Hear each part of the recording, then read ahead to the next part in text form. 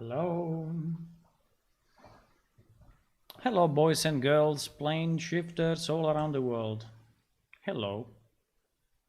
Welcome to another stream of plane ship development. And it's a nice Saturday afternoon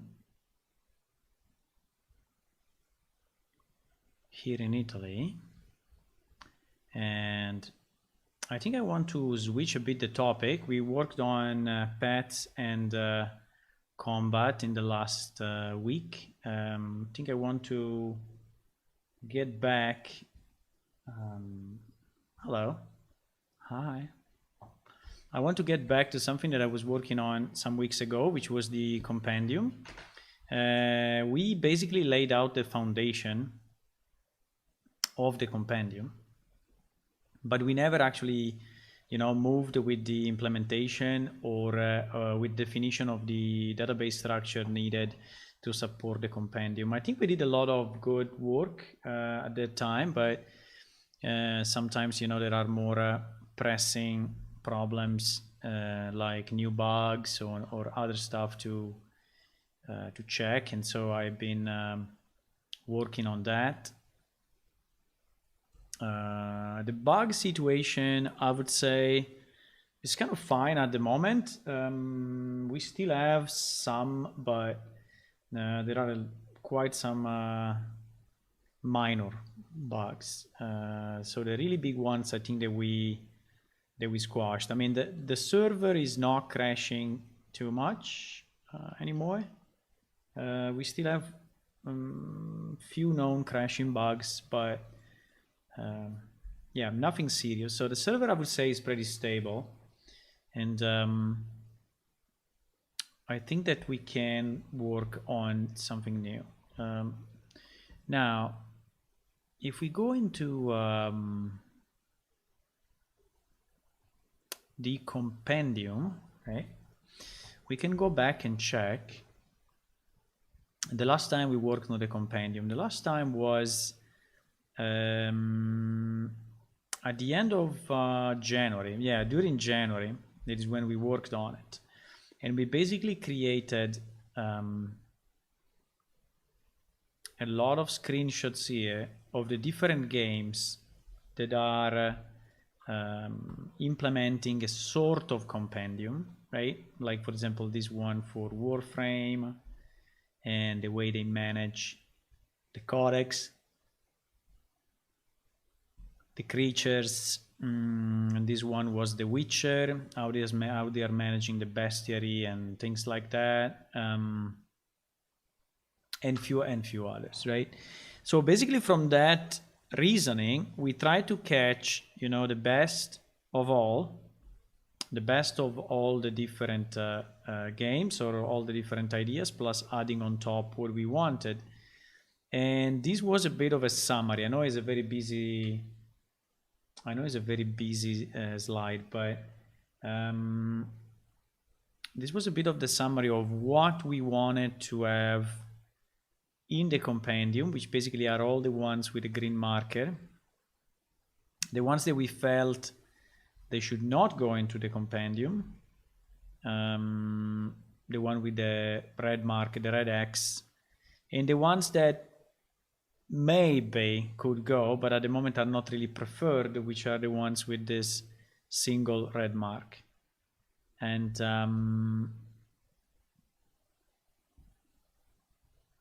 we did, so here on the right side, we did a kind of a list of the good and the bad that we saw in other games, and then we listed with this green line the ones that we really want to have in a kind of a first release. So to have an initial map with now nice picture, organization in subsections, the fact that the Compendium should also reflect your knowledge before entering the game, so your race and other stuff. So basically stuff that you bring from your own planets. All other entries are missing, meaning that they are not present when you start the game. Also, you don't have an indication of how many they are, so it's a bit of a discovery. Also, another point that we mentioned is that we want to have only relevant lore. We don't want to have lore which is meaningless or so small details that are not really. So if the player opens the codex, he should open it because he needs something, okay, or he wants to search something, or want to remind himself of something. So for example, in many games you find small notes on the ground which are completely meaningless, right? I don't know, buy 6 eggs next Friday, you know, and it's completely irrelevant to the game. It's just a piece of information to make the world kind of rich, but that piece of information should not go into the compendium. I mean, you can have it in the game, you can have a small note on the ground saying that, but it should not go into the compendium. So this is what put relevant lore only means. I think we want to have a list of creatures, their vulnerabilities, and also we want to have plants fundamentals. The other stuff here is optional. The one in like orange, and the one in red is like maybe for the future, but let's say very, very low priority. Like collectibles or right. So this was a bit of an analysis that we did. These were the games that we checked, like Warframe, Dragon Age Origins, Elder Scrolls, The Witcher, Assassin's Creed. So these are all games which have a sort of, you know, lore, or they would be interesting for lore. Then what we did, there is a Compendium 2. Yes, this was the Compendium 2 that was basically the action plan, and then I stopped. So in reality, this Compendium 2 is not done. So it was what I had to do. I started with design the layout, the first element here at the top, define the layout. And so we started to draw some layouts, for example, for the home page of the compendium, which is this one, right? Trying to split it in areas. Now, one area that I think we are kind of missing is your past history.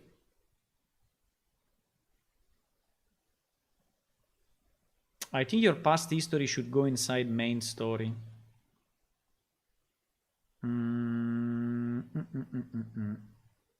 Yes, your past history should go into main story, because it's what you know of the story until today.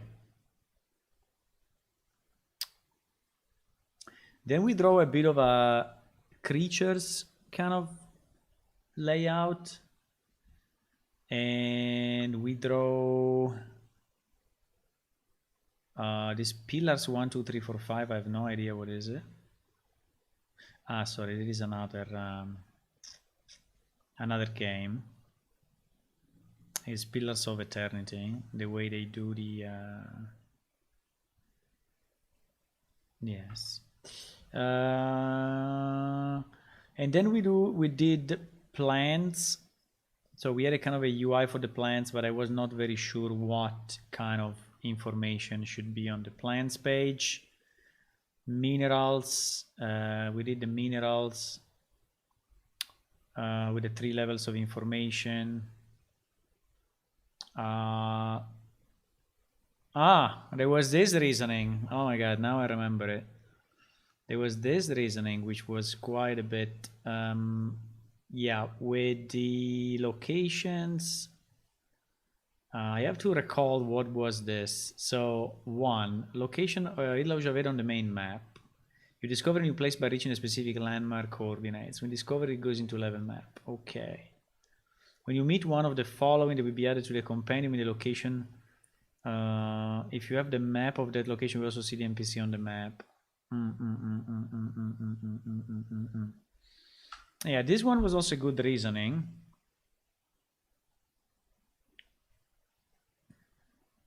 Then about the factions, I don't know if we are really duplicating what we already have in the factions, because actually we have inside the skill window a faction page, and I don't know if this will be a kind of a duplication. But we said, yes, open your skill window to see the details. So basically, yes, they will be here, and then there will be like a detail in the skill window for the factions. Hello, Marcelo. Hello, Hula. Hey, hey. Welcome. Is my head a bit too low? I think when I'm looking in the center of the screen, it's looking a bit down. No? I don't know. Yeah, I think so. Let me try to recalibrate 1 second. Recalibrate. Recalibrate. I don't know why there's a bit too low.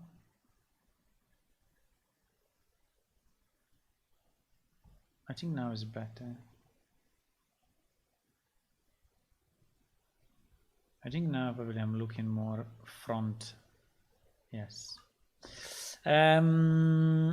So faction organization we said, and then there was this reasoning about the rare items. Rare and special items, like listing all the items of a certain rarity that you found. Or that you own, but yeah, this is not an easy one.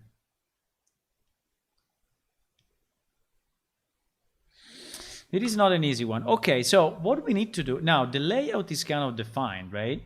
So we have this layout, which is not bad, and I think that we have it for each of the main categories.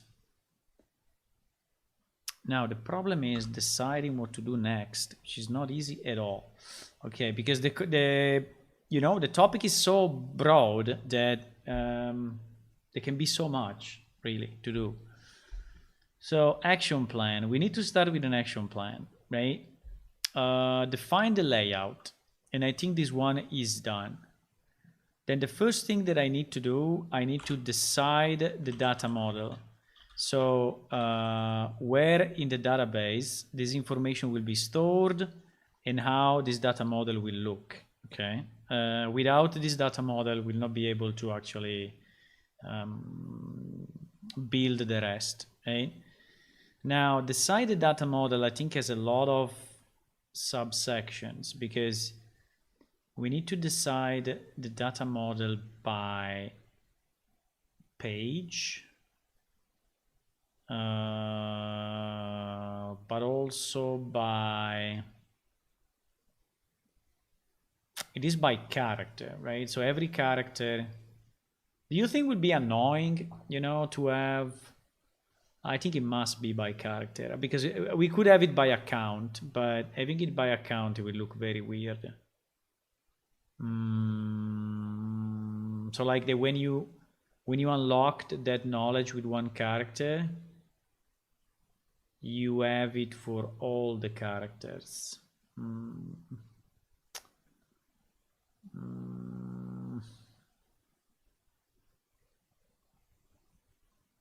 I think it will be weird, because for example, your background will be different. The problem is that in terms of achievements, I mean, if you start to go in the direction of unlocking everything and you do it on one character, it means that the other characters will never have it. So there will always be one main character that you have that is unlocking the compendium stuff, and then you will have a second character where you will not care about the compendium stuff, basically.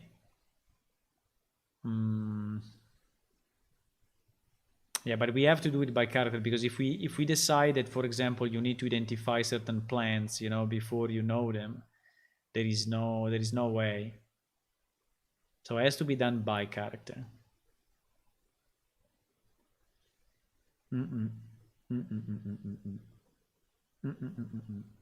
So about the data model, what do we do on the data model? So let's say that the layout is pretty much done. Okay, maybe it's not perfect, but is defined. Now we need to decide the data model. I think we should take section by section and try to draw. Can we do it with a UML tool or something? Or should I just do it with should I just do it with the database directly? I mean, I can do it with the database directly if you want. Because I can just add a new table and we can define in the table, you know, but I don't know if it would be easier to, I'm thinking, because basically every section, so for example, the home itself, I don't think it needs, a data model, because this is just the way we set up the home page. So the home page will be just a collection of pictures and titles, and some pictures will be enabled and other will not be enabled, but that's a kind of a default setting. So I think the home page is just to assemble, you know, this thing.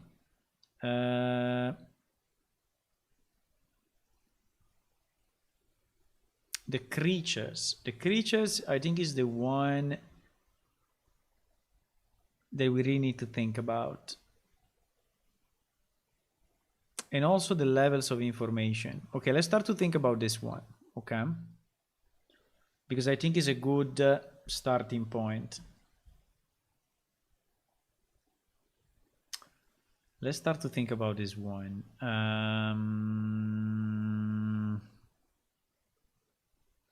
So what do we need? I need an empty page.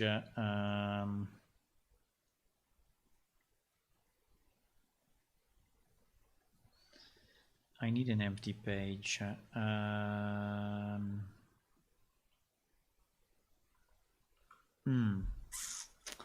So let me think about it. Creatures. So the first thing that we need to know, we need to understand if we want to link to the race info or not, because we already have a table which is keeping a list of all the races, right? Which is this one.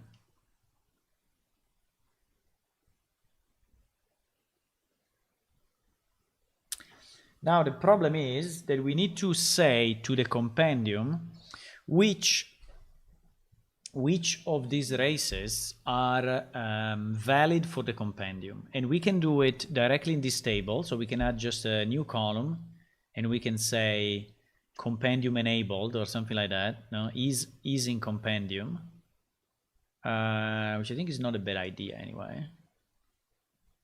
Is not a bad idea. Or we can create a completely new table for the compendium, for the races of the compendium, where we have maybe a reference to this ID. What is the benefit?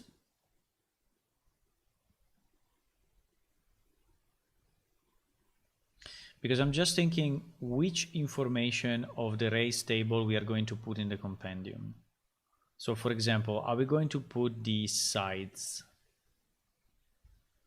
Or are we going to put... No, but I think it will be completely different from this. In the compendium, you will never see this information. Will be super different. Will be super different. So I think it's basically this table for the compendium is basically useless. Maybe the speed, but nah, this table is completely useless for the compendium. I think we should not link it. Now, there must be a correspondence between this one and, for sure we need a correspondence, right? So we need to why we need the correspondence? Because if we have an ability to scout, to study a gobble, for example, or a consumer or whatever, we need to know that that creature is number 27, is that particular creature that we are looking at in the game, right? And I think, yeah, so we need a reference to the race info for sure. Okay, so our table will look like, the first thing will look like player ID. Now, if we can have this name standardized, because you know that we have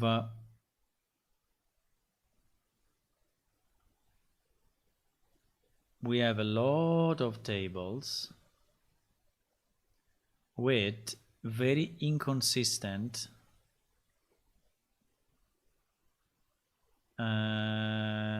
what is this character discoveries? I think this is what I added when we were working on the compendium, right? I think this character discoveries was not existing before, right? Let me check. Character discoveries, yes, I added it as a new. The player discovered this item, compendium knowledge, decal, special ability.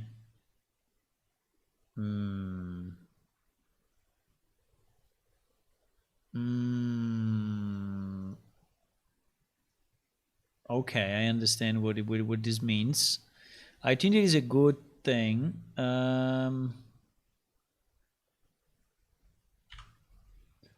I think that is not bad. So this one will, so basically what we said that we keep a table that lists. Yeah. I think that is a very good idea. So we have a first table for the characters, which is called character discoveries, and this one as the character ID. Well, the ID is just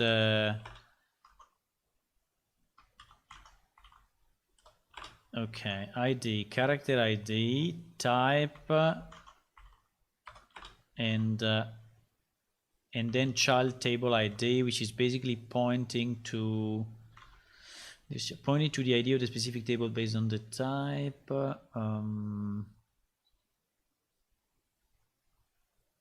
I'm not completely convinced. No, yes, it's correct. Yes, I think it is very good. So we will have one table which is managing the discoveries. Okay, and then the child tables will be, for example, creatures. So at this point we don't need player ID here anymore, right? Because player ID or character ID, we have it here. Which I think is very nice idea. It's much better. Good morning, you're like, hi, welcome. So, so in the sense of, so for our creatures, what do we need? Well, for sure we need an ID as usual, which is just the creature that you know. Now, the difference, you know what is the difference? Is that this ID can be multiple, because we said that one creature may have, multiple entries, right? So may have 3 or 4 levels of information. And this means that I need one entry for each, right? I need one entry for each. So this table will keep the ID of the resource, will keep a race ID. Let me just see how we called it, because if we can call it in the same way, I think will be a better idea, because every time we are like renaming this thing. Okay, this thing is called race gender ID. I think we should call it identical, right? So that is called in the same way, race gender ID. Assuming that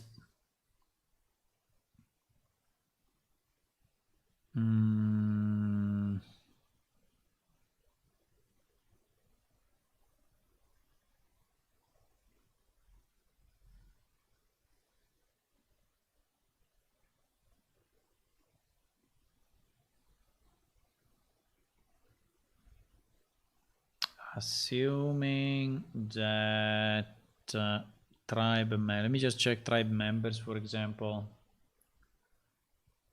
Okay, we just go to member ID. Okay. So now I was just trying to standardize a bit the name so we don't always call it so I think race gender ID is okay. So this one is basically pointing to race info, okay, to race info table. So we know which is the race gender ID of the creature. They may not be all of them, but they may be some of them. Then what we need? Then we need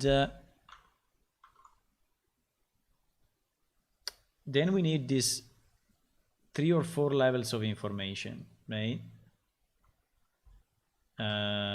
So we need do we want to define it up front, or do we want to make it dynamic?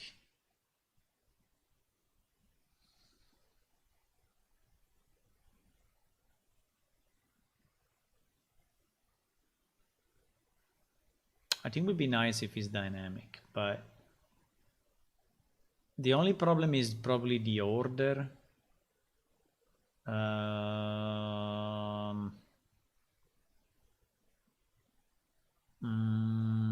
Yes, the problem can be the order. If we want to list them in this order, we may want or to put a column with the priority with the order, or because the simplest will be to have, how do we call this, level of information.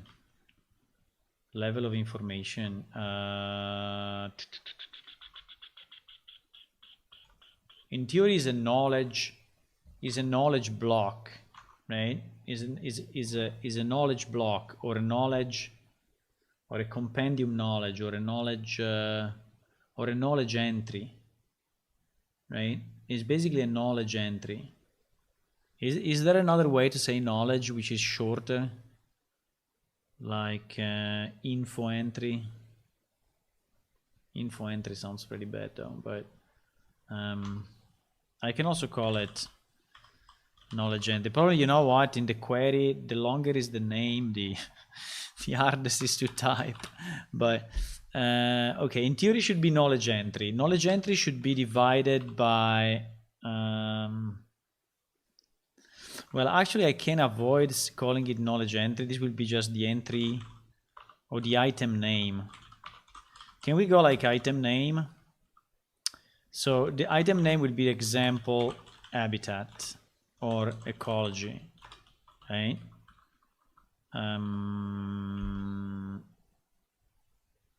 Or combat, right? So that would be the item name. Then there will be the description, which is actually the real text that you get, right? So basically is item description, and this one is the text. I mean, this one is the real text, the knowledge information we provide to the player. So this is the real thing. Now the problem of that is that it needs to be filtered somehow with the way to discover it, which is what we call the activation. So how can it be activated? And for some of them, we know that the activation is just like read a book or speak with a guy, but it can be more complex activations like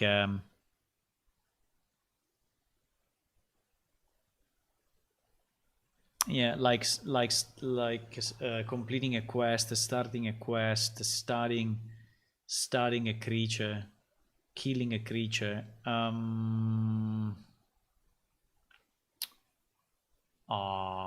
I'm thinking. Hello, Zwei. Welcome. I'm thinking if we should. I'm thinking if we should.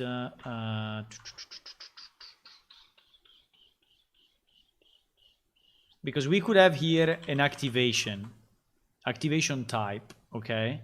And we can say he activates with a quest, he activates with the study command, but you know, what is the benefit? What is the benefit of having it here? What is the benefit of having this field in this table, which anyway we will have to manage separately in the code? I mean, this activation is so different between each piece that I don't think I can put it in a table and then do some reasoning on it, you know. I think that simply in the quest, you know,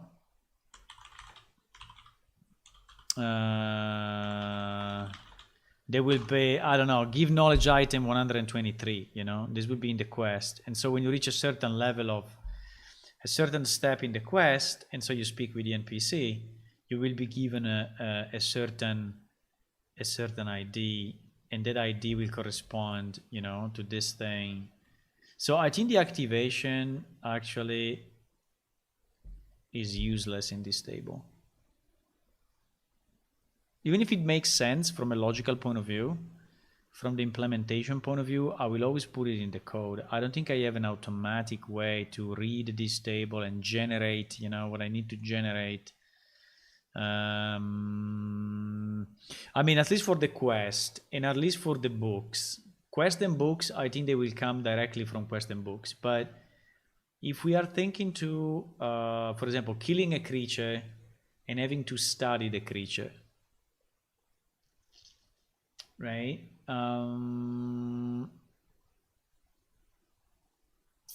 In that case, can I generate it automatically? So can I say,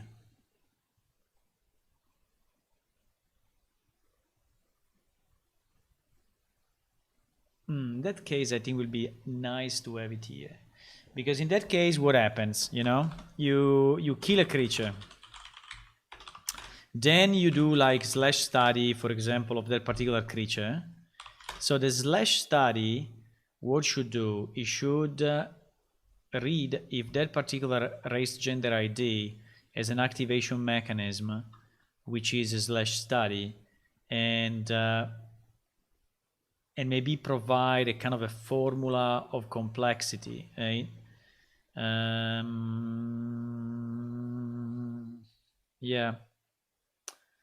Yeah, because we will need to define the complexity. So how hard is it? It's just that you kill it and you get information,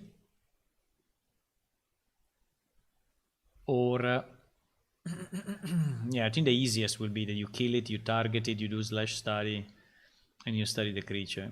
That would be the easiest possible. So yeah, I think we can, but for example, for plants will be a bit different. For plants, yeah, but I think that for quest and books, this makes no sense. But for study or any active command that will allow you to get a piece of information on that creature, then it makes sense. So we could have an activation. So let's imagine for a second that we have /study in that activation, right? The problem is that study is not enough. We need to know what is the formula or what is the script that is allowing us to unlock this, because the unlock can be through many different things. Can be through your intelligence, can be through the number of times that you already tried, can be just a random number, you know. So it's not just to say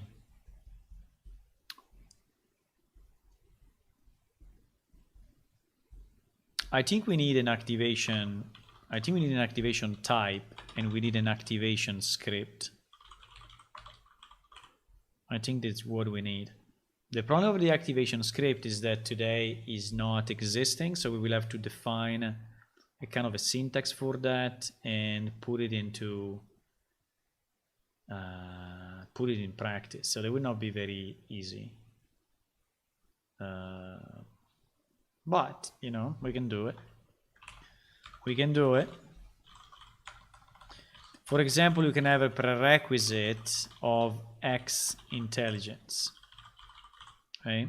Should it just be a prerequisite, or should it be also a formula? Because in theory it should be a prerequisite plus a formula. Because it can be, you can learn this creature only if you have 100 intelligence, plus there is a random chance that you learn it of, I don't know, 20%, right? And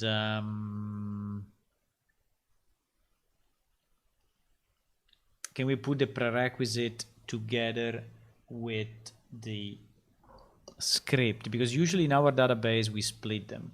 Like if you see in Quest, we have a prerequisite field. For example, this quest is telling you that you need to have another quest completed.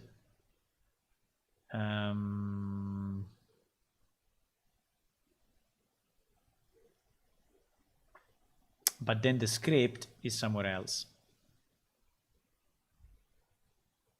Yes, I think we need to have two. We need to have an activation prerequisite and an activation script. Unfortunately.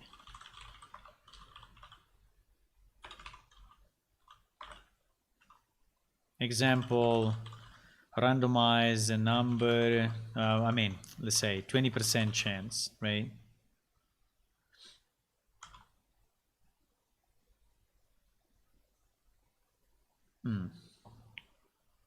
Okay. I think it makes up to now makes sense. The only thing that I'm not fully convinced is this activation type, because how many different types we have? I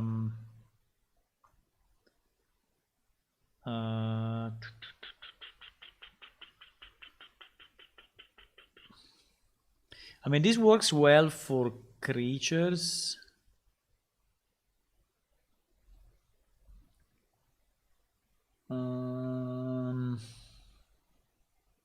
I'm thinking to the other pieces that we have in the picture, right? Because we have, for example, locations.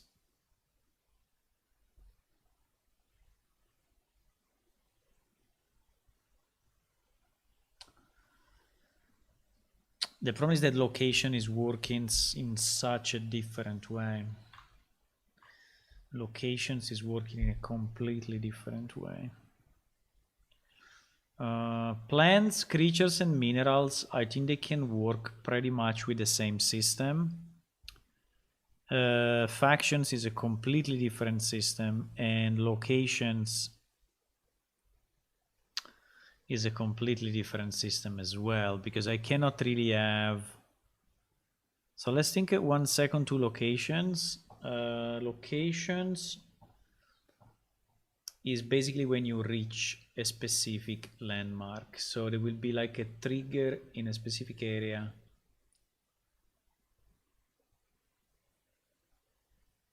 And that trigger is... yeah, I think for locations will be easier, because I think there is no conditional script, you know. So I think that the trigger is that you just discover it, and that's it. Unless there is something that is happening only at night, right? I mean, a location that is changing between day and night, and so you can have 2 different locations discovered based on the time of the day. But I would say let's not do that. It's complex enough as it is. So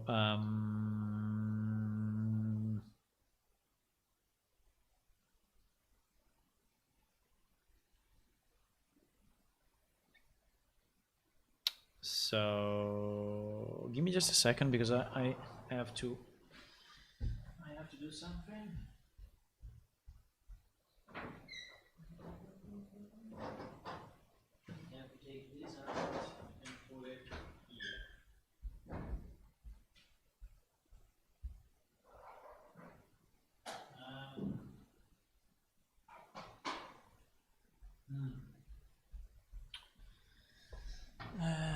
So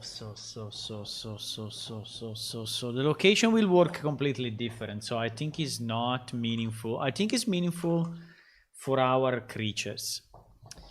The activation type, and I can say, let's say that we have, let's say that we define an activation type which is just number of kills, right? So without the slash study,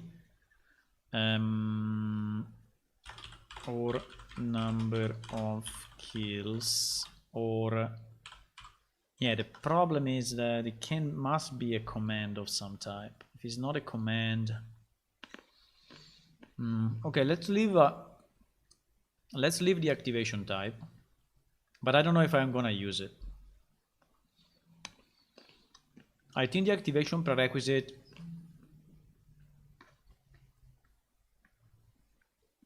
is a good idea, and the activation script is also a good idea.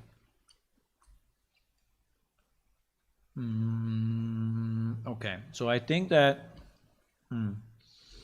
so what else we need?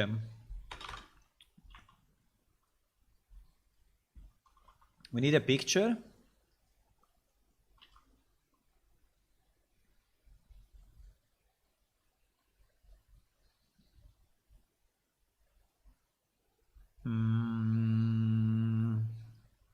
We have a name, right? You have a name, a description, a script. Do we want to have an icon? The problem is that having an icon for each of the pieces. Oh my god, GG. Yeah, but I think we should assume that we need an icon. I think an icon should be there. Maybe we will not use it at the beginning, but I think it makes sense that we have an icon. I think it's reasonable to have an icon. The icon will be this one. They will be associated, basically will be here. They will be associated to the different areas. So an icon makes sense. And then I'm thinking if some pieces of the compendium are pure pictures. And if they are pure pictures, no,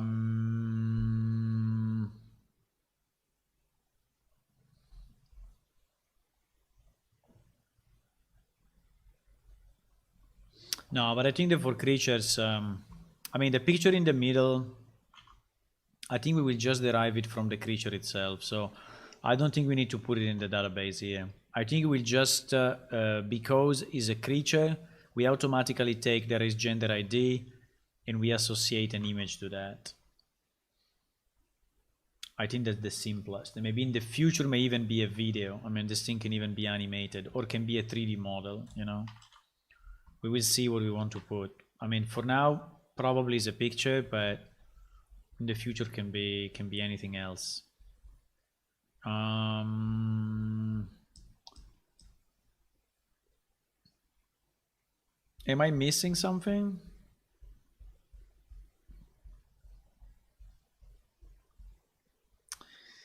You know what we could do? Instead of creating 3 tables, we could create 1 table in this case for creatures, plants, and minerals, because they basically work all the same. So this one, which is creature, the only difference will be the race gender ID, but everything else will be identical. because the name I needed, the description I needed, the icon, the activation type, the prerequisite in the script, all of that I still need for minerals and plants.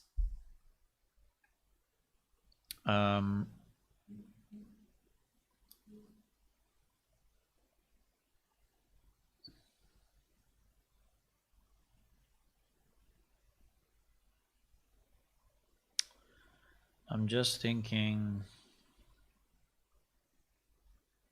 3 tables or 1 table? So 1 for creatures, 1 for plants, 1 for minerals, or a single table with the type. Because you know, if I think to the plants table, the plants table will be identical, with the only difference of this pointer, because this pointer will not point anymore to race gender ID, but it will point to item stats ID.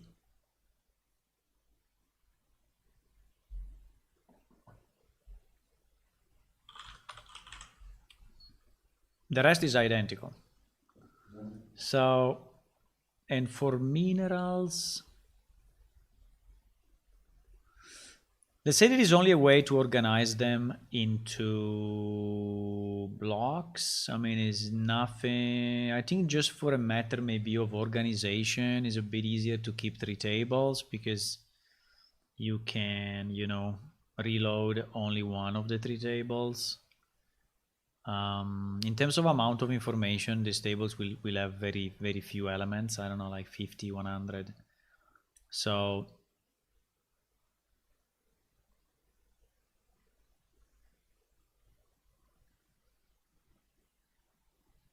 but you know,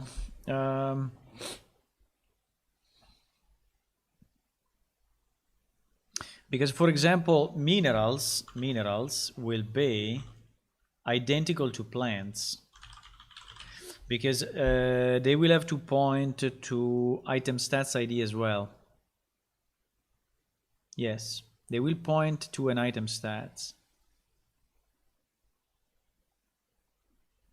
So in reality, these two, for example, are really identical.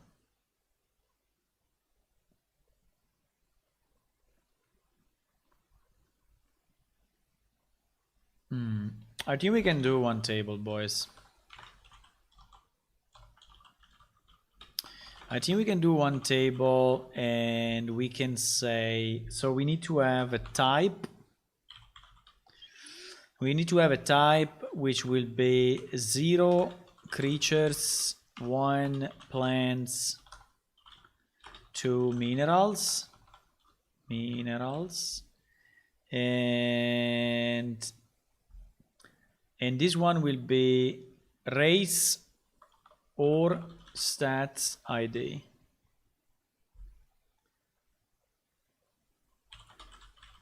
Or we can just call it, how do we call it? We call it subtable is not very nice. Subtable is not very nice. We can just call it item ID, and if it's a race, is a race.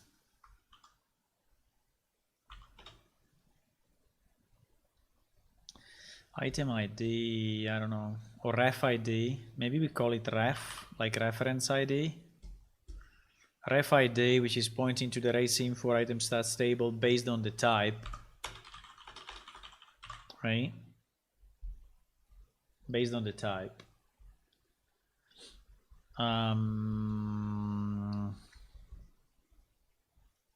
And so we have 1 table only. And we filter it by type.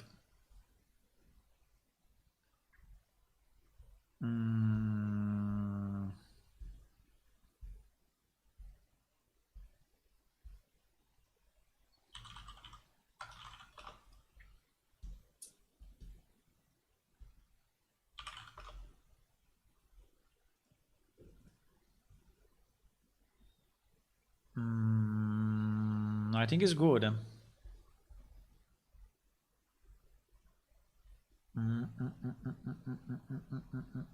So basically what we can do now, you know, is to have so character discoveries. I already added it somehow.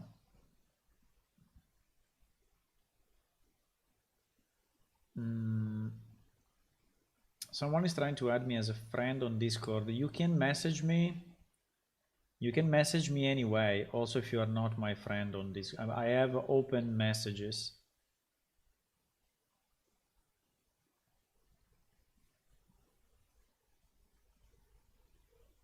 Assuming that is not a bot, because we had a bit of a bot kind of things going on today.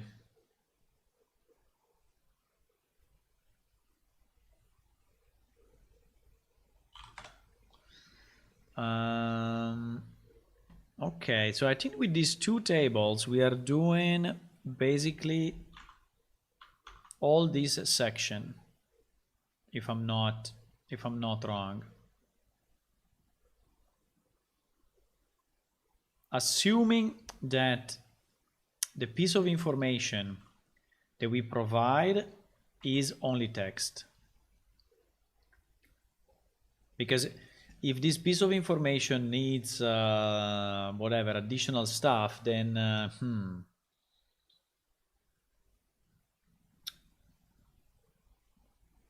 for example, we said that it would be nice. We said it would be nice for the creatures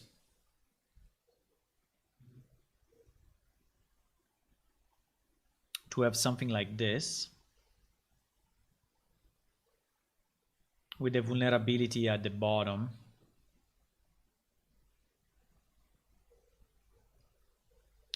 Now the problem of doing this is that if we really want to do that, a text will not be enough, right?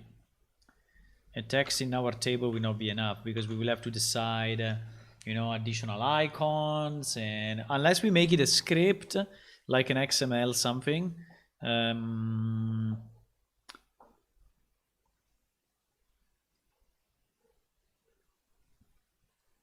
or unless we make it, I think I really like the vulnerabilities idea. How do we transform it into, I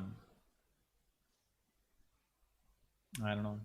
I need to speak with Tua and see if,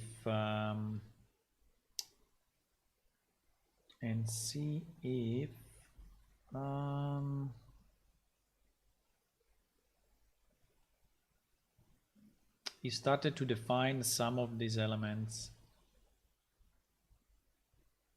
There was also Sulfrots working on it, but I don't know if he went forward or not. Didn't answer me in a long time. The last time we spoke was what? It was the 6th of March. And he answered to me on the 26th of February, so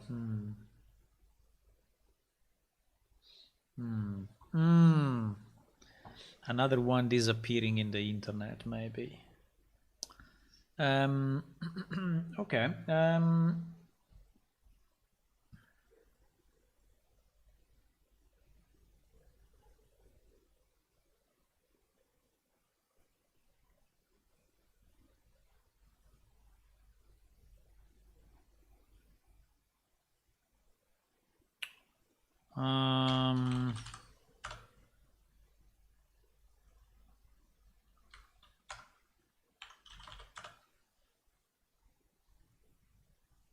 Is it one of the band? Let me just check 1 second, because we had this big round of bands because people were just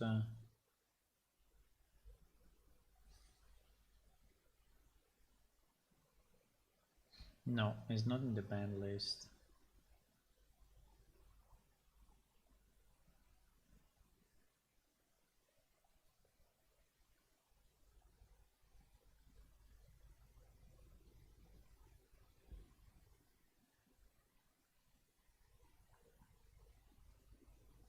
Okay.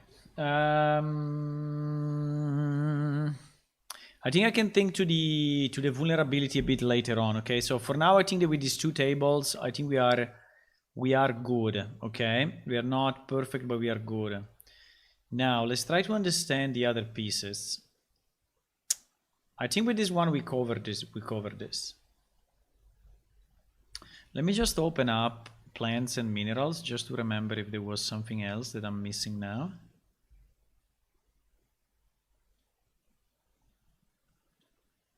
Habitat and properties, and then the reference to the item ID,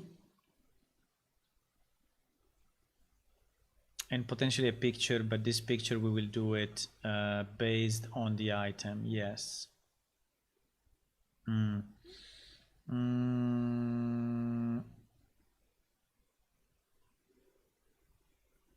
Yeah, the only point can be, how do we populate? The only problem is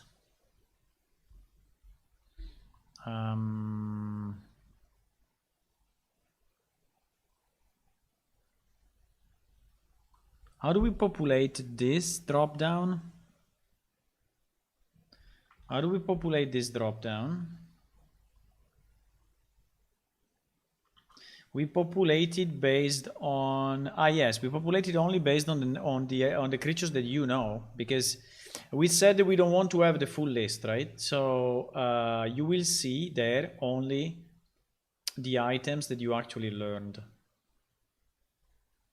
and so at the beginning will be completely empty.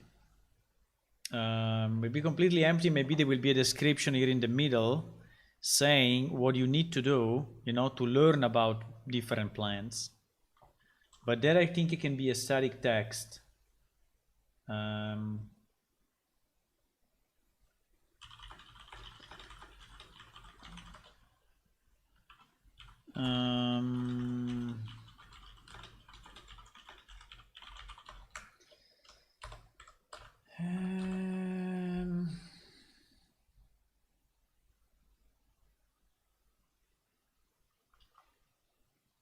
Okay.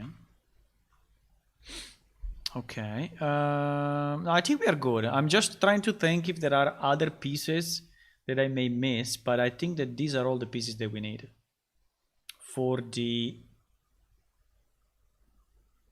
creatures, plants, and minerals.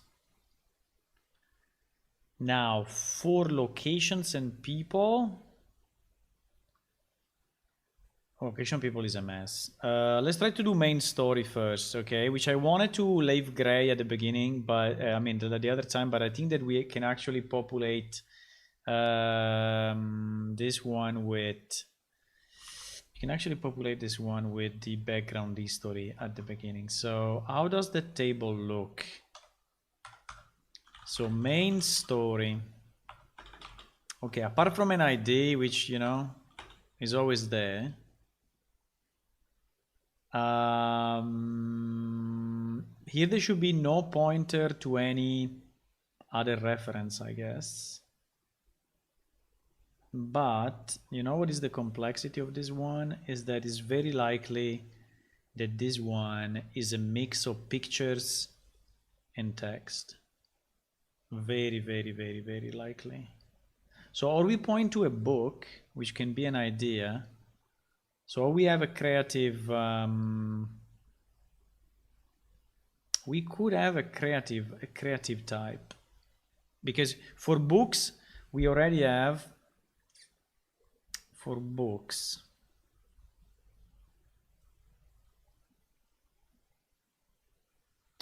we have a creative definition. This creative definition is actually an XML, like this one, for example, which is saying creative type literature, right? So which is saying that it's a book, and inside of this, yes, all the content divided in pages. It may have pictures, like you see, content type picture, align 0, padding, blah blah blah. So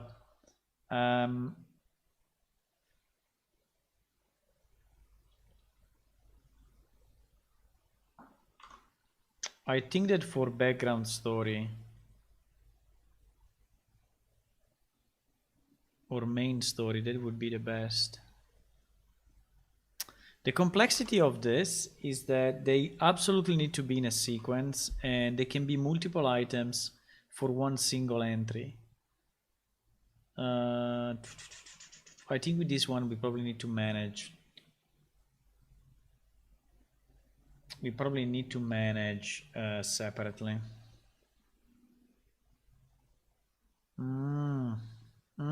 This one is not easy, eh? Because, for example, the main story can be the main story.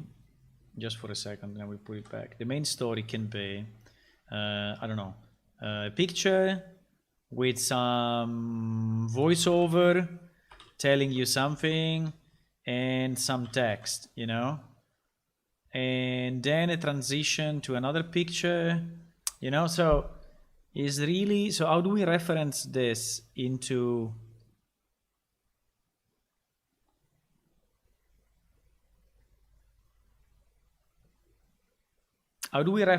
something that can be text, pictures, a mix of the two, or even transitions into database table? Should we just point to a widget?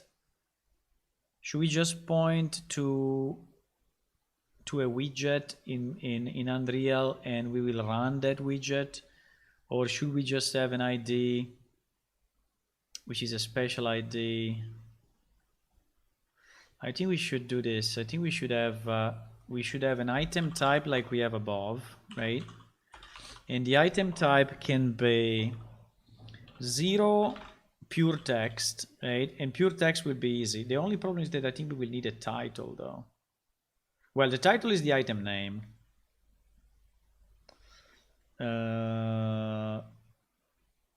Name, description, and icon. I think that here the problem, you know what, is I think that we will need also a category of some kind. Because, like, I think the main story will be divided in chapters, you know, and so in the same way, you know, we have here the item type, right? The same way we have the item type, which is dividing creatures, plants, and minerals. I think also for the main story, we will have a kind of a sub-menu of some kind. So for example, this will be homeworld story, right? This will be like chapter 1, chapter 2 of the story, and so on, right? Yes, exactly. So I think we need an item type, and then we'll decide how to split it in the UI. Then we will have a name, which is, again, for example, homeworld story. I don't know. There can be one which is like Idla City, you know, maybe where you find out about the city itself, even if this could be a kind of a repetition. No, Idla City cannot be, because Idla City is already under locations. So I think this one will have the homeworld story, some information about your race, right? Yes, some information about your race for sure.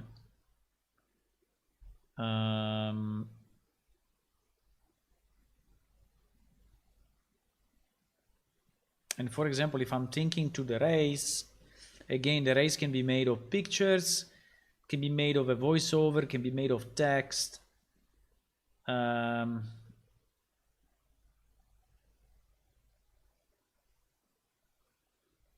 So I think we need a bit more than just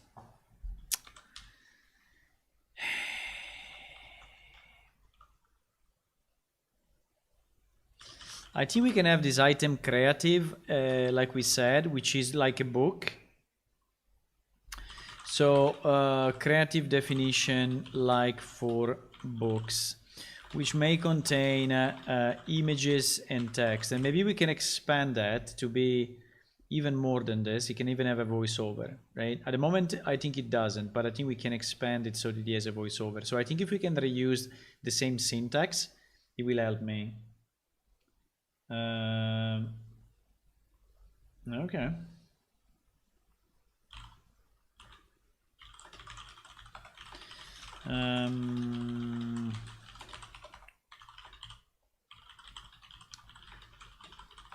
So I think definitely we need the icon. The only problem I have is this subcategory. Yeah, but I think the subcategory can be this one. Subcategory. Subcategory. Just 1 second. I need to do something.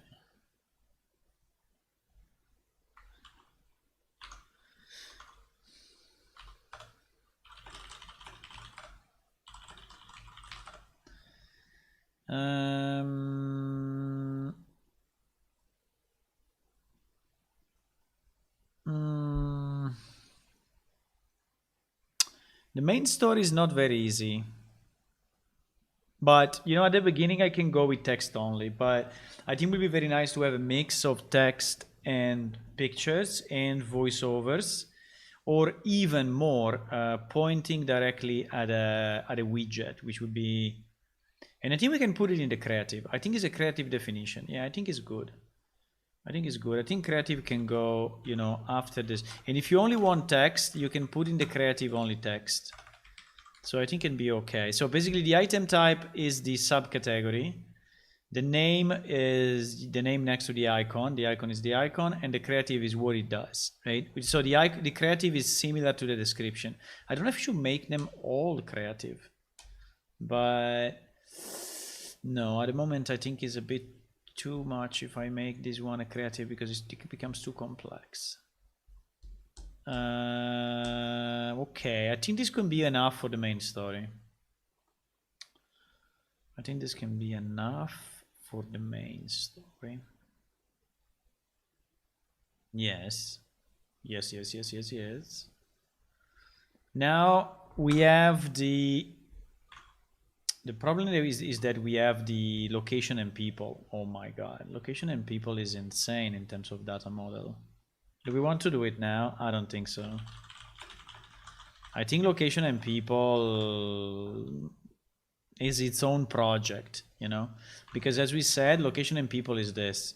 So it's places on the map that you discover. They go on, they appear on a kind of a main map. So we need the main map.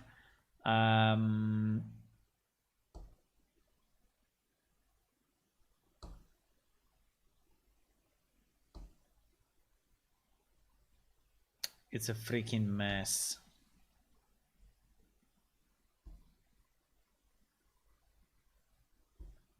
Well, we can think about it. Let's think about it a bit, okay? Let's think about it a bit. So let's assume that you click in the main page, right? You click on this one, on location and people, in the middle one, location and people. And you access a page which the first thing that he has is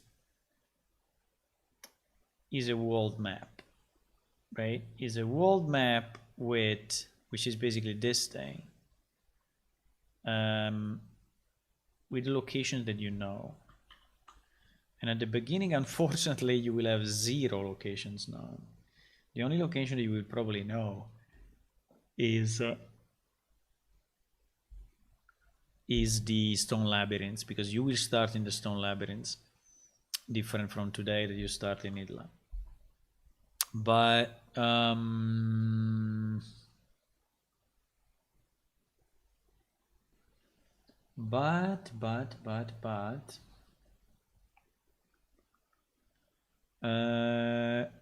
this will be triggered by, again, a volume trigger in the specific place where you say discover the city, or yes, reaching a specific landmark with a specific coordinate when discovery goes into the level map.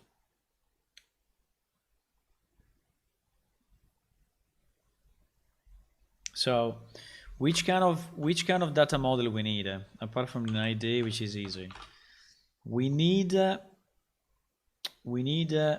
also here an item type, which is telling us if it's a location or if it's an NPC. Okay, So it will work pretty much the same. So so item type will be landmark or location, and 2 will be NPC. For now, I think this will be the only two things available. Can we start from 1 instead of starting from 0, which is a bit weird? So 0, we leave it for like a value that is not set. It's always a good idea to leave an empty value in case something is not meaningful. So it will be a location or an NPC. If it's a location, we will trigger it by a trigger volume placed in the level, which most likely will be a predefined actor, right? That we will build in the editor, in the Unreal Engine editor. And that thing will have an ID which corresponds to this ID into his body, into his properties. And so when you reach it, it will basically send a signal to our Compendium manager, which will say, hey, yes, I have it. I have an ID similar to that one, and the item name is this one. Example, fuck my typing. Labyrinths, or Idla City, or Ojaveda, blah blah blah, right? And then you will have, yes, for sure, you will have an item icon and an item description, for sure. We'll have an icon and a description. And then, so for locations, I think it's fairly easy.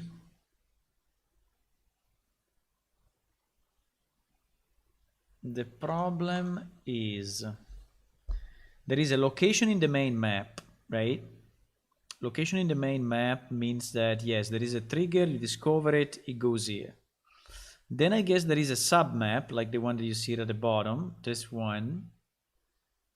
And the submap, how does it work? How does the submap work?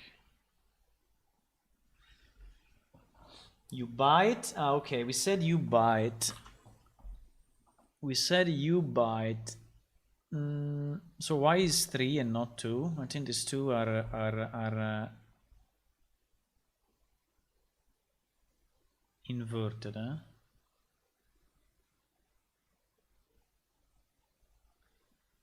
These two are inverted. So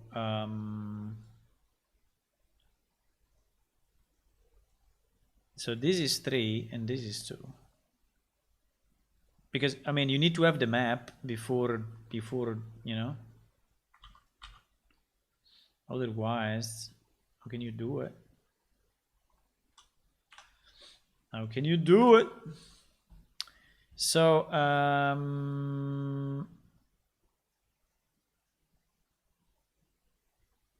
so map of the location you buy it. So when you buy it, it goes into, does it goes into the compendium somehow? Yes, it goes into the compendium. This is a problem, though. This is really a problem, because if you have the map, right? If you have the map, should you keep it as an item in your inventory, or is automatically absorbed by the compendium? I don't know if it's a good idea to ask you to buy it.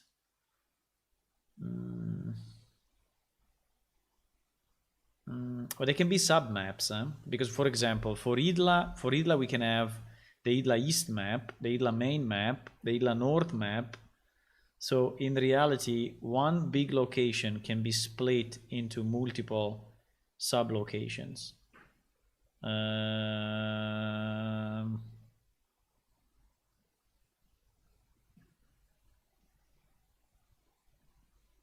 Yes, but I think that, yeah, I think we will go there. Yeah. But I think that this is a bit of a problem to do it with our current system, because if you buy an item, you actually buy an item. You don't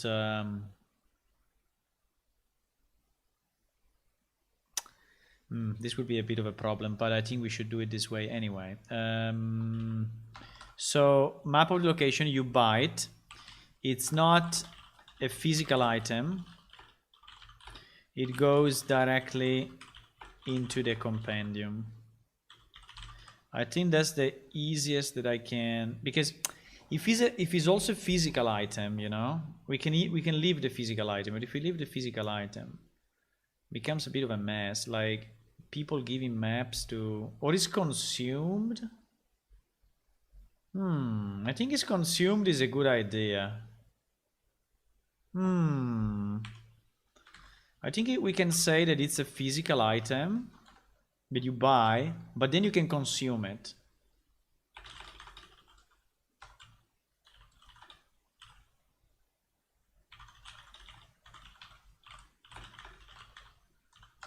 What do you think about this?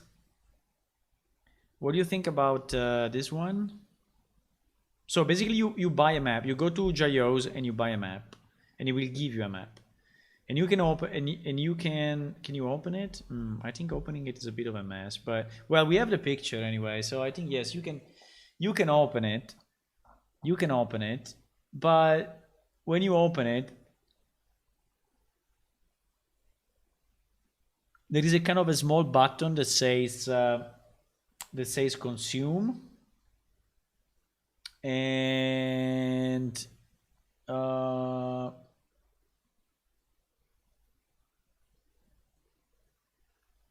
if you click on consume, it goes into the compendium permanently, right? I think it's okay. I think it's okay. So it goes, so if you can, okay. Let's say that this is what it is. I don't know if you have any ideas on this, boys. If you have any comment on this, but okay, it goes there.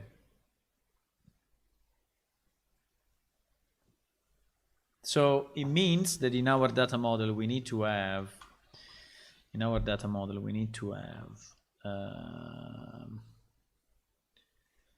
location on main map, submap owned, and 3 NPC, right?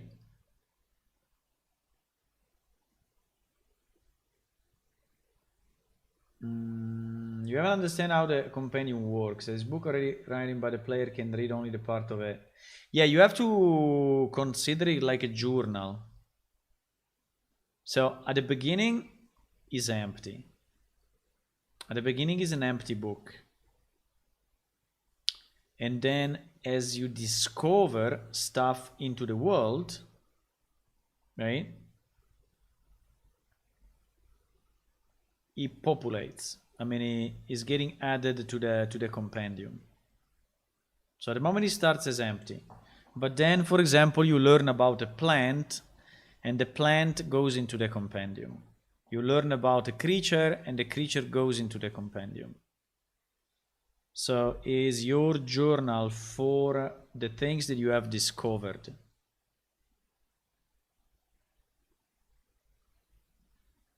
Well, is empty for you as a player, but yes, all the descriptions, all the names, all the things that you can activate are already predefined by me or by us as the developers. Yes, so it's like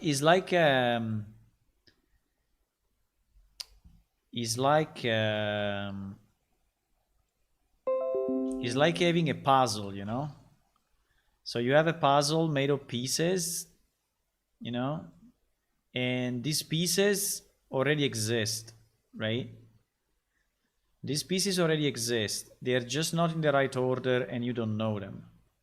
But these pieces, you are going to discover them through the game. So at the beginning, these are a bit too many. Okay. At the beginning, your compendium will be empty. right? But then you discover, you know, this piece, and this piece already exists for us, okay? This piece is, I don't know, ID 1, and this piece is ID 2, and so on, right? And so as you discover it, the text will go into your compendium. And then when you discover this one, it will go into your compendium. And when you discover this one, we're gonna, right? So yeah, so it is stuff that already exists and you are discovering while you play. That is the idea. And for you, is a reference of what you have discovered, because maybe you cannot remember everything, you know, you cannot remember the properties of every single plant, or the properties of every single mineral, or the vulnerability of every single creature, or all the people that you met, and if one person that you met is a trainer, is not a trainer, or whatever, you know. So I think it's kind of a summary of all you learned, right? Hello, Tony. Good afternoon. I see you have a problem with the map and merchant. Perhaps the map can be summoned, but only with one merchant for now. I think it would be by region. So, yes, it's one merchant per area, right? So, I don't know. In Idla will be Jayos, and I don't know in the others. In Bronze Doors, maybe will be one of the guards, and yes, we need to identify the but we already have maps in game, huh? So I think those maps will pay. Okay, so I think this is good. Let me just think if it works for the submap. Submap owned. The submap needs to be connected. Needs a bit of a problem though, huh? Because if the type is 1, is a location on the main map. Is a location on the main map. How do I know? How do I know where to place it? Well, I think where to place it. I think that the main map will have a predefined ID into it. So these maps will be. At least the main map will be completely predefined, so we will know where to place it. Or we decide a XYZ location, but we can also do it. We can have an XYZ location. Do we want to have an XY location? I mean, for the main map, it looks a bit stupid because, but maybe for the sub map, well, for sure for the NPC. For the sub map, let's say that I own 3 sub maps of Idla. I will click here. Yeah, I think there should be a reference to the main map, obviously. So if it's a sub map, we need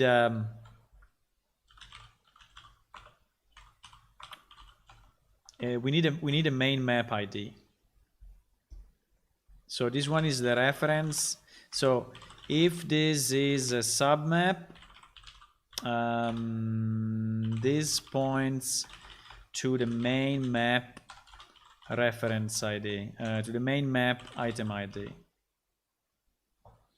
Because I need to know when I click on Hidla, the city, how many submaps I have, and I should see all of them, right? Yeah, the UI of this thing will be a mess, I tell you. The UI of this will be a mess, but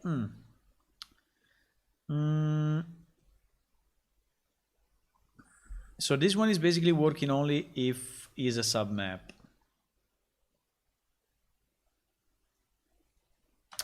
Then I think we need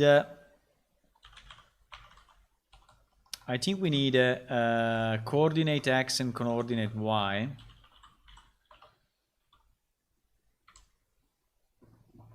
For NPC. So if item type equal to 3, so if item type is NPC, if item type is submap. So if item type is NPC, we need to position the NPC on the map somehow. We need to position the NPC on the map, yes. So the map will be a picture.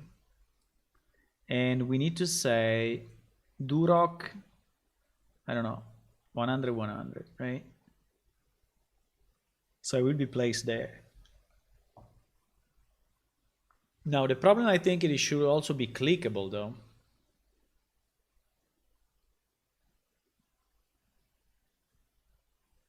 Wow. Wow. Wow. Clickable. Let me do something. I think I need to copy this into a new file, and I will make it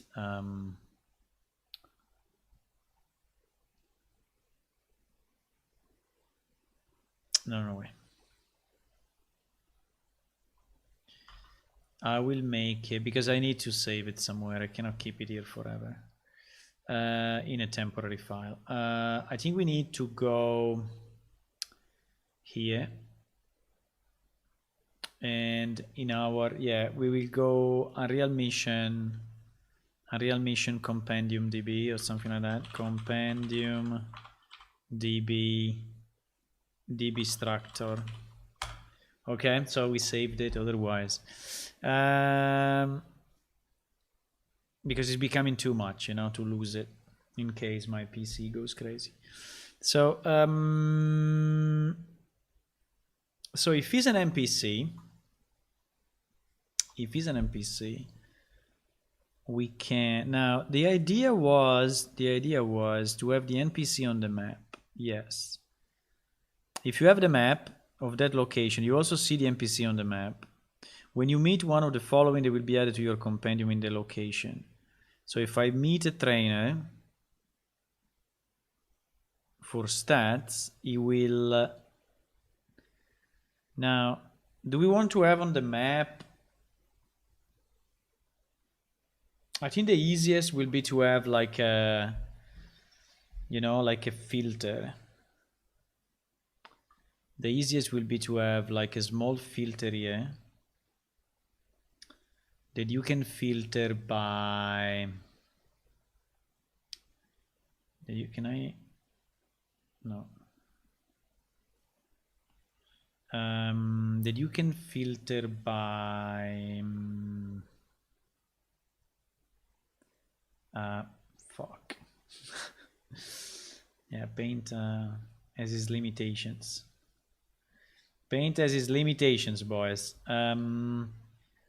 So there is a filter, right? And you can filter by and you can filter by type. And the filter will be trainer, banker storage, or shop, right? With item categories. So they will be like trainer, banker, storage, which is the same, and shop, right? Merchant, let's say. I don't know if, yeah, let's say merchant.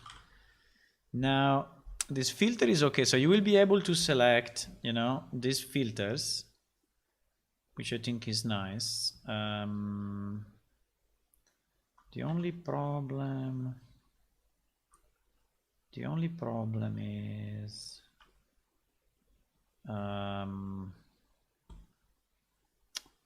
what is the problem?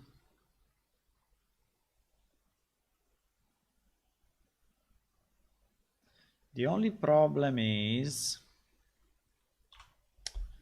so you click on one of those filters and you will see them on the map. Okay, so only the trainers will be shown, only the, well, and obviously there is no filter. Okay, now I didn't put it, but there must be a no filter, right?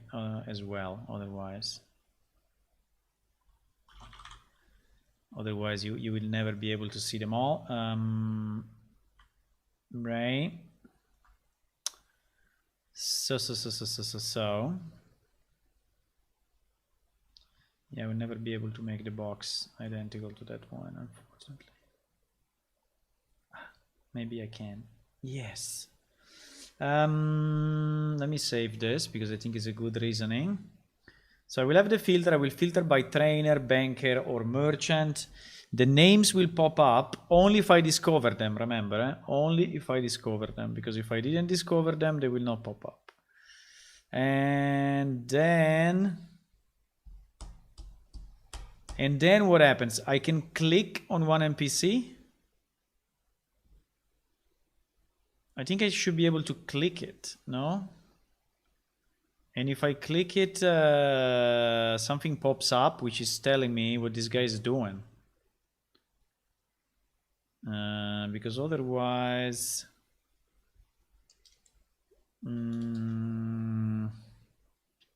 I click on him, or I mouse over. Maybe if I mouse over is enough, you know? We can probably mouse over, and because he only needs to tell you, like, endurance. Or it needs to tell you the categories of shop, right? Which maybe the category are 10 category. We can just, yeah, I think we can mouse over. I think you can mouse over on one NPC. 4, you can mouse over one NPC to get the information, right? Yes. I think would be okay, no? What do you think? Oh my god. Why that big? Oh my. Holy moly. I think it's okay, no? I think it's up. No, it was correct. Why I deleted it? I'm brainstorming a bit, okay? So I don't have the perfect solution in mind. I'm just thinking. I'm just thinking. So you can mouse. So this is number 3, and then number 4 is that you can mouse over and get the NPC information, right? Yes. So where do we store that information? Well, the information is stored. So if the item type is an NPC, this is the coordinates. These are the coords on the map. On the, well, actually on the sub map, because now here we are. Now, if you have an NPC which is on the main map, is a bit of a mess. So I think we should never have an NPC on the main map. We should also have an NPC on the sub map. Okay. Then where do we store the information? We store it in the item description. So the item description, we store the information on the NPC in case it's an NPC. And so basically if it's 1 or 2, is only the name of the, is a short description of the, yeah, but anyway. I think it's okay. I think this is all we need. I think it is all we need in terms of database. I think it is all we need in terms of database. For creatures, plants, minerals, main story, location, and people. Now, what do we miss? We miss factions, organizations, and rare and special items. Okay. Okay, so factions and organizations. Factions and organizations. So for this one, apart from the ID, faction organizations. Now this one we need to be sure that we are not duplicating. We need to be sure that we are not duplicating with the faction information because I already have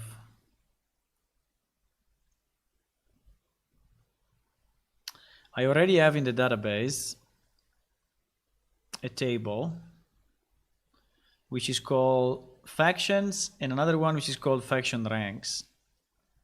So there is already a description, there is already the character level, there is already the weight. In faction ranks, we already have all the ranks with the name of the rank, the description of the rank. So we have freaking everything here.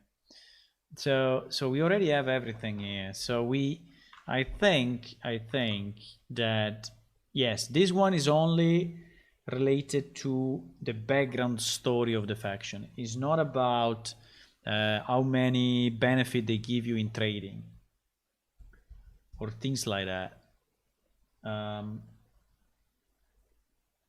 Magical knowledge, what do you mean by magical knowledge?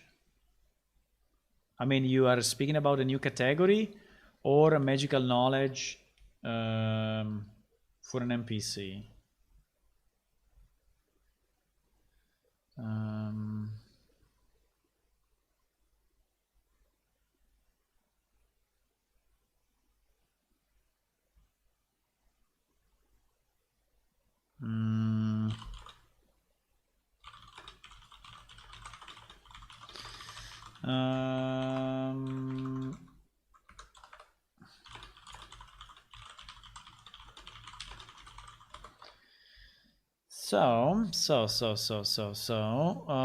Just a second, because I also have to message this other guy.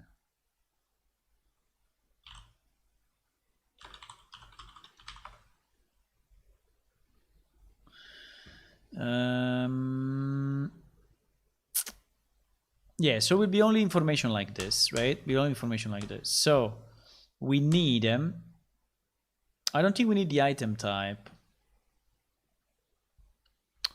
Do we need the item type? I mean, will the lore of the faction organization be divided by type?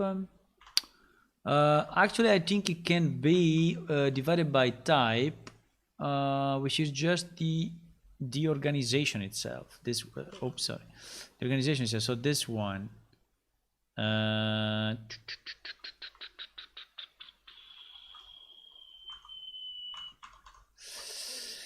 So do we need the type? Actually, the type is similar to the referent now. I don't think we need an item type. I think we just need a reference ID.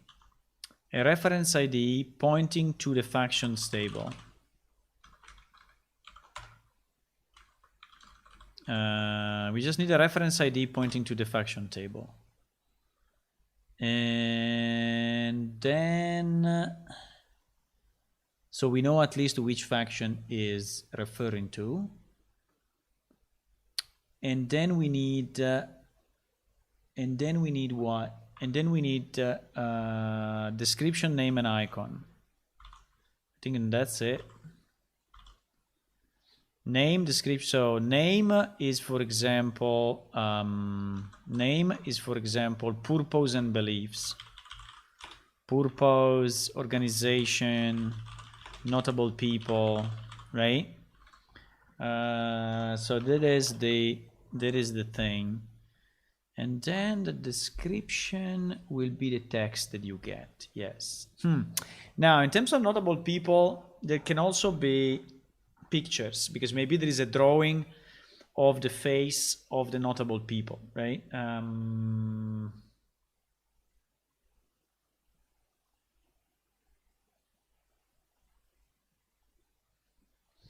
About the thing inside the compendium. Okay, magical knowledge. But we already discussed this some time ago. And magical knowledge.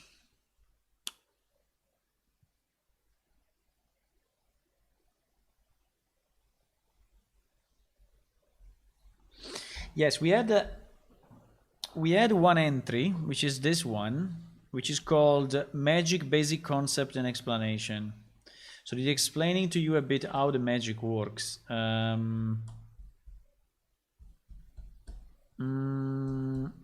So yes, I think, and we said green, you see?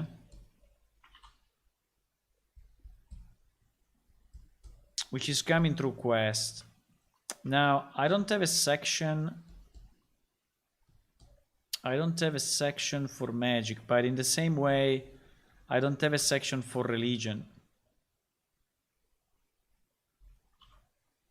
Right? Or I don't have a section, well, pets, yes, they are inside creatures, playable, side creature, factional there, many problems. So yes, we are missing, rare items is there, we are missing from the, we are missing magic, and we are missing religion, right? Even if I think that we said that religion would probably go inside, I think we said that the religion will go inside organizations. So it will go inside this one, faction and organization. Yes, I think that's the best. So we say including religion. Yes, including religion. Now magic. Magic. I don't know where to place it because it's just a small one. I mean, there is not a lot to say because you already have your spell book. You already have your spell book where all the spells are listed.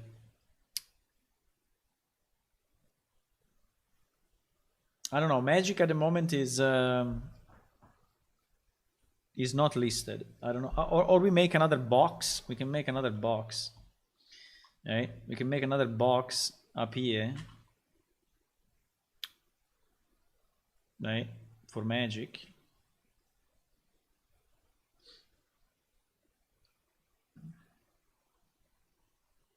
Wow, I never seen this once. Oil, natural pencil, watercolor. Holy shit. So he's transforming the whole thing into... It looks a bit shit though, but... If I do fill watercolor, this is happening. Natural pencil is this. Oil is this. Crayon is this. Okay, crayon, you see, is in French. Okay, sorry, I was doing what? Ah, yes, I was saying that we can have a section maybe here at the top for magic, or at the bottom for magic. I just don't know exactly what to put into it at the moment, because we said that the crafting knowledge, because if you say magic, then you say alchemy, and you say cooking, and you know, so it becomes all the jobs.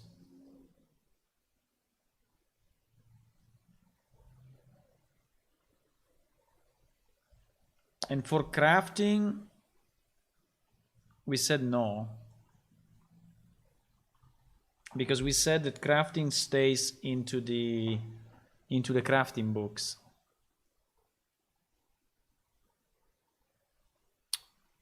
I don't know, magic to me goes with all the rest, you know. Magic basic concepts. To me at the moment is this. So it's maybe together with all this other stuff. History, books and songs, notes, documents, art gallery, collectibles. By the way, the answer is the compendium stored for each character was here. Yes. He just said yes.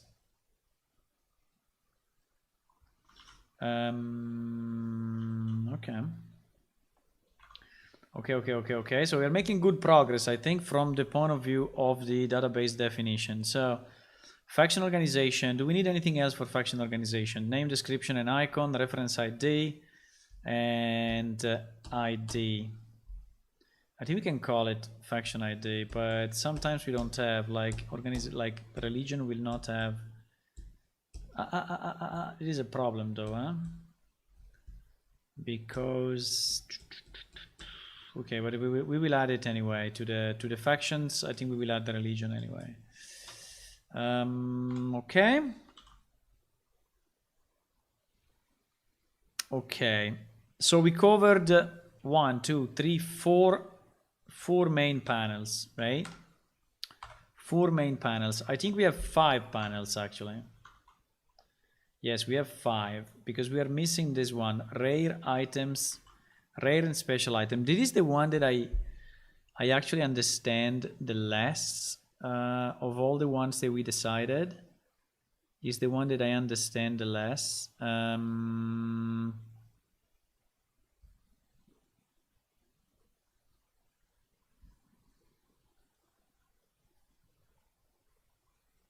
Because I didn't know exactly what to do on this one. I didn't know exactly what to do.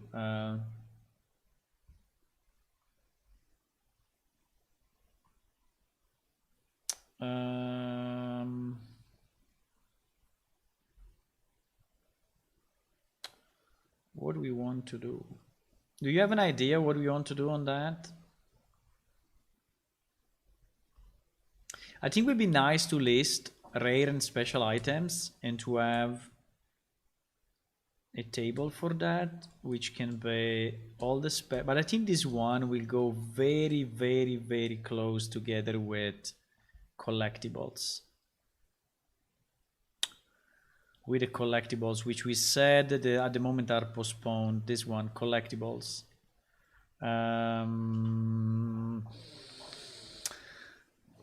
Because I don't know if you should keep these items in your inventory, or the first time you acquire it is listed there.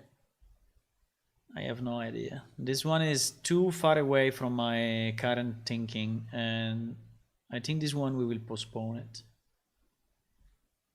I think this one we will postpone it. Do I have it in the list? Rare items.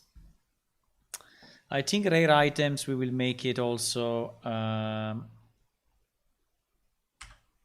We will make it also a future thing. It's too hard at the moment. I don't know. I don't have a clear vision on.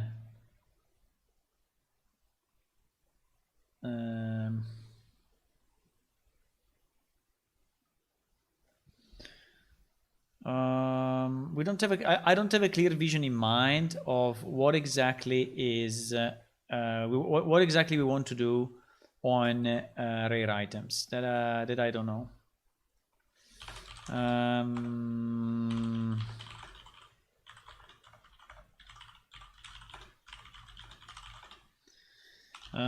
We are 425 to release.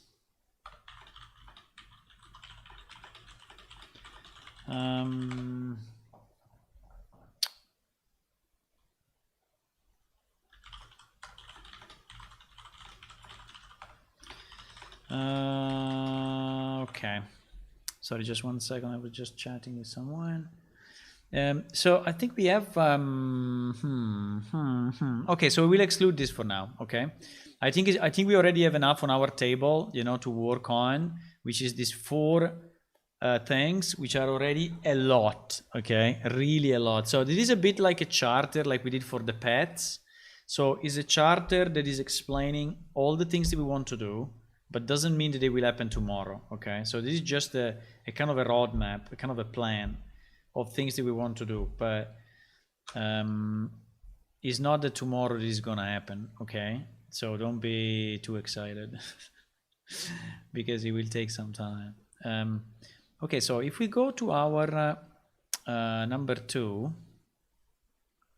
I deleted it or what? Okay, so define the layout, we cannot did it. Decided data model is just what I did now. Okay, I don't know if you realized, but that is exactly the data model. Now, what we need to do, we need to create, I think we need to create the schema, create a DB schema based on data model.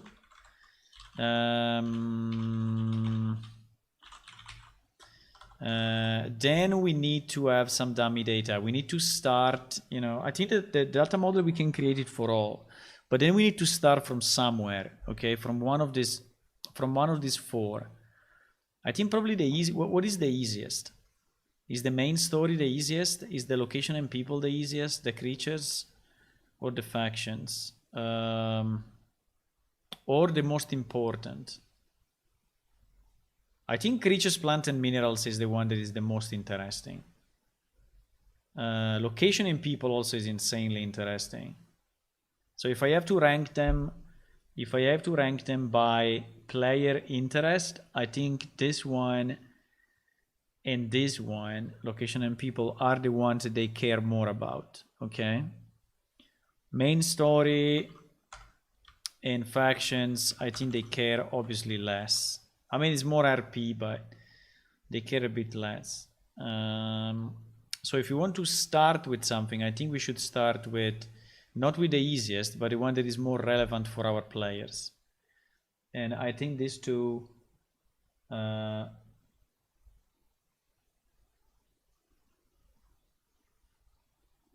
will be the best. You have so many rare items, you don't know what they do. You know already what they do. You right click and you see them, no?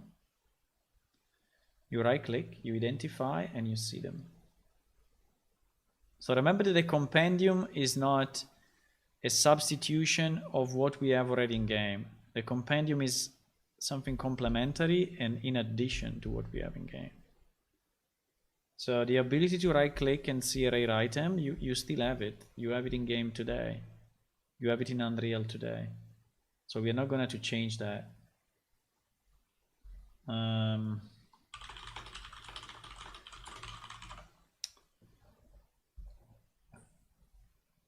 And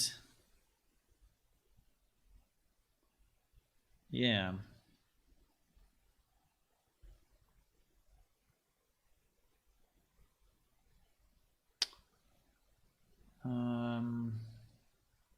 Yeah, which one you choose? Which one you prefer? Let me first understand if you understood what I'm speaking about. I'm speaking about starting to create the compendium functions for creatures, plants, and minerals, which means that you will have a button at the top of your plane shift thingy where you click on compendium, and it will open this thing, and then you will be able to click on it, and you will click on creatures and plants, or you will click on people and locations, and it will bring you to a page that looks like this. And here you will be able to see the different information, you know, which is related to the creature, including the habitat, the ecology, the combat, this whatever, right? Do you prefer that I start with creatures, plants, and minerals? Or do you prefer that I start with location and people? Location and people is basically this. Now, location and people requires also a main map and all of that, but I think we can do it. I mean, I think we can do both of them. It's just a matter of which one we want to do first. Myself, I don't know, I'm 50-50. I think that both of them are relevant. Both of them are very relevant.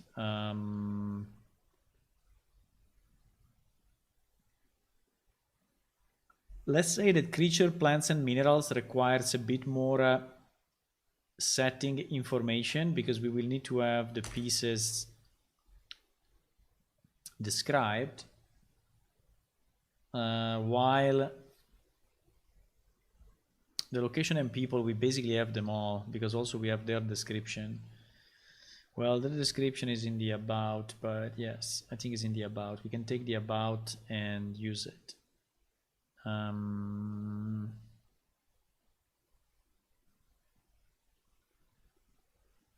Do you already know where are the animals on the new maps?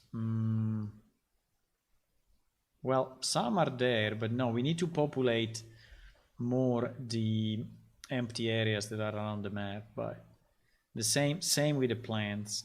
So we need to add, but this is not my job. It's a job for the rules setting people. That one is not my job. My job is to create the compendium, but not to expand the. Well, then maybe I will do it like I did the fantasy village. You know, I did the village myself. But okay, so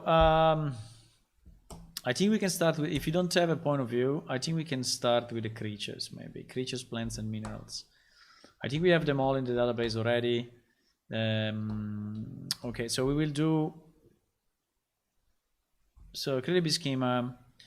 So start implementation for creatures, plants, and minerals. I think they will be slightly different, so we will probably have to split this.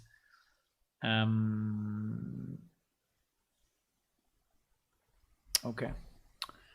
We need to decide what's inside of this, but there is a lot inside of this. There is a lot inside of this. Do I need to keep all this mess? No, I don't think I need to keep all this, because all this mess is already in the other picture, in the Compendium 1. There is the Compendium 2. I don't think we need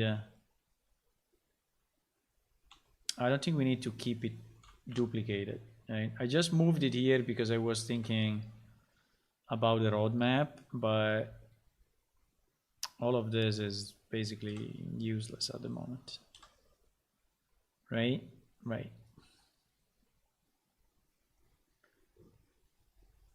So our Compendium 2, our action plan for Compendium 2 is this one, because we have the other one inside Compendium 1, which is, let me just double check, triple check. We are not deleting something, but we are not, is it?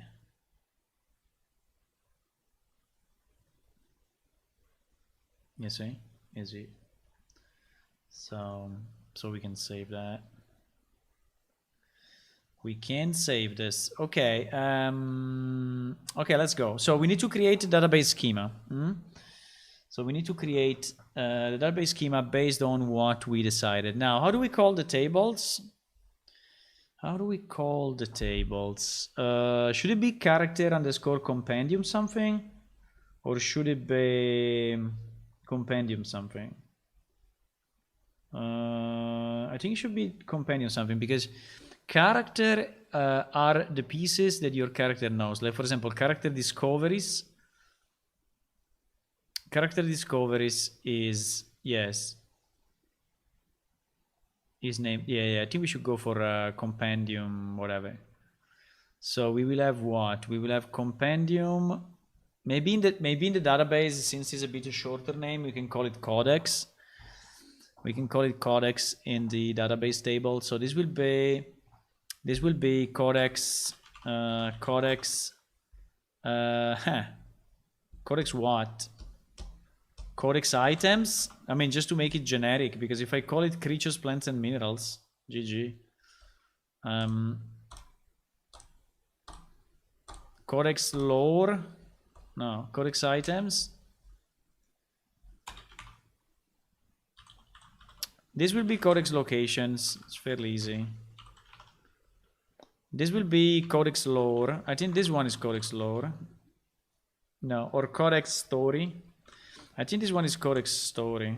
Main story. Yeah. And this one will be codex. I think factions is okay. And this one maybe we call it items is a bit generic. Resources? No, resources no. Because plant and minerals are actually resources, but creatures are not. Codex, maybe we just call it codex creatures, and then we put inside also plant and minerals, and fuck it. Or we just call it codex codex how do you call flora plus fauna? Flora plus fauna all together. The combination of these two. How do you call it? In Italian, they say ambient. So yeah. Nature. We can call it nature. Should we call it nature? So which includes flora and fauna. Do you say flora and fauna in English? I think so. If I do Google Translate flora, it will be flora, and fauna will be fauna. Look, Italian to English. Look, look at this. Flora, flora. Fauna, fauna. Easy. You can say you know English. For these two words at least. Flora and fauna are identical. But in French, for sure, will be different. Because the last piece is changing. The last letter. But in English, no. And in Spanish? Ah, you also know Spanish. Italian, Spanish, and English are identical for flora and fauna. It's kind of an international word. Flora and fauna. Well, in Russian, for sure not. In German, I think in German will be... in German also is the same. How does a German say flora? Flora. Flora. Flora. Flora. Flora. Flora. You see how the Spanish have a open vowel. Flora.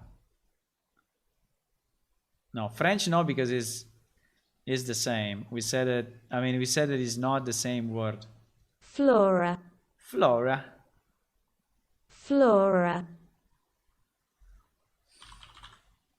So it's the same word. Fauna. Fauna? No, fauna is written like this. Fauna is written like this, fauna. Fauna. No, it's not fauna. No way. Fauna. Fauna is nearly identical in Italian. Fauna. Fauna. It's basically identical.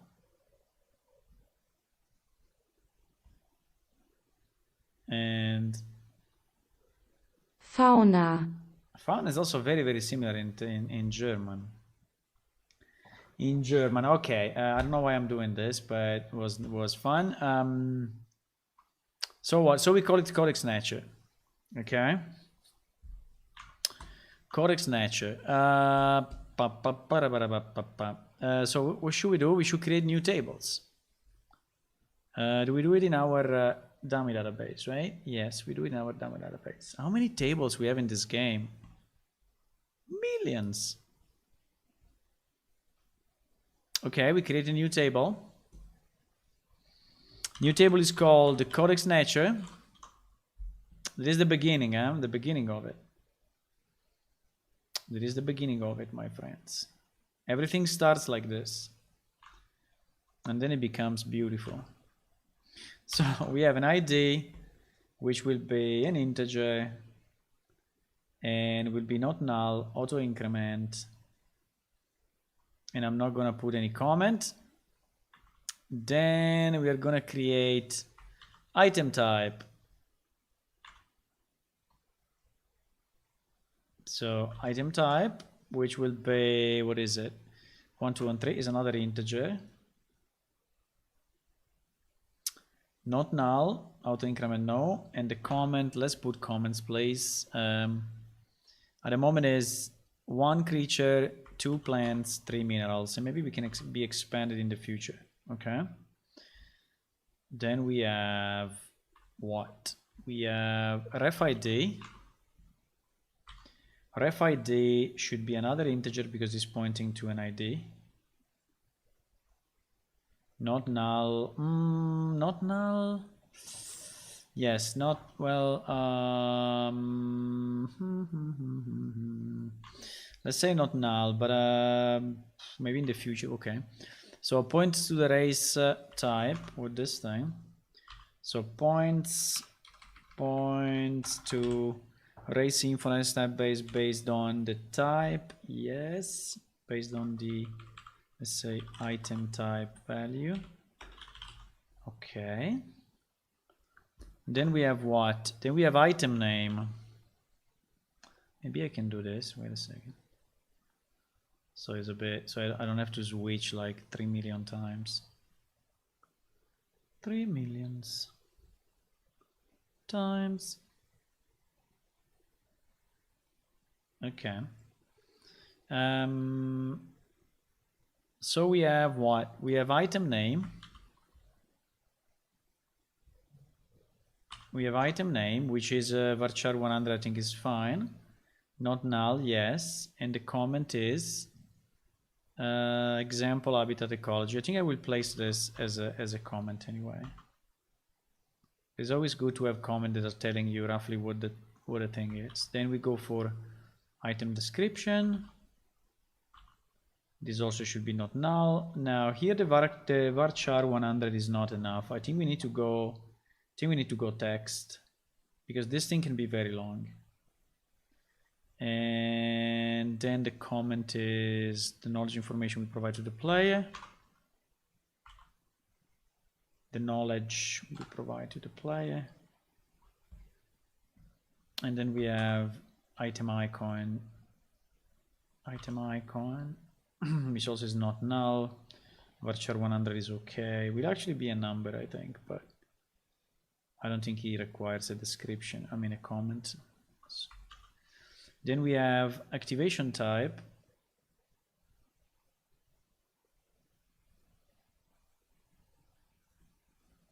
Activation type. Now I was thinking if activation type is...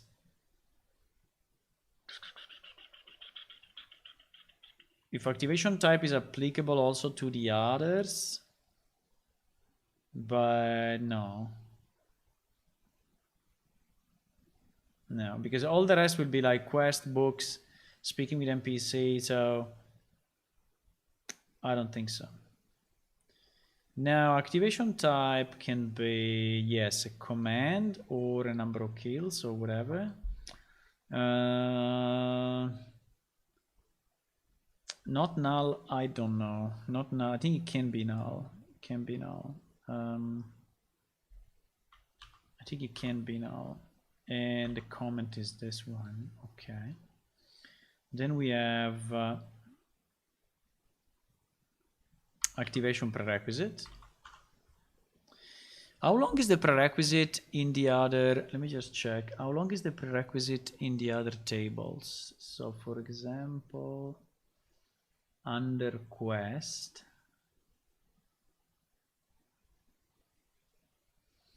prerequisite is text. Yeah, we set it as text. I think it's a good idea to set it as text. So should be text. Text, not null, no. I mean, it can be null. And example, prerequisite, script. This one will be a script. And then we have the activation script.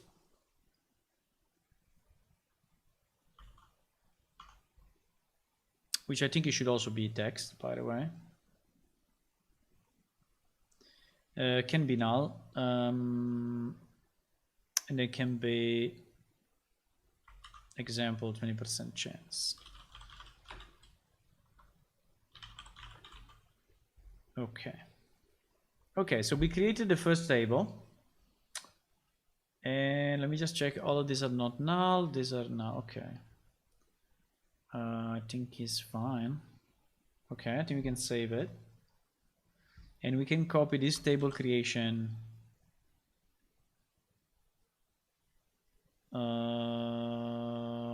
Incorrect table definition. There can only be one auto column and it must be defined as a key. Okay. We need to add a constraint on ID. Otherwise, it doesn't allow us to create the table. Okay, makes sense. Makes sense. Okay, it created it. So we will put this thing also in our update schema because we want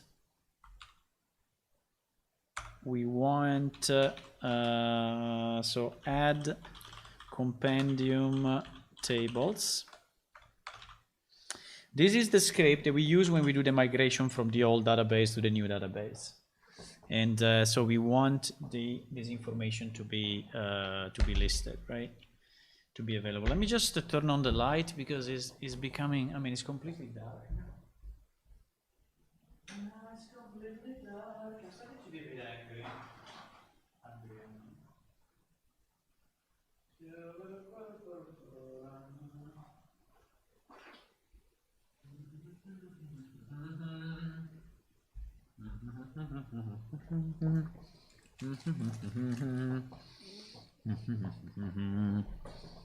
Okay, I turn on a bit of the light because it's otherwise was too dark. Okay, so we add this.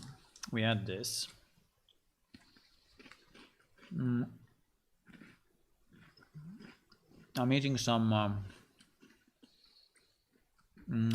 crackers. This one. I'm eating these ones, which are pretty good.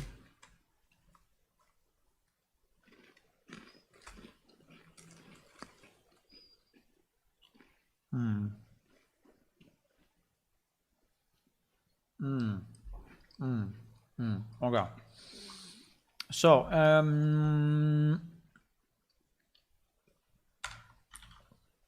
we save this table, right? We save this table. Now we need to create the other tables. We have 3 more tables. So will be codex locations. I mean, guys, this job will not be a quick job, huh? Don't expect me to finish this in one day, huh? This will be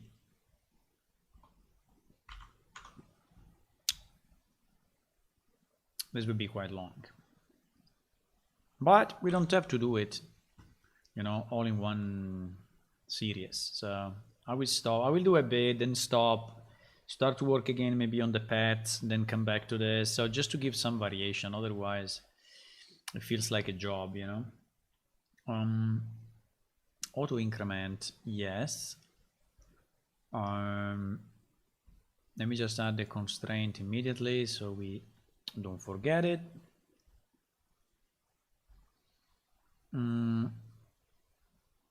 This is codex locations. Then we need item type,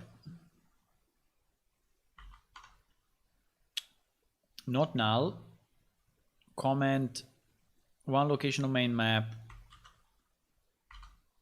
2 sub-own map, 3 NPC, easy.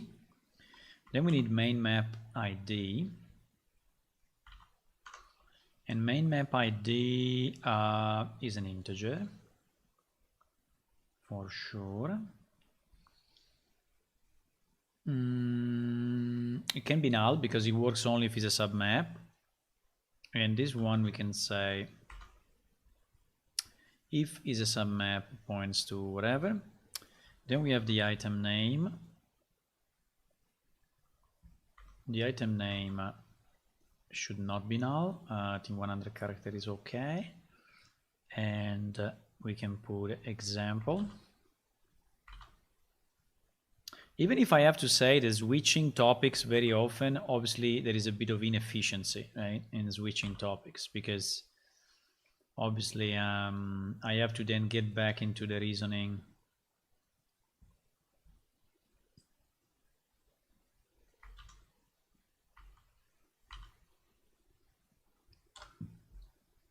I have to go back into the reasoning all the time and understand why, and you know.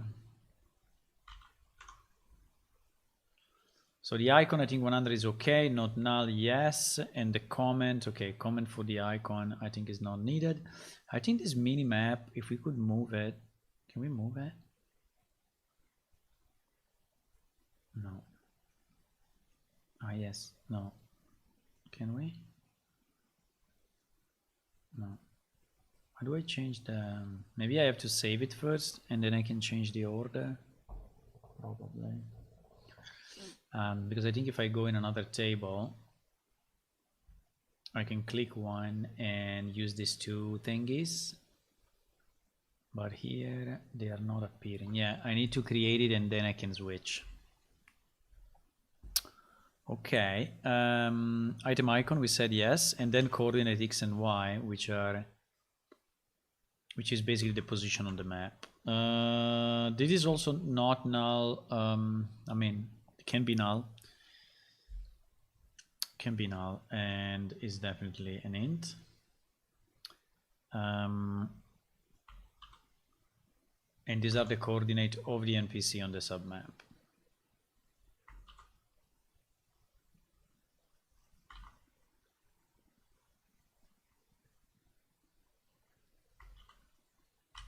Okay. Okay, so also this table should be fine. I think we can save it. We can take all of this. The only thing we will do will probably switch the order of the minimap because I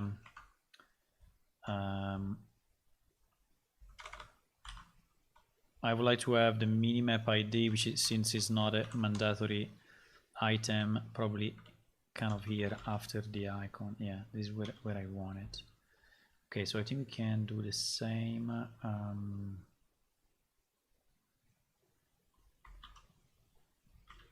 Let me see what happens if I change this. Oh no, I cannot change it. Okay, let me move the main map ID down. Yeah.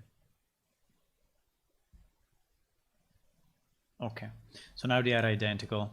So type, name, description, icon, main map ID, coordinate X and Y, and all the ones that are not null are correct. The auto increment. Okay, nice. Okay, so this one we created as well. Now I need to create what? Now I need to create the third one, which is the main story. So codex story. So we create a new table and we call it codex story. This one has an ID as usual, not null, auto increment, an integer, and we put the constraint. Okay. Then let me put some music. Music. Let's go.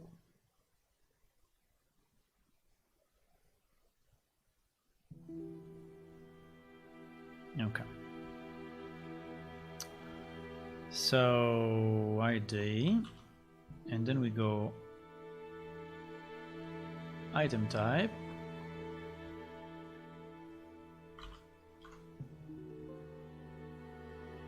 There is an integer. Ah, misclicked. Not null, yes. The comment is homeworld story. And this one we will have to have it predefined anyway. Like for the main story, we'll have to have them predefined. I don't think we can just randomly generate it. Maybe we can.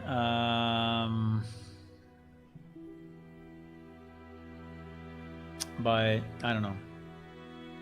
For now.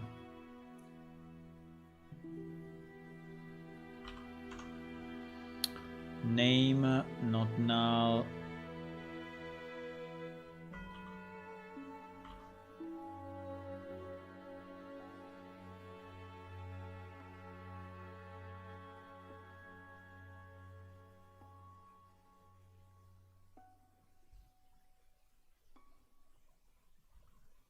Item icon.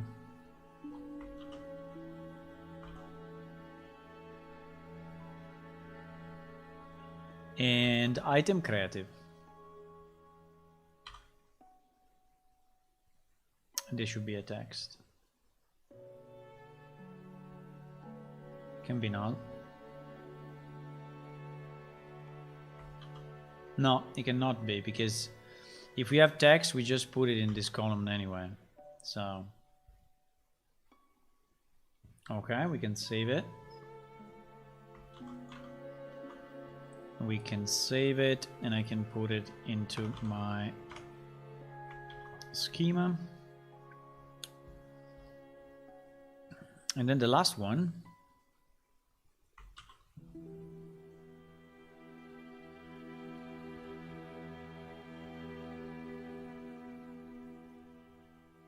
Which is codex factions.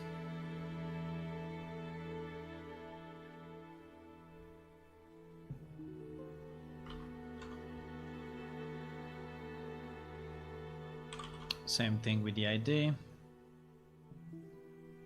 Not null, auto increment.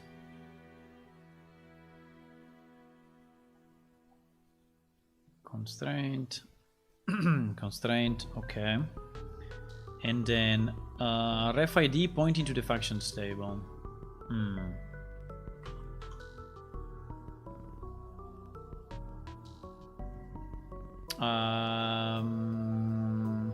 Yes, I think we need it, otherwise we don't have the name.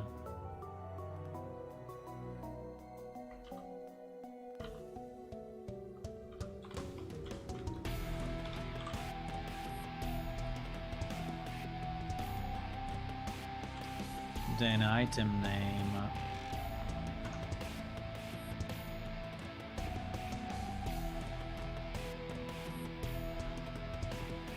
Item name is the, yeah. Correct.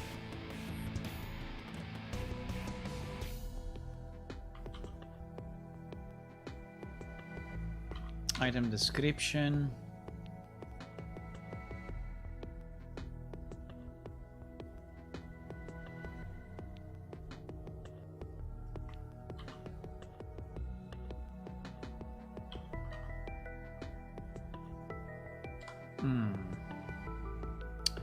And then the icon. So this one is the simplest table.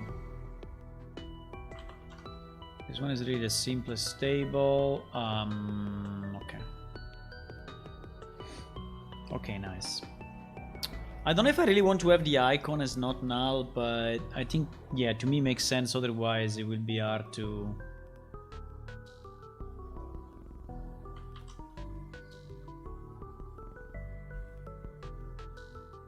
Okay. So we have all the tables. Codex factions, codex story, codex location, codex nature, and player discovery. Maybe player discovery, I can move it down here.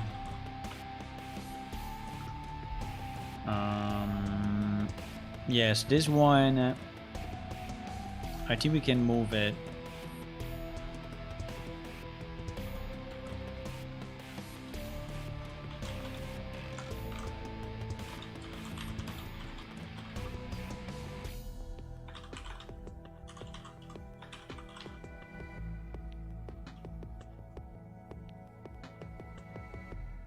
Just because all these tables are working together, you know, so...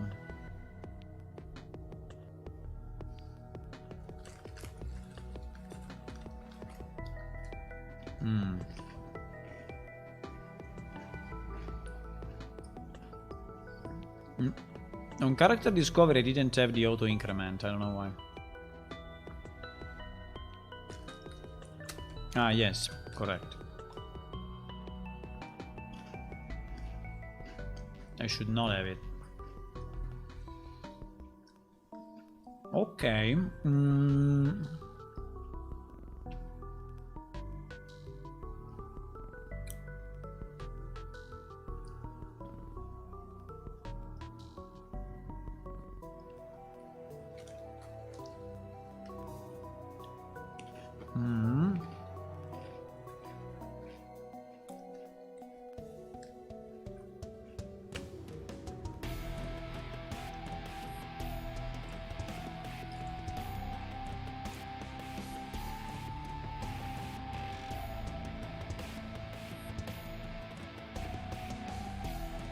No, actually,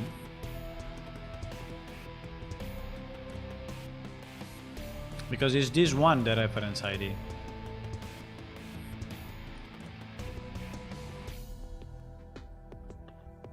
This table is fucked up, by the way. This table is not correct. This one should not be a varchar 100. The ID should be auto increment.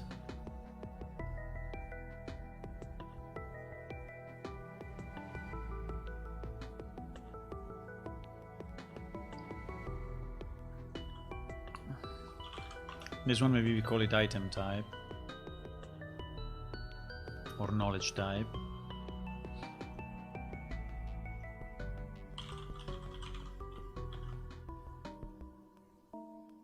Maybe knowledge type.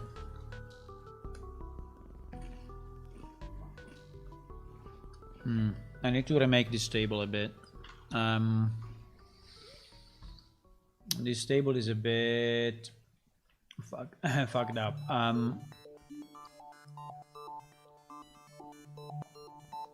So the ID should be auto increment, first of all. And yes, we need the constraint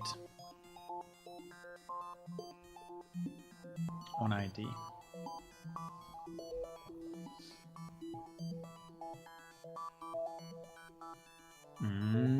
I need to save the table first?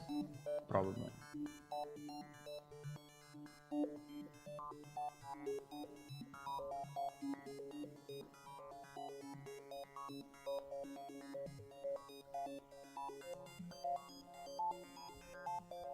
Okay.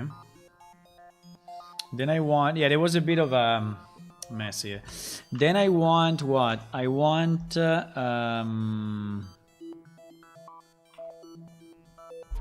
so this one should be not null and auto increment. Then the character ID I think is okay, not null. The type I want to rename it knowledge type.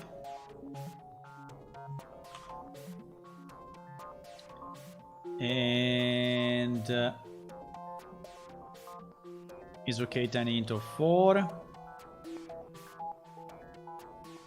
And then the child ID table ID, child table ID should definitely not be a varchar 100. Should be an integer.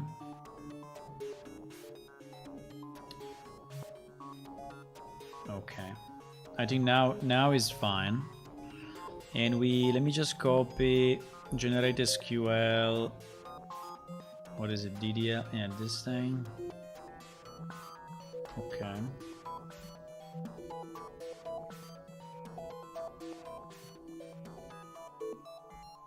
So I will just replace this one with this.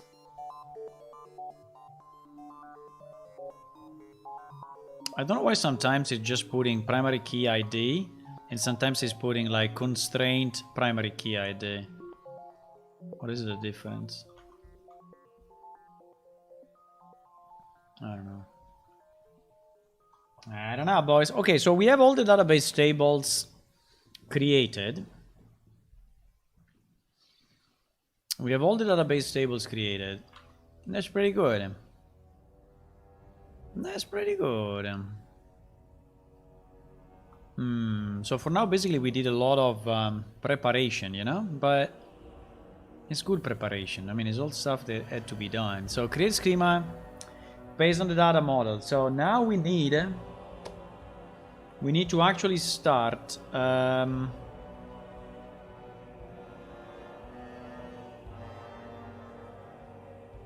right? We need to actually start this.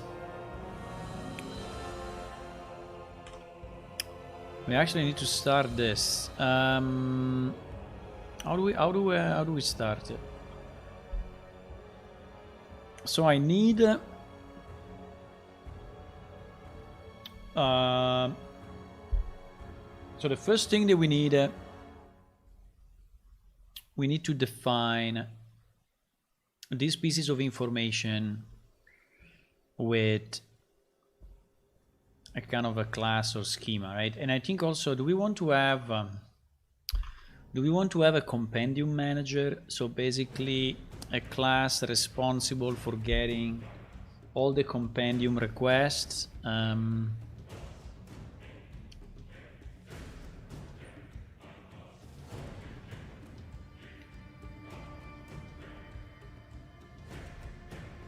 Let me think about it.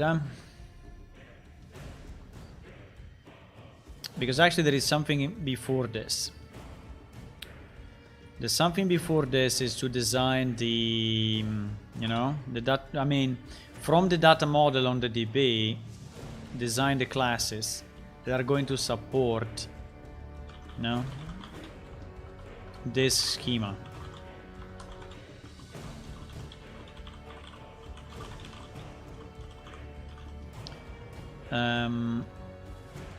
And inside of this, we need to decide if we want to have a compendium or a codex compendium manager, right? Yes or no? What will this compendium manager do? What will this compendium manager do?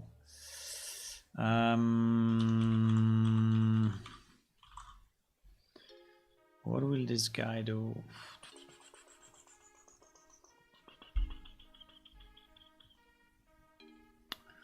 Well, first thing that he can do, he can basically load everything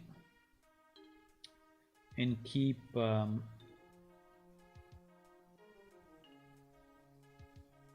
because I'm just trying to follow the same logic of the other classes, right?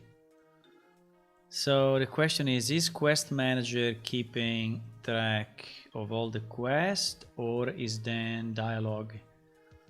But I think we should have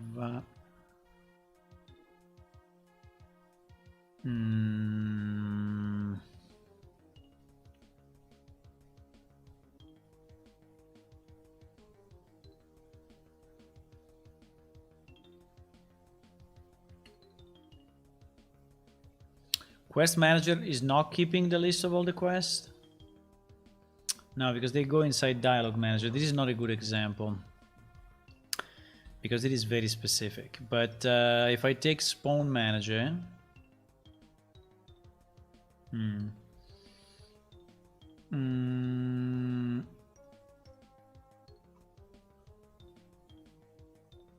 it depends, because like Weather Manager is not keeping it because he's putting into the sectors. Everyone is a bit different actually. Loot Randomizer.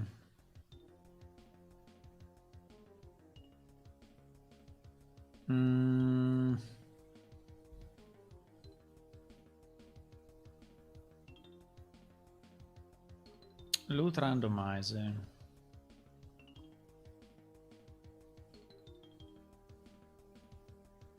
Yeah, for example, Loot Randomizer is keeping in himself the data. I'm trying to understand if I should pass everything to Cache Manager or if I should keep it inside my manager. I'm trying to see if for the other classes we are doing just to make it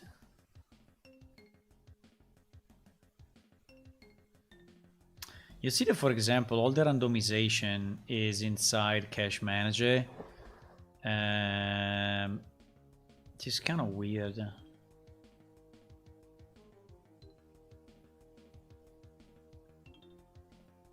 Apply modifiers, randomize item. I mean, in theory, this one should just go into the loot randomizer, but preload loot modifier. Let me save this one.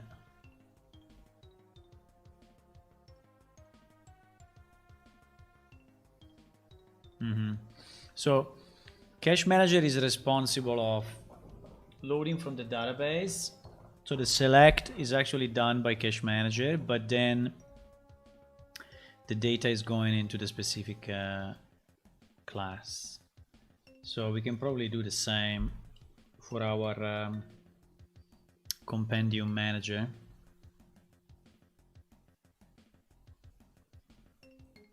So we can have, because we need to preload, do we need to preload all that stuff? Yes. We need to preload, for sure we need to preload, for sure.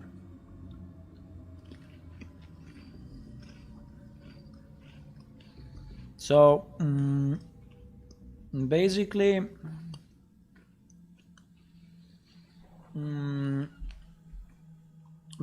Cache Manager will preload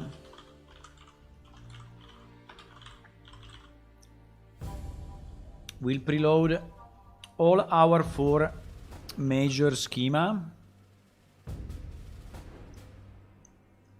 and then we will store it in Compendium Manager.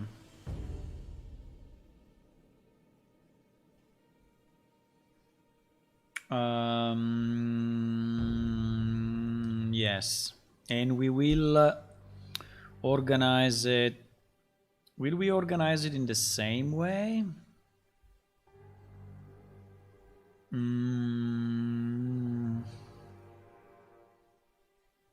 I think so.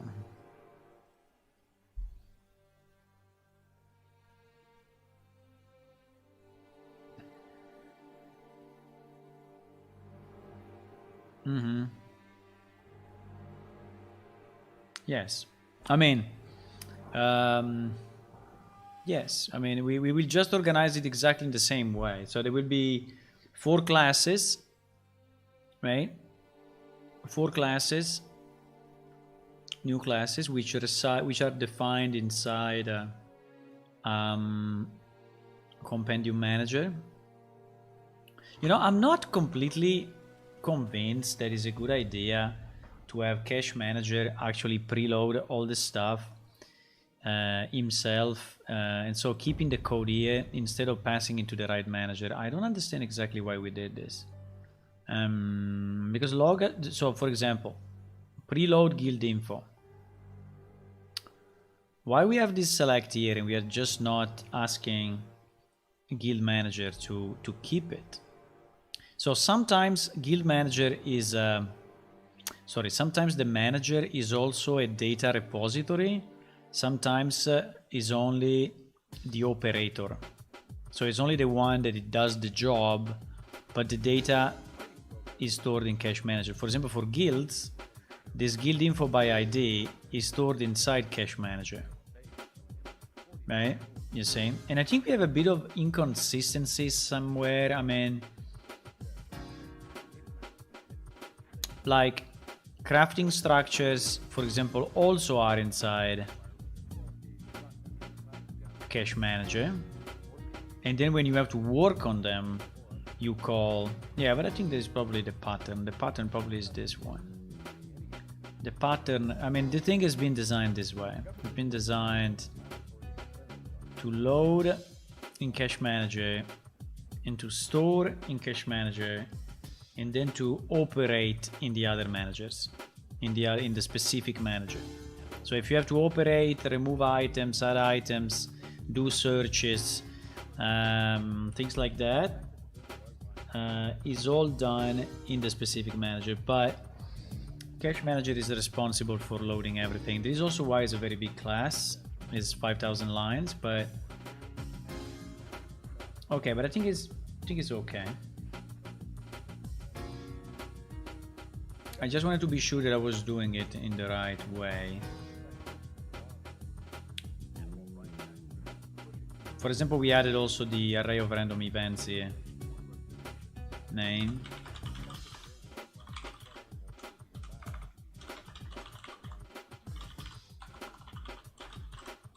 Compendium data structures. Now for example, the discovery. I think the discovery are loaded in the character class, right?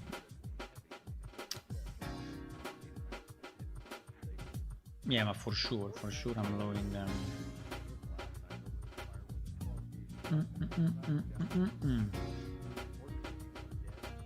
For sure I'm loading them in PS characters. Let me search for discoveries. Yes, there is a discovery manager. Discovery manager initial. I have a discovery manager for each. Really?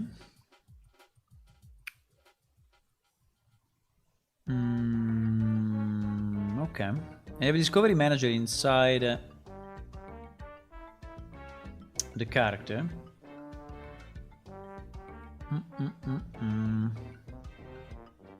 And the initialize, I guess, is only loading. No initialize. GG, all the classes.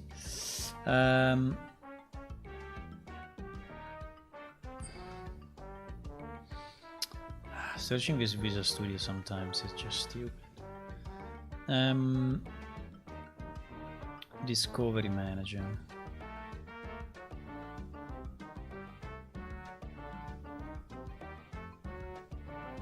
But you know what? I think we can keep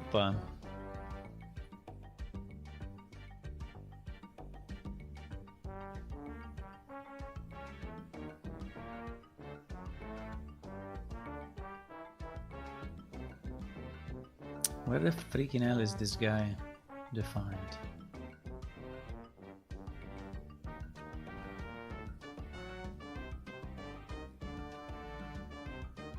PS chart discovery manager. I see.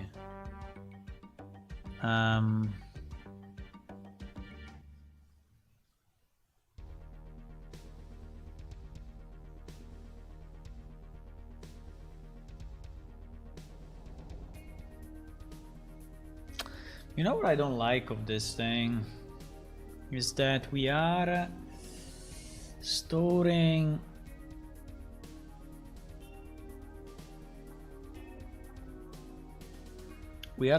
inside the character class.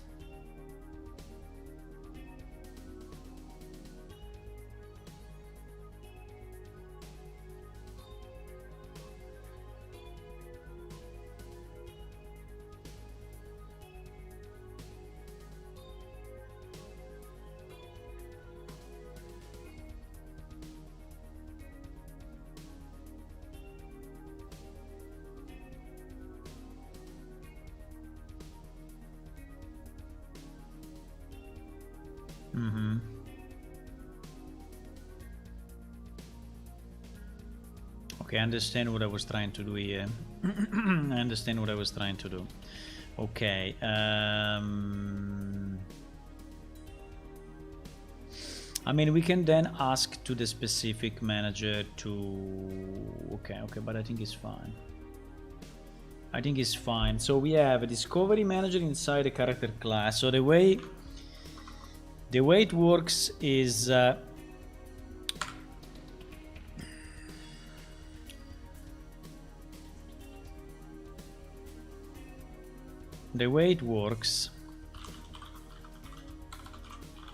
so we have cache manager, which is preloading and storing this information. Then we have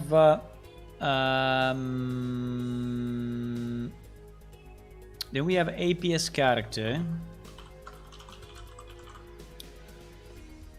which actually has a piece into it, which is PS discovery manager. Doesn't fit. Fuck. It fits.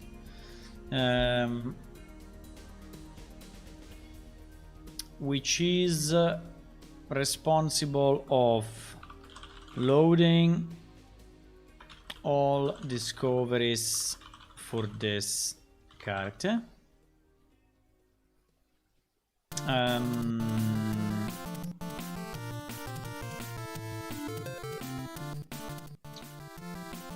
This song we get it basically every evening. I don't know why the randomization is like this, but we always get it. And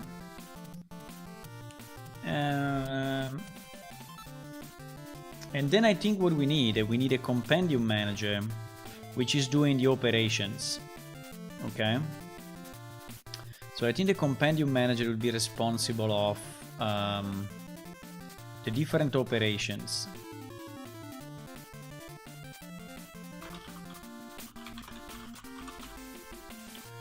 Right?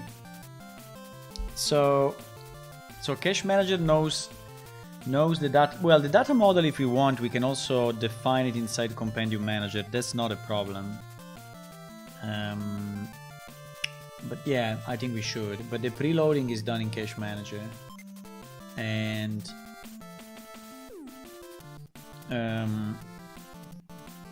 so should compendium manager store the data model? I think so, because I think it's the same as for guilds. Let me just check, for example, when we have the guilds information. If I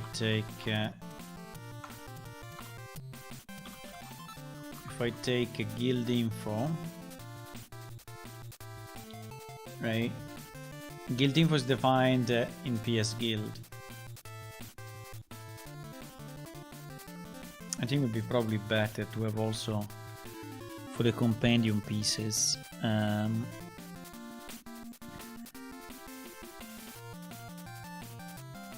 Let's say the compendium pieces are are similar to the trades, you know, so are global. But it's true that, for example, for trades, we have a specific table as well. We have a specific file. So maybe we can have it.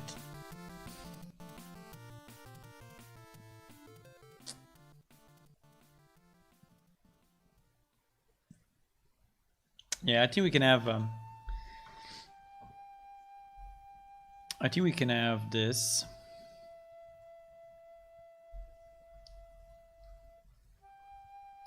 So we can have PS Codex, which is actually storing the different classes.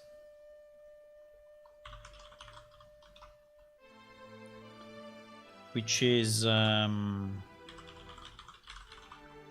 mean, defines the data, not store, let's say, defines the data model. So I think we can have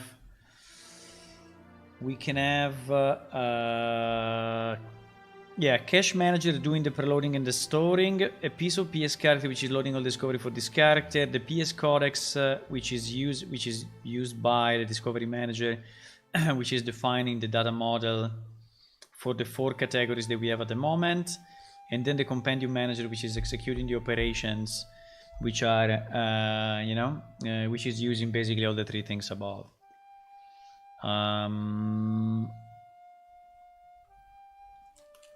So basically, if I'm finding a new location, I ask to the compendium manager to add it. Yeah, I think it's good. I think this list is good. So, what should we do?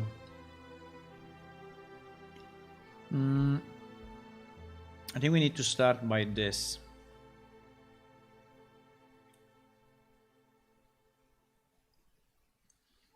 This one is actually the first piece. Then the cache manager is the second piece. Then this one is done already, and then the execute operation, we will do it as we go, right? Okay, so we need to start from this one, I think. Do we want to create one PS codex for each? No, I think one PS codex can be enough. So I think I go under bulk objects and we create new classes.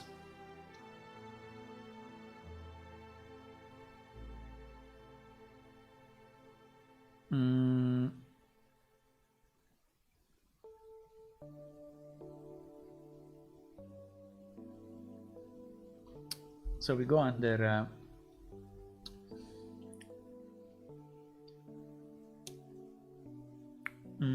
sorry, I was distracted by another reasoning. We go under bulk objects and we create a new file. And we call it pscodex.h and pscodex.cpp. Easy.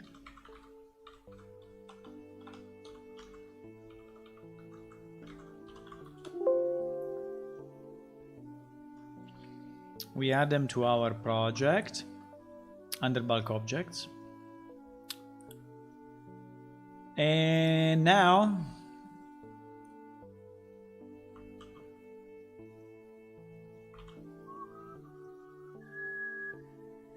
wow, 2021, 10 years the change. Oh my god. How many years more I will be doing this? What do you think? You think that one day I will stop, or until the last day when I will be like 99 years old, I will be still like, let's add a new feature. Let's add a new feature to this game because it's not finished. I need to add it. I don't know.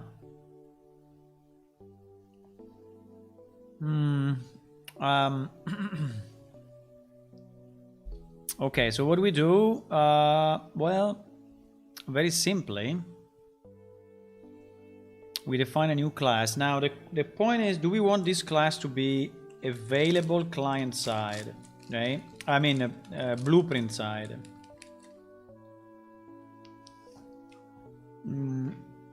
Do we want this new class to be available in the blueprints?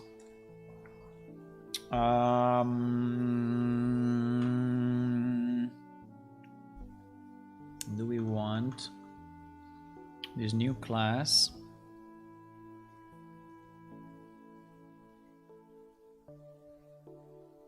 to be available in the blueprints? Well, actually,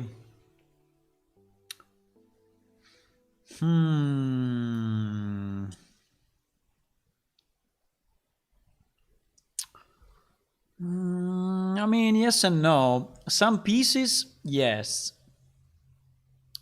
Some others, no. Because, for example, you know, the ID.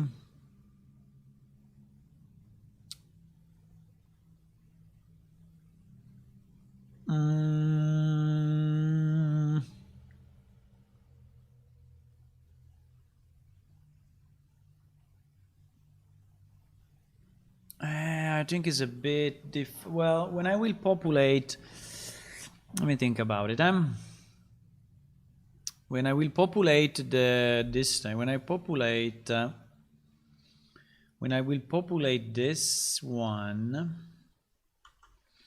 I will. By the way, this thing is the wrong way.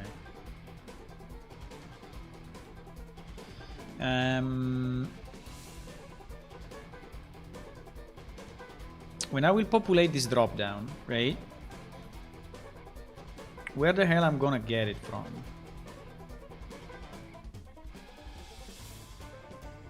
I'm gonna get it from Compendium Manager for sure. And you will ask to Cache Manager to get all the races by ID. And so here we will have an ID and a name. And then when you click on one, we will ask to Compendium Manager to provide the data, which will ask again to Cache Manager to provide the data. And he will send me a list which includes at this point the ID will not really care anymore. We will care only about name, description and icon.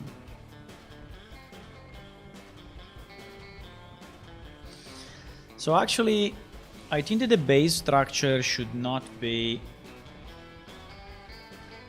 published, but we need to have another structure which is codex entry. Okay, I think I have an idea how to do this. Okay, so we start with the first class, and the first class will be nature. So we will call it codex nature, and it doesn't derive from anything. It's just a pure simple class. You will have all of this as attributes. I'm just thinking if I should make it a struct, because this thing is doing nothing. I don't need. I don't know. Let me go through it, and then we will see.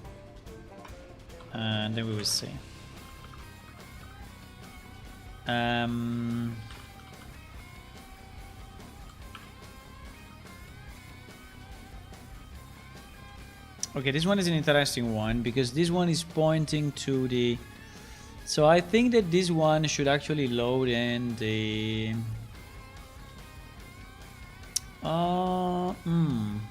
That's interesting. How do we point to the actual item stats? I think we need a pointer to race info, or we need a pointer to item stats. So there will be two different pointers. One will be a pointer to PS item stats.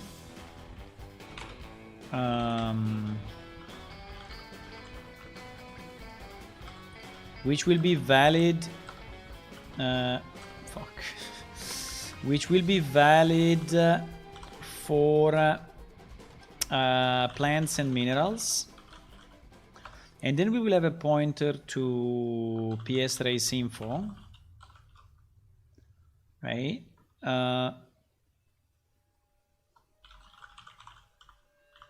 Which will be valid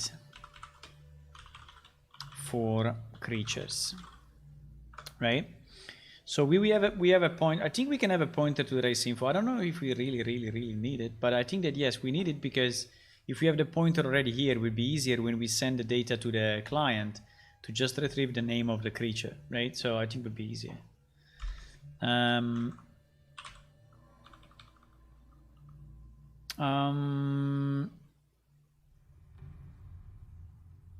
Okay. Then we need an item name. Easy.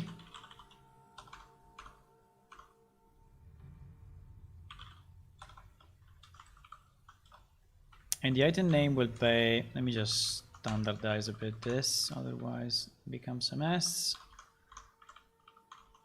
Okay. Item name will be, I will leave the comments here so it's clear also in the code, even if it's a bit of a duplication from the database, but at least we have the indication, you know, of what is it. Then we will have an f string of item description. What? Holy shit, what is that? Of item description, and the knowledge we provide to the player. And then, sorry, this knowledge information which is duplicated.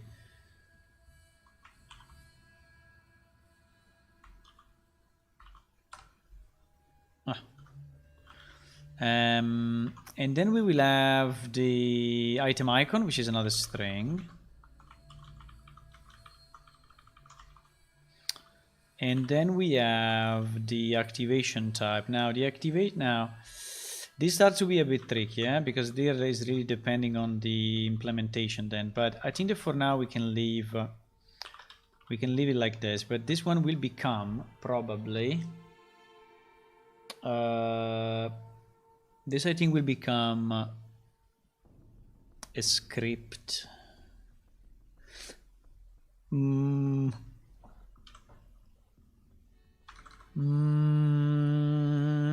Yeah, I think these two, prerequisite and script, will become similar to what we have in Quest.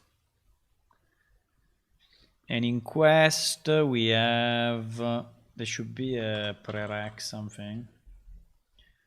Add prerequisite.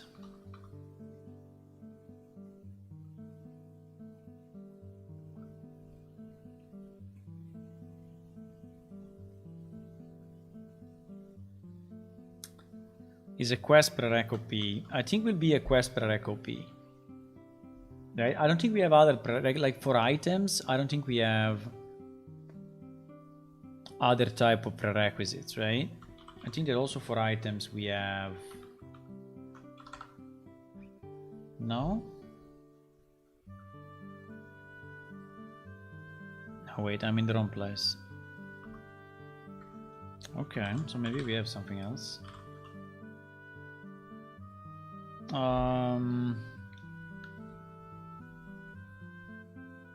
Array of item requirements.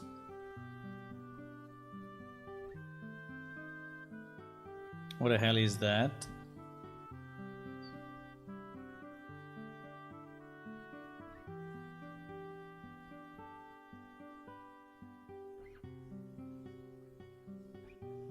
Really?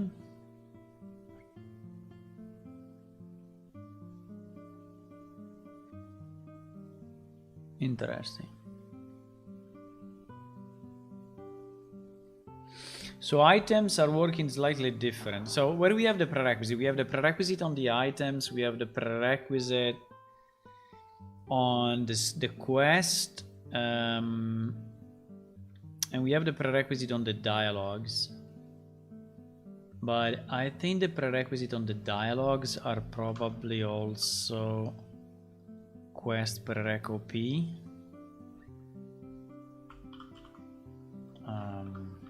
Probably. Yes. So the question is, for the discoveries. For the discoveries, do we want to have? Yes, I think we want to have a. I think we want to have a press request, whatever, with this thing. I think is.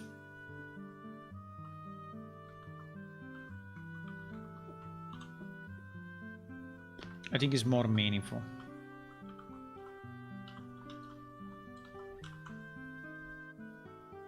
And then the last one is a script, which will be a math script.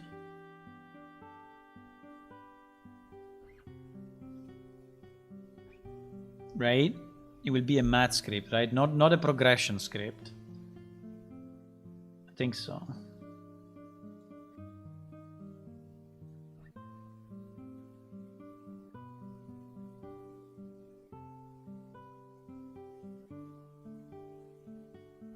By the way, I think I changed the character discoveries in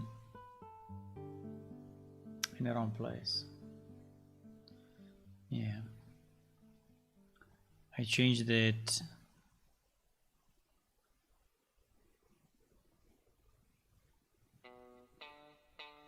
Anyway, it's empty, so I can delete it and regenerate it. Because we did it there. And I want to do it. I want to do it here.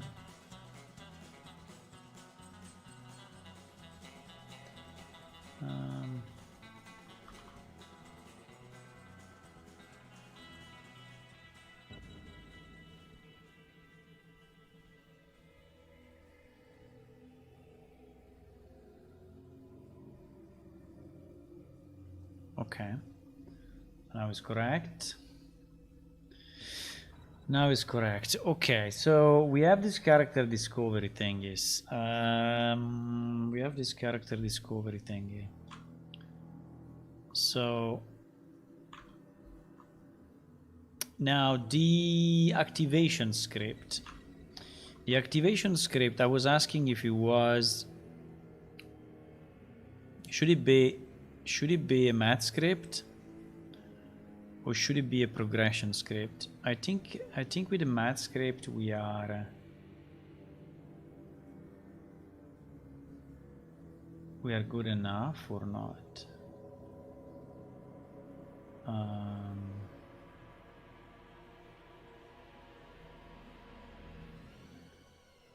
I think we are good enough because it's only a calculation of so, but we don't have to generate, you know, we don't have to generate effects or send messages or other stuff. So I think it should be a math script.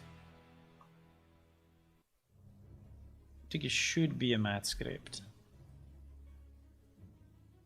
Okay, so if it's a math script, should be similar to whatever we do, for example, in Cache Manager. I mean, any of the 3 million scripts. So it should just be a math script like this.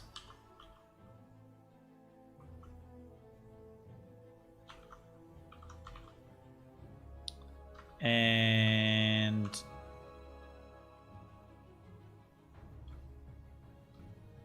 okay. Okay, I think this is good. I think this is good. Now I just need to put in some basic stuff like this. At the moment I'm not making it an Unreal a blueprint enabled class, but I think I'm gonna do it very soon. So I think I want to keep the generated in the H, and I will have to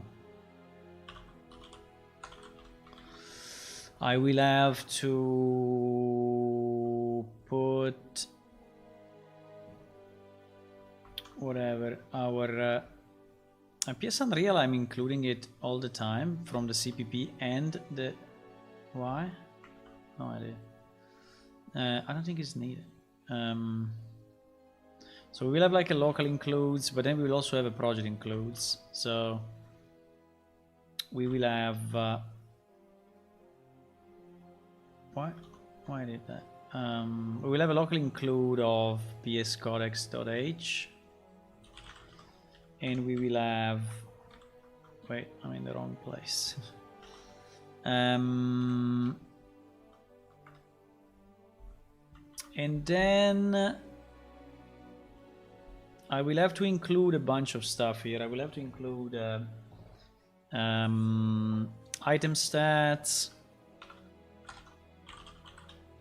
Can I copy them automatically from somewhere to avoid getting crazy?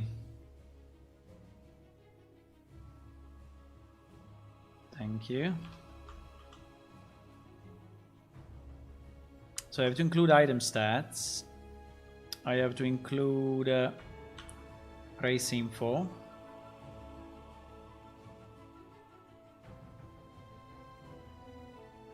I have to include I have no idea where this is defined, but probably, yeah, he has his own class actually.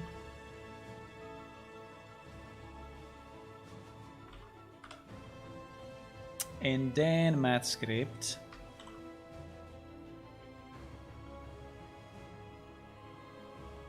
And then math script, we should have its own include as well.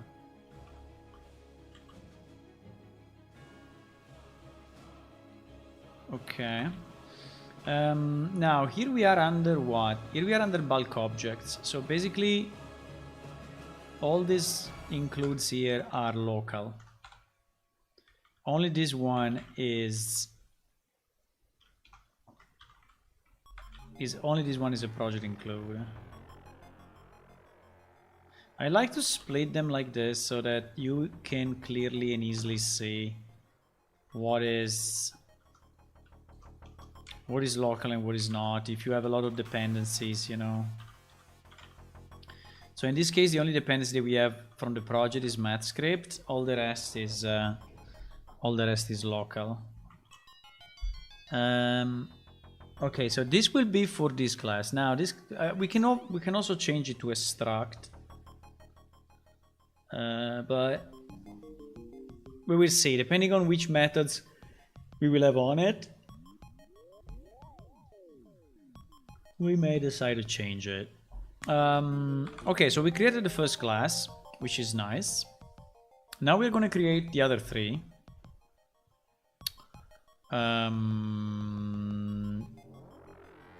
And we are thinking already the final form, you know, which is kind of the implementation form. I mean, if you want, we can create the structure here at the top, you know, which is the one that will be used to send data, or maybe at the bottom, the one that will be used to send data to the client. And I think that will be a structure like this one. I mean, all the values are different, but I'm just lazy in copy pasting things. So this will be a codex item, and I think will be super simple. So the only thing that we really need is an ID like this. We need a name, right? And we need a description. That's it. I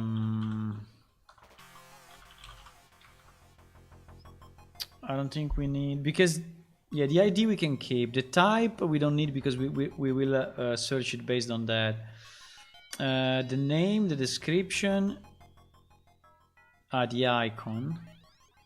Yes, we need also the icon.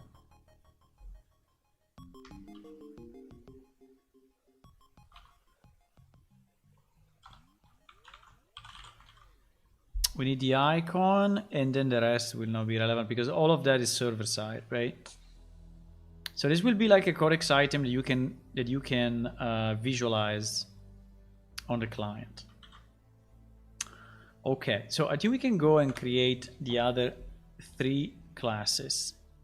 We created the first one. Well, and actually character discovery was already there, so I think we just need to tweak it a bit. But can we move character discoveries here? No, because he already has his own class. Okay, fine. Okay, fine. Also because the discoveries are on top of the codex and other stuff, so it's just not the codex, it's more than the codex.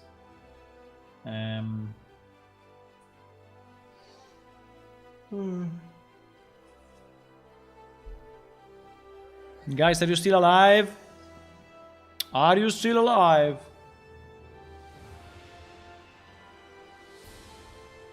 I think you are, huh? I think you are. Okay, the second one we need to create is this one, location and people. Location and people. So we will call it codex location. So we will call it class PS codex locations. And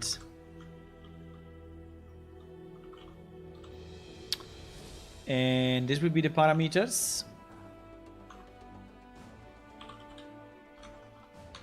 So we will have ID, easy. Item type will be also an integer, yes. Main ID.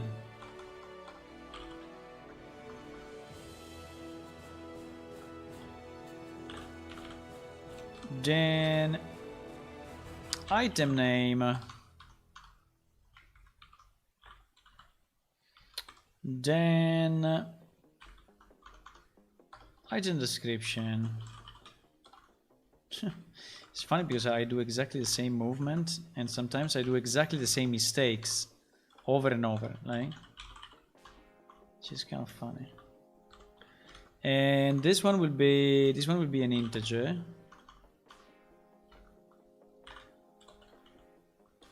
And this one also will be an integer.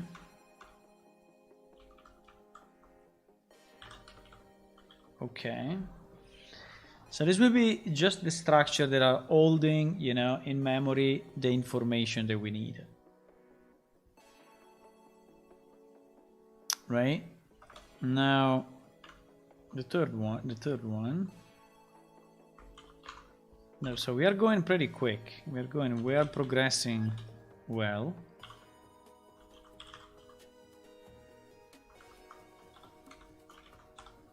We are progressing well, boys.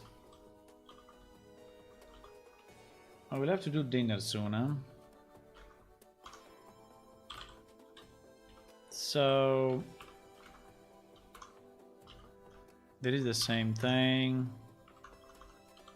Item type. Kind of easy. Item name. Kind of easy. Item icon. And then this one, this one I don't know if we are keeping it like this or if we are, that I don't know.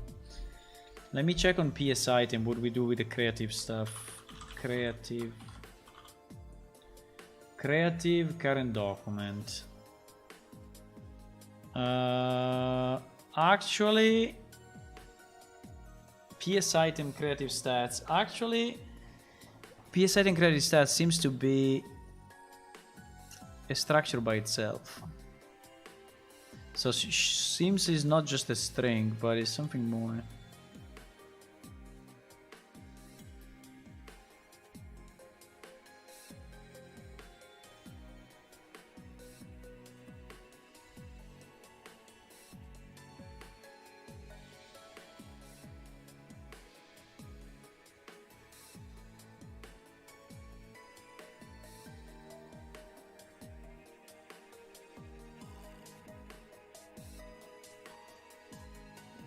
Bah.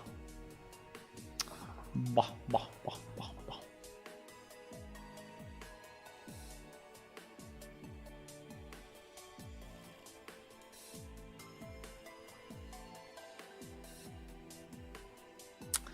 No, I think this one is doing way more than what we need. Because also he has the creator, he has a background image.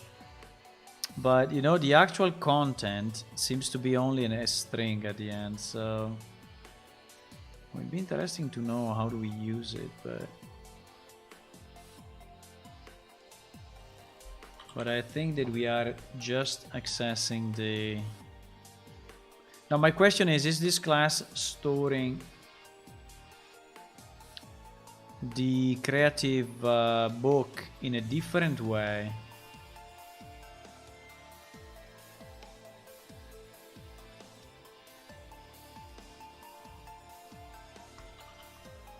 Because if we are just accessing it, okay, he knows the creative type, fine.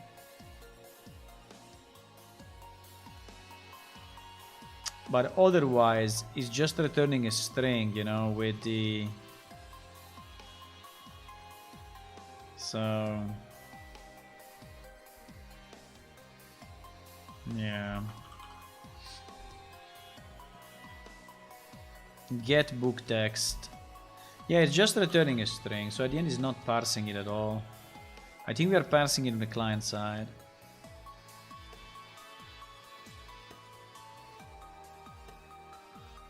Yes, you see, it's just sending the text. It's basically a text. Okay, so we don't need any pre-parsing of the creative definition. And I think if we don't do it here, I think we should not do it also for our codex. So I think this one will be only a string in a similar way. This is parsed on the client side. So when you actually display it.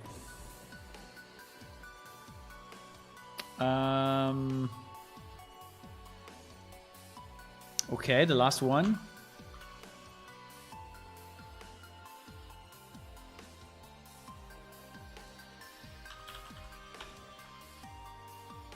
The last one is PS Codex Factions.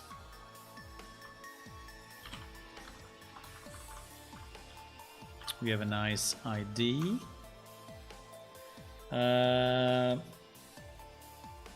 Pointing to the factions table. Yes, I think we need to have a pointer to. So I think we have a PS faction. No.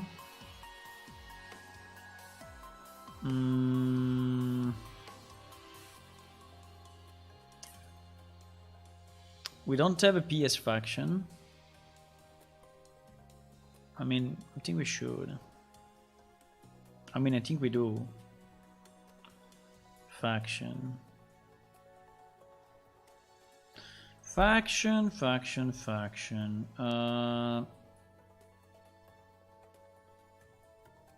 An in-game faction group. F faction. No, I think we need to point to F faction. Yes, exactly. So our guy is our class that we want is F faction.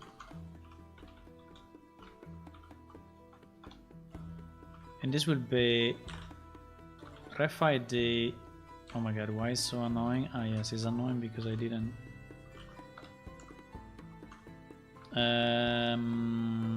Yes, point to the faction table. Ref ID. Why we call it ref ID and not faction ID?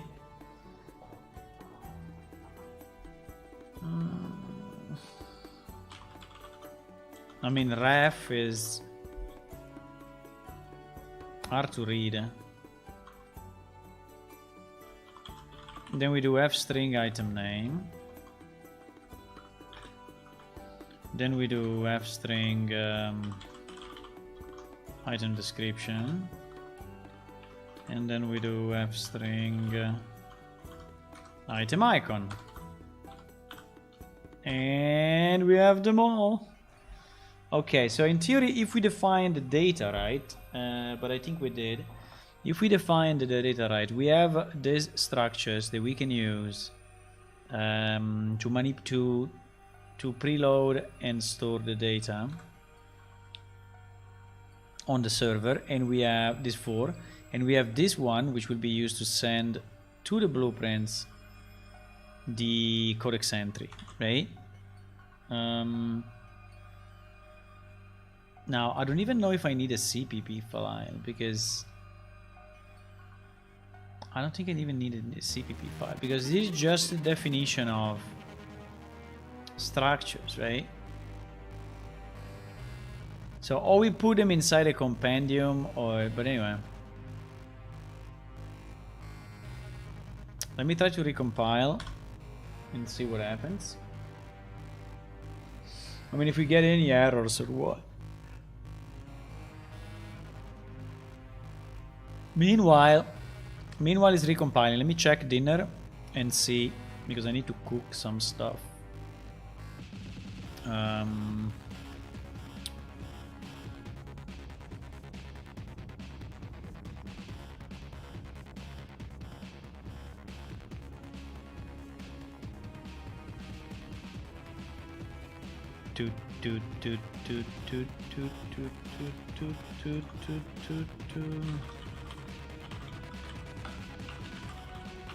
Preparing dinner, huh? 1 minute. I just need to check a few things and it should be very easy. Easy.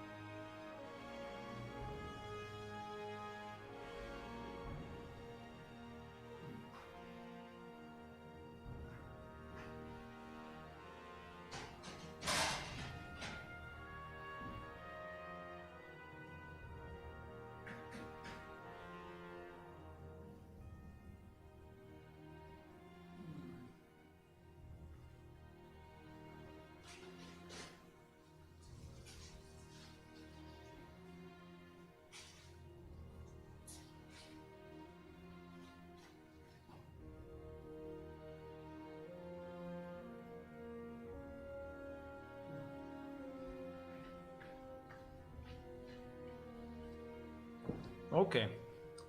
Now I still need to defrost.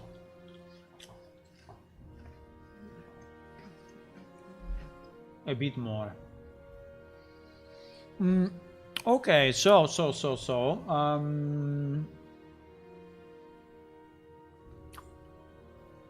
what are we doing? Ah, yes, we were doing this thing. Ah, we were recompiling. Okay, one failed. Cannot open the bug game. What do you mean? There is a client running somewhere. Ah, I see. There is a server running. Okay. Didn't expect that.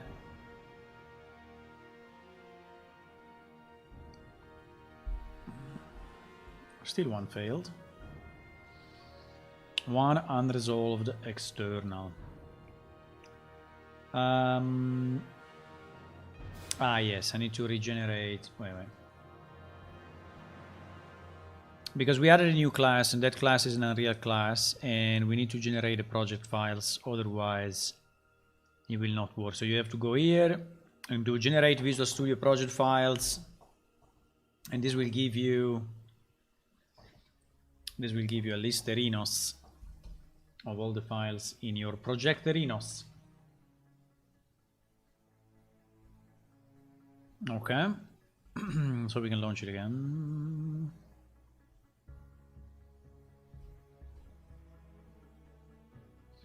And by the way, I need to add those two to Subversion, because otherwise, if I forget, no one will be able to compile again.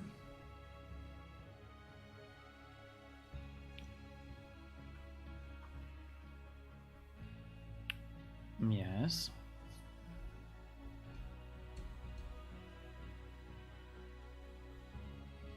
Okay.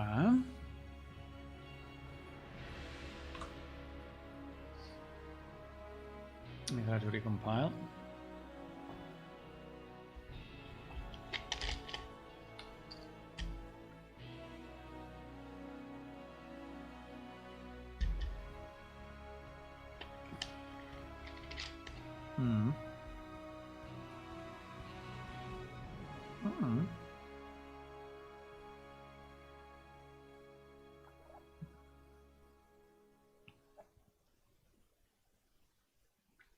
Why still complaining about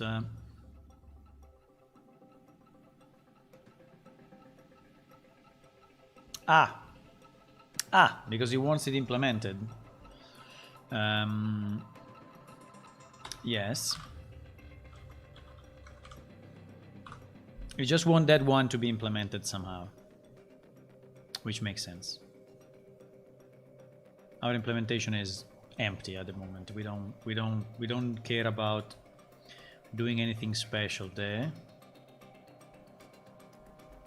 Actually, what we can do as usual is to set the default values of all this stuff. So we could set the ID to 0. We could set the name to, even if I think that the strings are automatically going to empty, but you know, I think we can do it just for fun. And I mean, just for completion. And I think it's fine. And then we can also have maybe, you know, a creator. I mean, another constructor, which is taking all those parameters as input. So that it will be easier for us to create it. Right? Like we did for the other ones.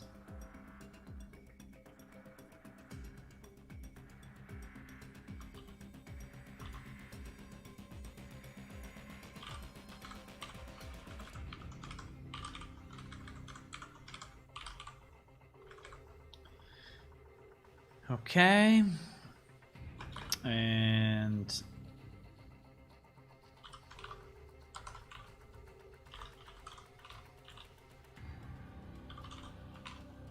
why I skipped description?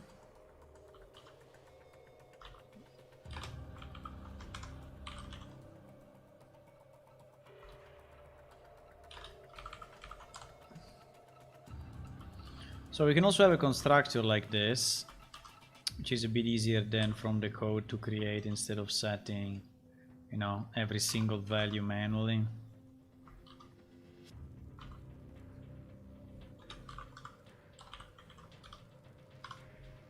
Okay.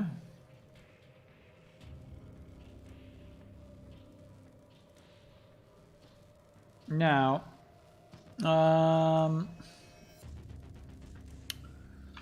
yeah, I'm writing one line of the plan as I go, but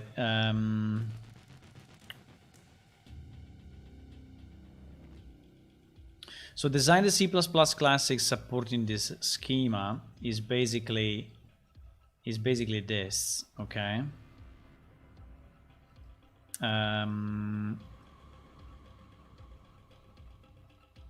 This one is this, and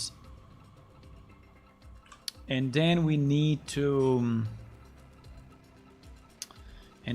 implement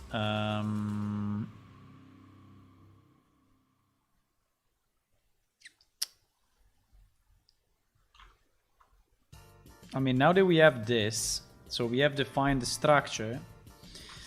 Now we actually need to I don't know if I want to start with the preloading.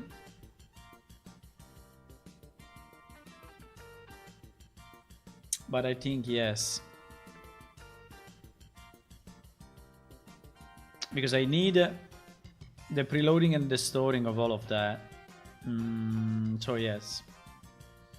We need the preloading and the storing. So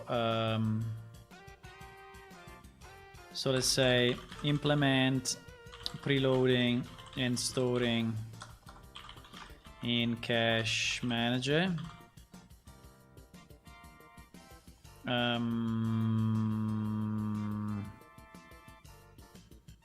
Yes.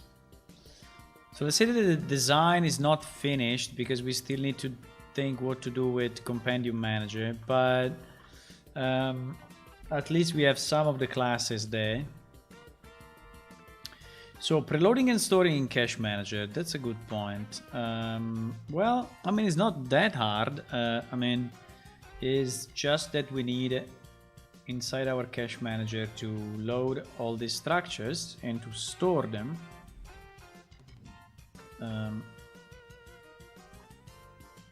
So if I go in cache manager,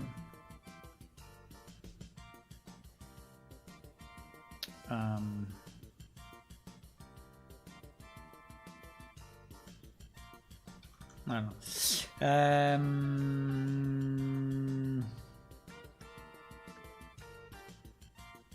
So in the same way,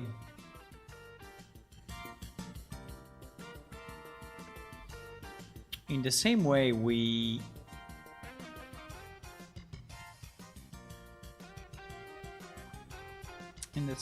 store, yeah, for example, the crafting structures or anything else, right? We should store also compendium data structures, yes. So the question is, considering the type of object we need to store,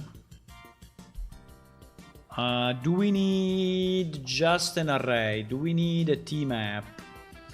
Do we need something else? So what we will be searching these data structures for? I mean, or how we will search this structure? Well, let's say the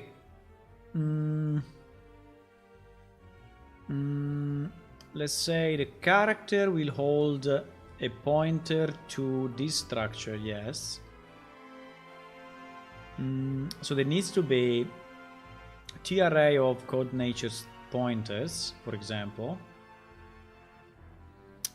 Now, do I need to filter them by type somehow?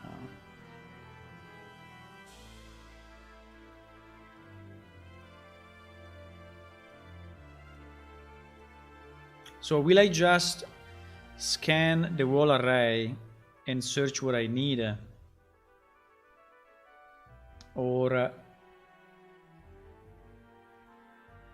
not?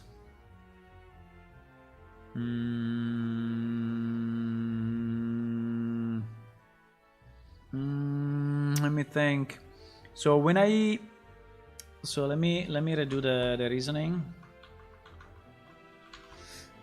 So when I want to populate this thing, I will go into cache manager, which will do what? It will give me the list of all the creatures.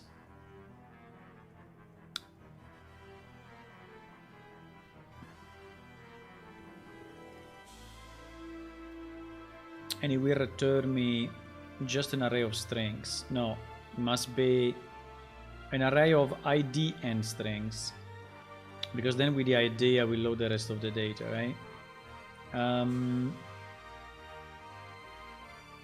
Now the problem is, I think it may be easier to, I mean, if I split this one in three, not in the database, but only in the code, if this one is really creatures, plants, and minerals, I think it will be a bit easier to search. Because otherwise I will have to like go through the whole array and... no, but this one will be the player one, huh? Okay. The player one. So the player already has on discovery, so we'll just check on discovery which one are of specific type, and they will search inside codex nature the ones that are corresponding by ID. So actually we will go by ID. Actually, I think if we can have a T map of this by ID is probably better. A T map of this one by ID, so that I can very quickly retrieve the ID. Or yes, I think is the best, because the access to the ID in a T map is the fastest that you can have. Then what other cases I have? I have the case where I need to trigger it, right? So I have to study a creature, and I need to understand if that creature can be studied or not. So I do /study with that creature selected, and I will have to go through, I will have to trigger all the prerequisites for that particular race info. Yes, you know what? I think it will be much better to split, just for searching purposes, since we will search it quite a bit.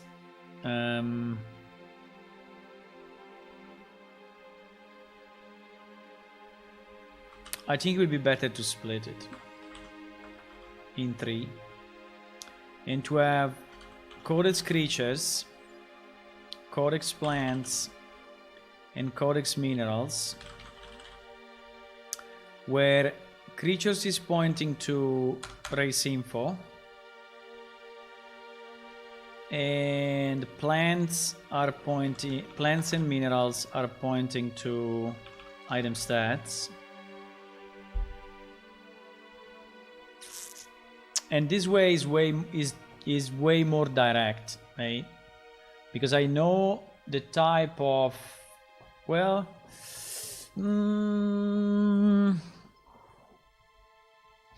well, yes and no, because when I do /study, actually I don't think I know what I have targeted, so I think I will need anyway to, well, I have the ID though. I have the ID. Well, I have the ID of the item stats.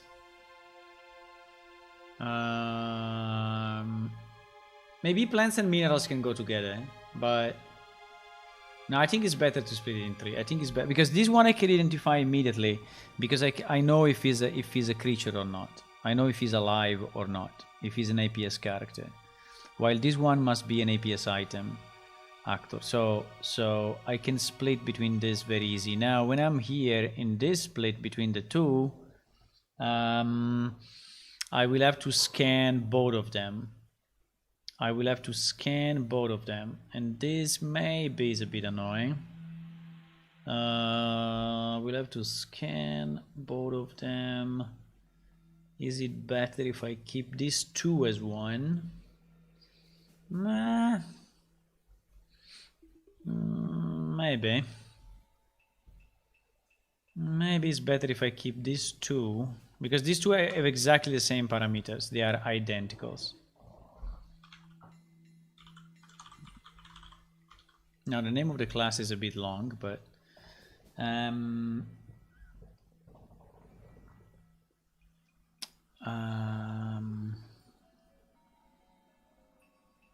yeah, I think something like this, but because I will always search by target. So what I will have to do, I will have to,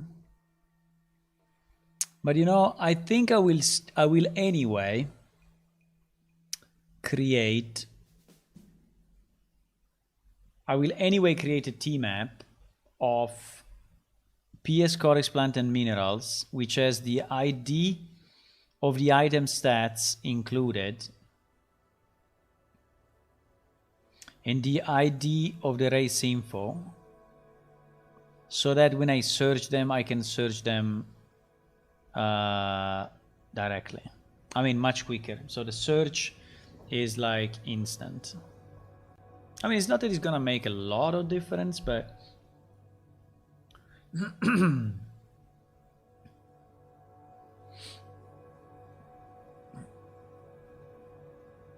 I think one issue we may have is codex locations, but no, I think codex location is also okay, because codex locations is based on the ID. We can use this ID to be referenced into the map.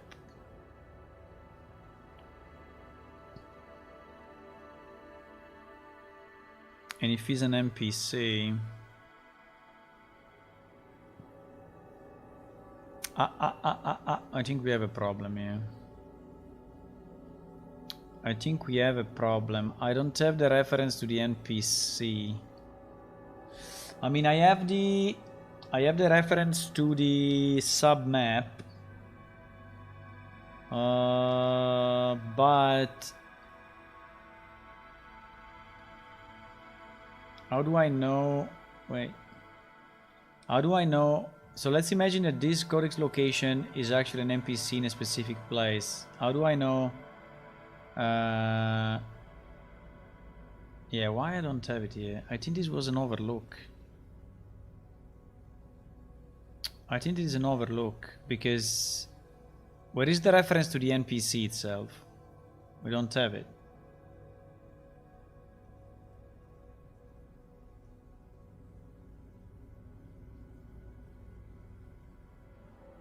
We need to have it.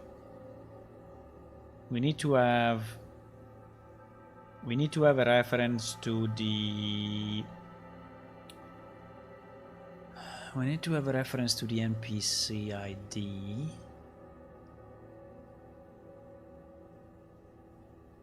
Yeah, no, I'm thinking if we can avoid it, but I don't think we can avoid it. So here we are missing an NPC ID. So points to characters table. To characters ID, right? I mean, without this one, I don't know how we can identify which NPC is it. Because, okay, we can place the name, but... So, we need to expand... the table codex locations.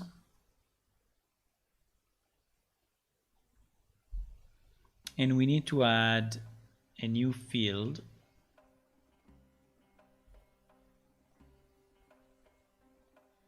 We need to add a new field.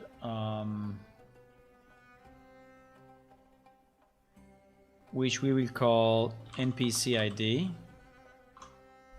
which will be an integer. Can be null, because this can also be a location, and this one is points to characters ID. If is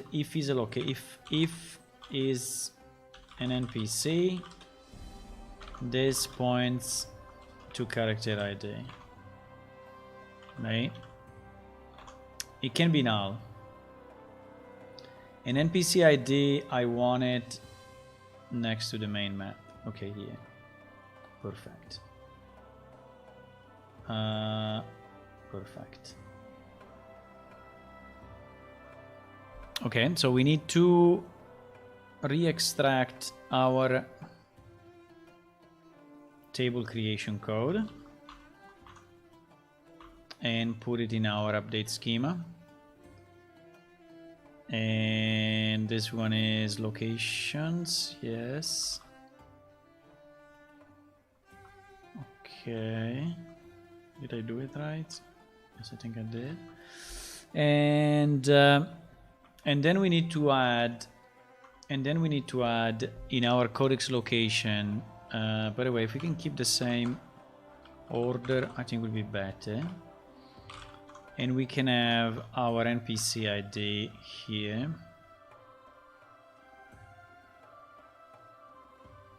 Right.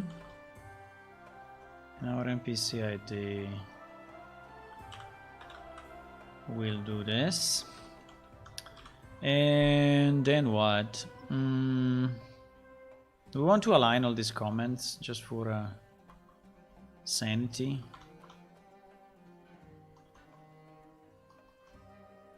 I mean, for readability.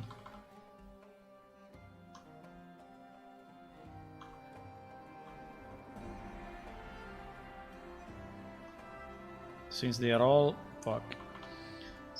in the same line. Well, maybe this one no, because it's too short, but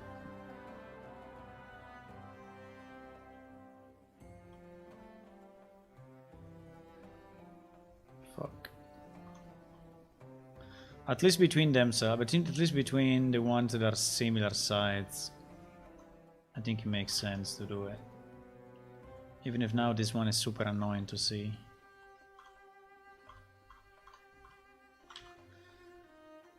Okay. Okay, it's a bit better. So what do we do? Also, okay, so we added the NPC ID. Right? So what I was saying is that inside Cache Manager, we need to keep T-maps of this stuff. So Cache Manager will have a T-map, which is a unique ID, right? Which will be a T-map of int and codex creatures, where the int will be the unique ID of the creature, and this I think we can just call it codex creatures, and we can just say that the ID is the character ID. So the key is characters.id, right? And then we will have a T-map of codex plants and minerals and whatever, which will also be an int like this, and the key of this will be what? The key is the item stats ID, right? Then we need a T-map of locations, sorry, int and locations, where the ID so for the locations,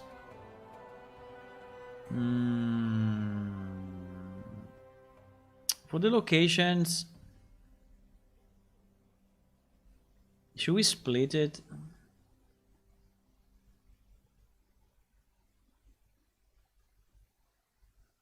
Should we split the location into two elements? Because, you know, only here and not in the database. Database I think is great as it is, but here we could split it as locations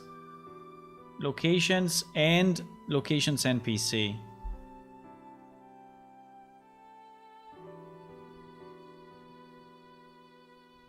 Because locations we just have the ID that we give it in the database, while the NPC will have the reference to the NPC ID as the ID, and I think it makes way more sense. I think so. So I think we should do locations. We can have like a location lock. A locations lock and locations NPC. So one is a real location, the other is an NPC location. So now,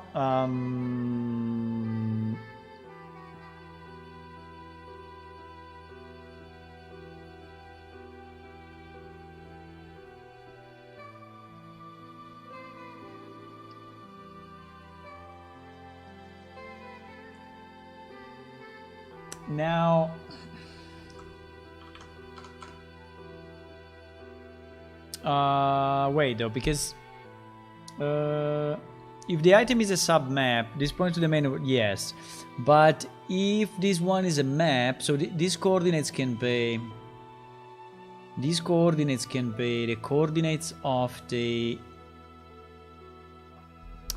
Can be the coordinates, you know, of this icon on the main map. Right? So if item is NPC, these are the coordinates of the sub map. If item is map, is location, is whatever. If item type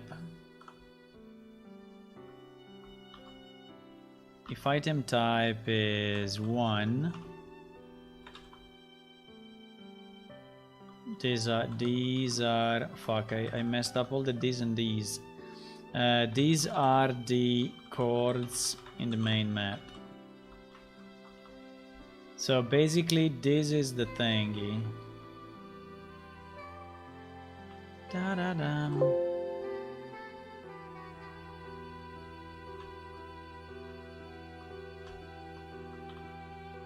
No. What happened? Please. You can do it. Ah. So in addition we have the NPC ID.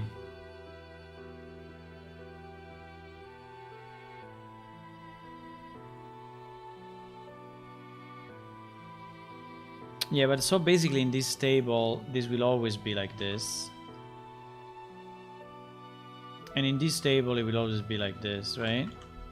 Because one is an NPC, another is a location, so... Yes. Okay, anyway. Okay. Hello, Fabio. Hi.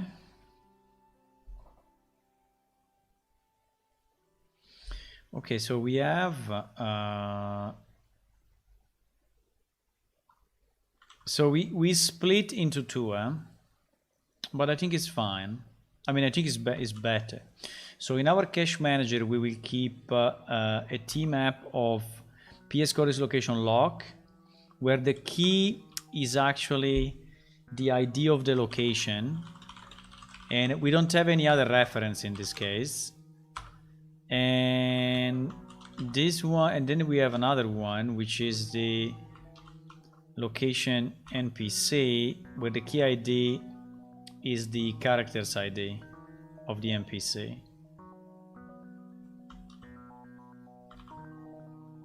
Right? Because we need to keep a reference to him. Otherwise... I'm not 100% sure though that we want to do this, but I don't know. We will have to see when I implement the map if I want to do it this way or not. I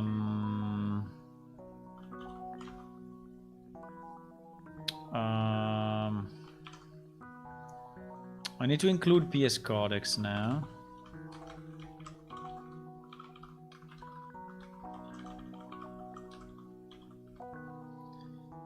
What else we need?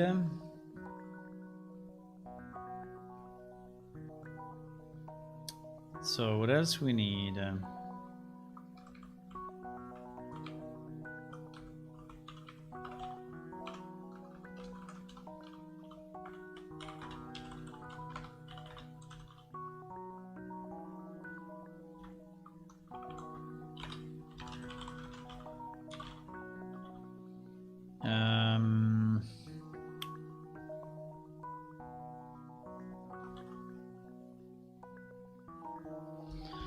What else we need? So we have this and we have this. We need a codex story.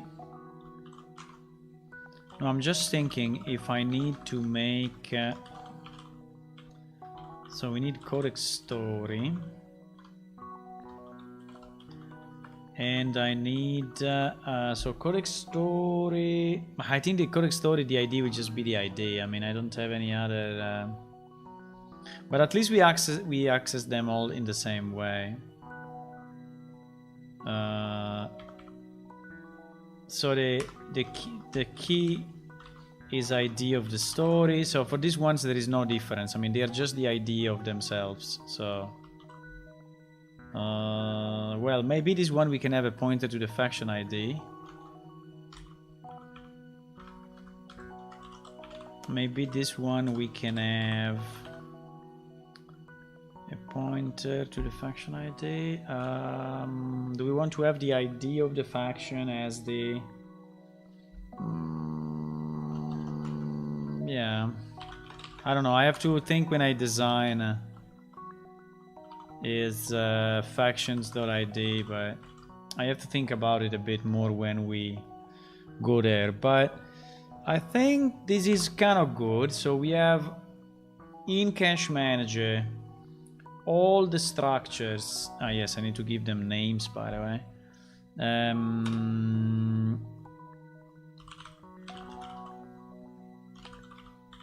So this will be...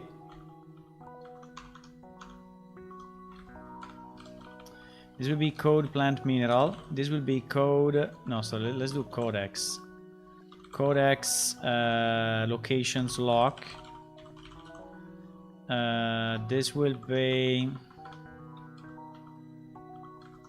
codex locations NPC, and this will be codex storage. They need names, and this one will be codex factions. Okay. Okay. Let me just check my food 1 second. I want to see if it's unfrozen. Unfrozen.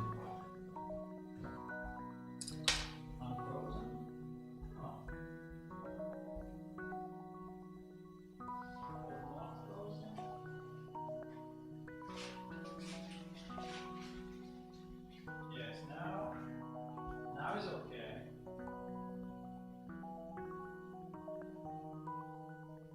Now is okay. So we can actually cook it.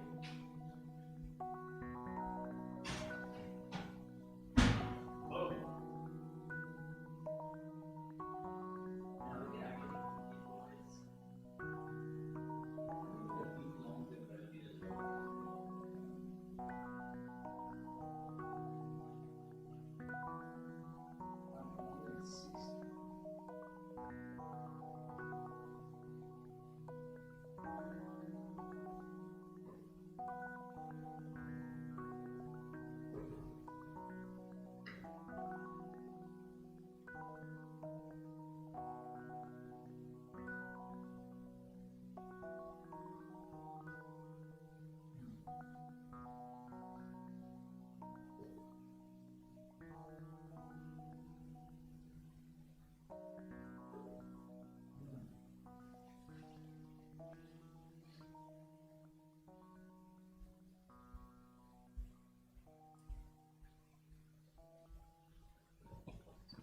Okay.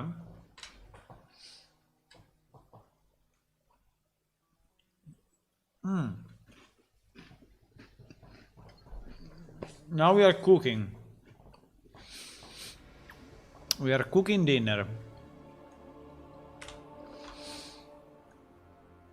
Okay.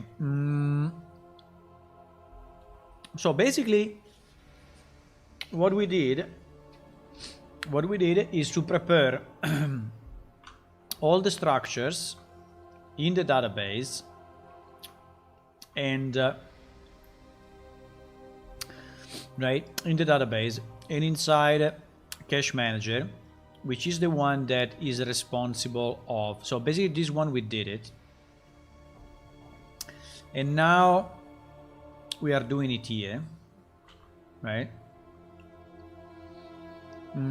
Well, the data model we did it now, and now we need to do the preloading and storing of this information while we are loading from the database. So this piece, right? This one is half done and this one is half done. So we are, well, actually we are in the middle of this. Okay, so so I think we need a preload compendium something.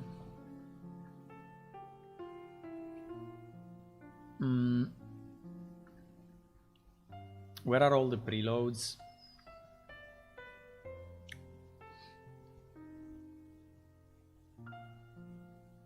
Okay.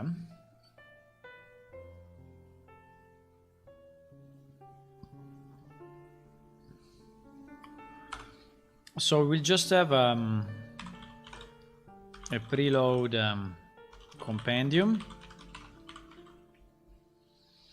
right? And this preload compendium will go together with all the other preloads somewhere here. I don't know where, but whatever. At the end of all these preloads, like here, yes.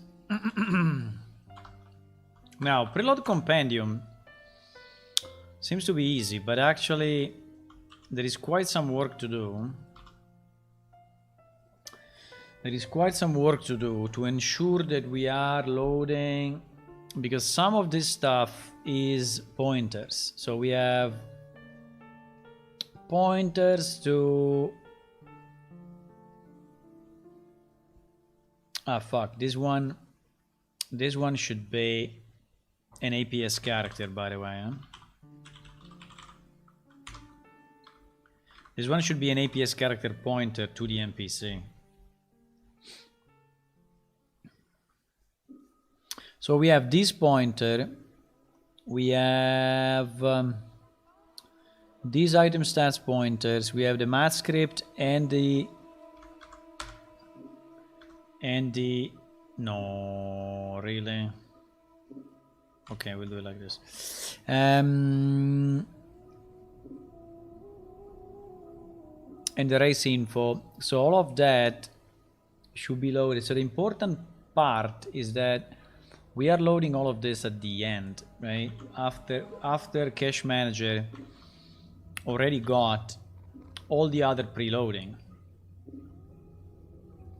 Otherwise, so there should be a Cache Manager initialize or something. Cache Manager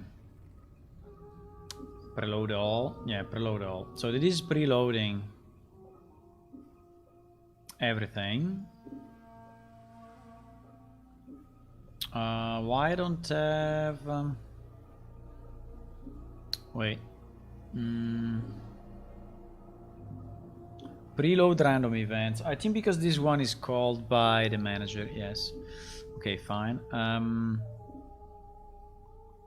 So we will have preload. The only thing I need to be sure is that, for example, race info is already loaded, right? But race info is here. Item stats is here. Okay. So I think factions is here. So I think that all my pointers should already be correct. Ah, fuck. Except for PS character. Except for PS character. Ay, ay, ay, ay, ay, ay, ay.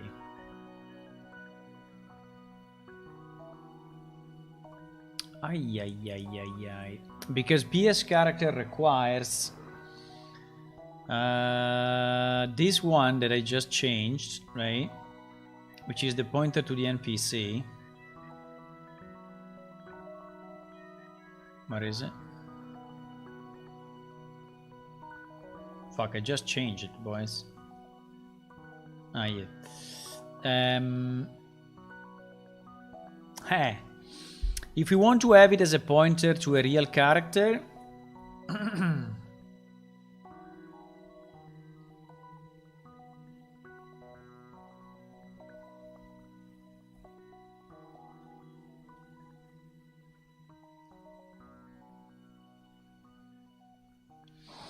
do we need it? Do we need it?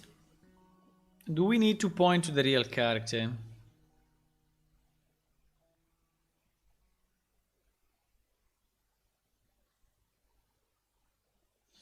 Because from the real character we can get the name.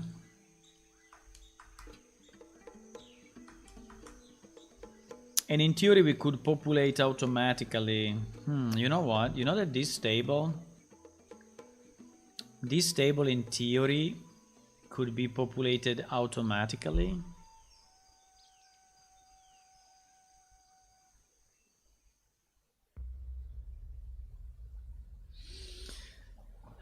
Because we have all the NPC in game.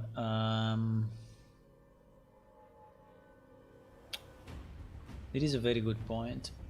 This table, so the location of the NPC on the map, right? The location of the NPC on the map could be populated automatically.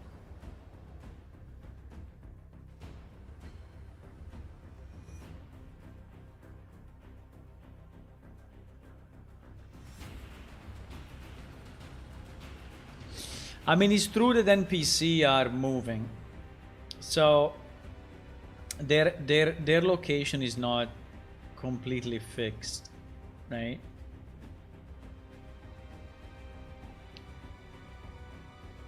But it's like a reference point, which is basically their starting point when they spawn. And it's usually their job location, so where they do their work or whatever they do. Now I'm thinking that I can populate this one automatically when I load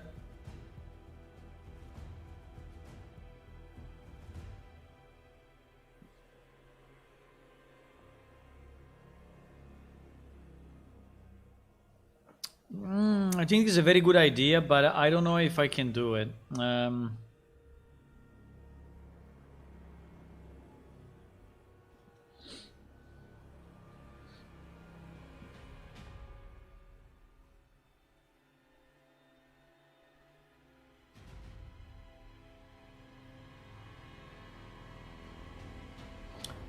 I don't know if I can do it.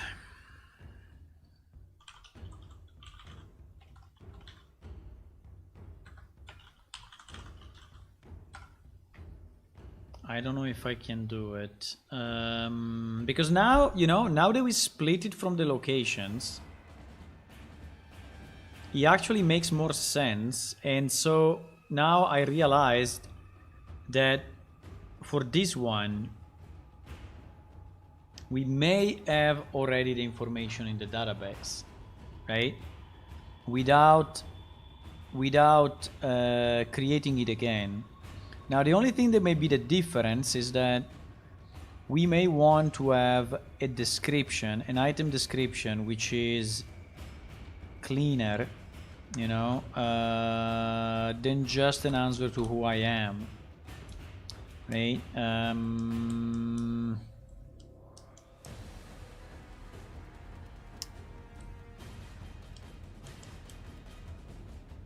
No, but I think we need to populate it automatically.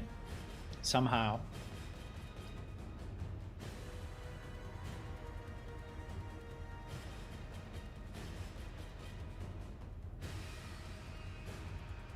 I think I need to populate it automatically. I'm just thinking how the hell I'm doing this, but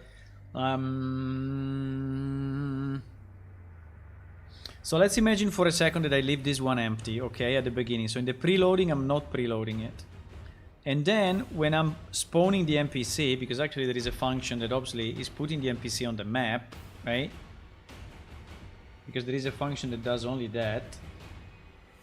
When I'm putting the NPC on the map, I'm going to populate this class. And in that case, what I'm gonna do, I'm checking if they are banker, storage, or merchant. I'm going to check if they are trainer, banker, or shopper and or merchant. And I have this information because this is already loaded when I load the NPC. So I have all of this. I have all of this.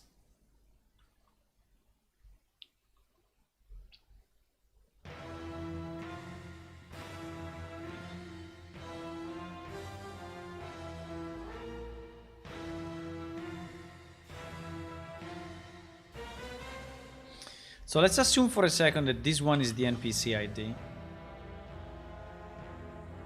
Okay.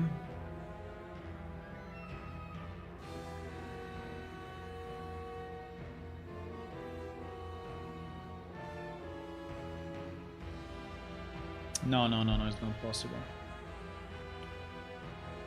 It's not possible.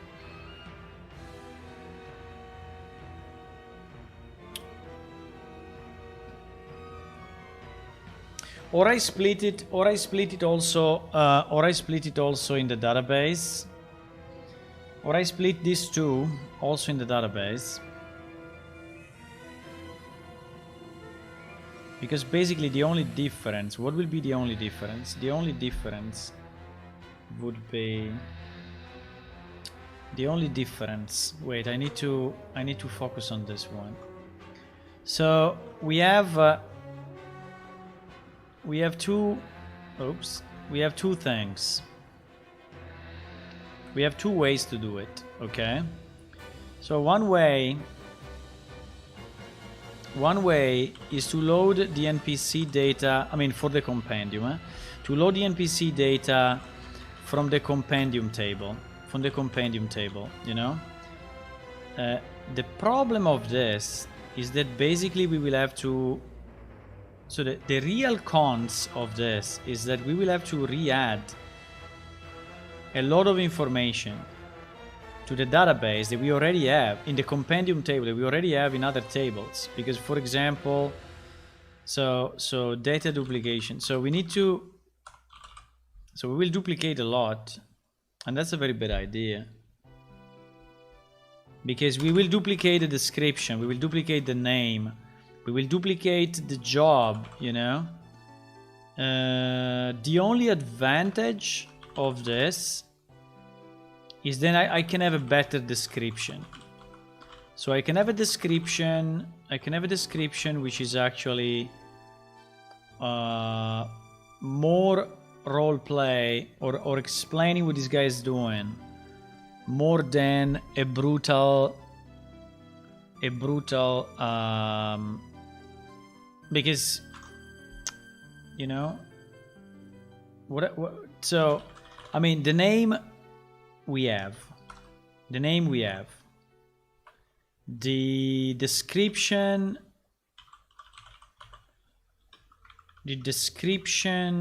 well actually the description we have, because our NPC, I just don't know if they are of good quality, but you know what is the difference? The difference is that if you look at them, you see something. Like imagine the Dark Wanderer, or I don't know, a shady character, you know? They say you see a shady character, but you know nothing about him, right? You see a shady character. Then when you speak with him and you learn about him, then you will know way more. And so the description that we can provide in the compendium can be so much better. Because you spoke with him and you discover stuff about him and such.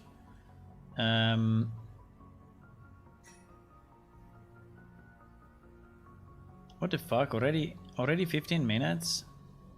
The food is ready already? Holy shit. Time is flying. Time flies, boys.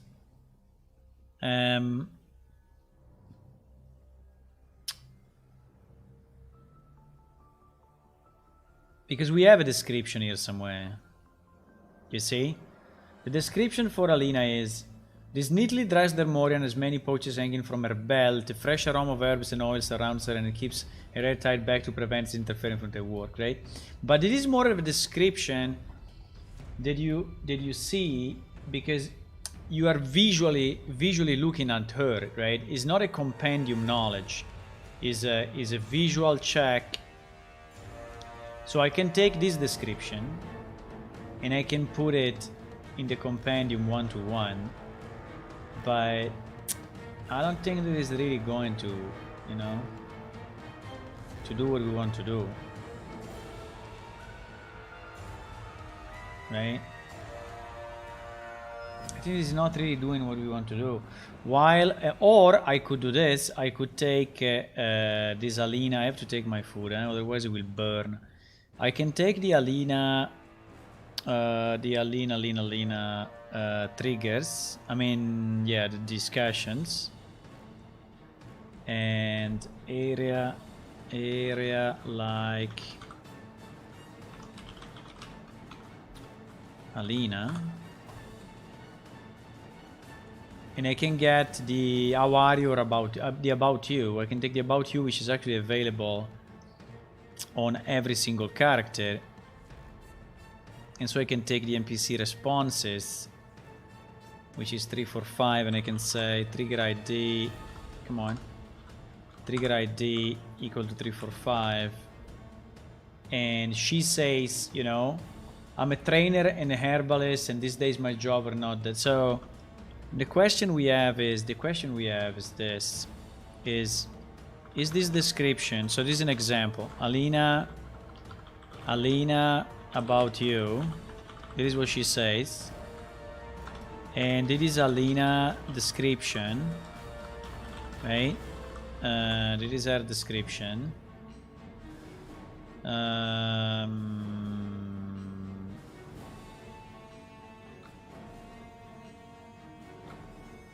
This is her description. So the question is, are these two pieces of information that we have good for the compendium if we extract them automatically like this, or we want to see something else, or we want to see something else in the compendium, you know, because that's exactly the question I have. But now I'm checking dinner.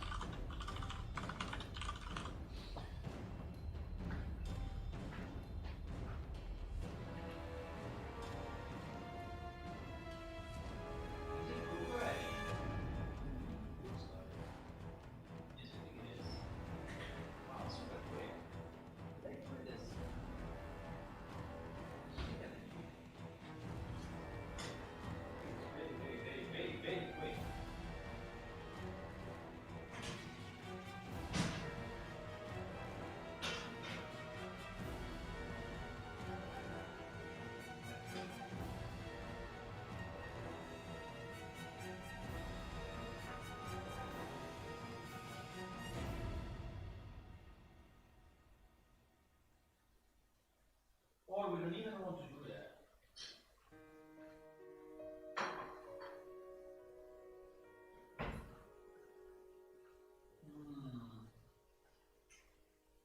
We don't even want to do that.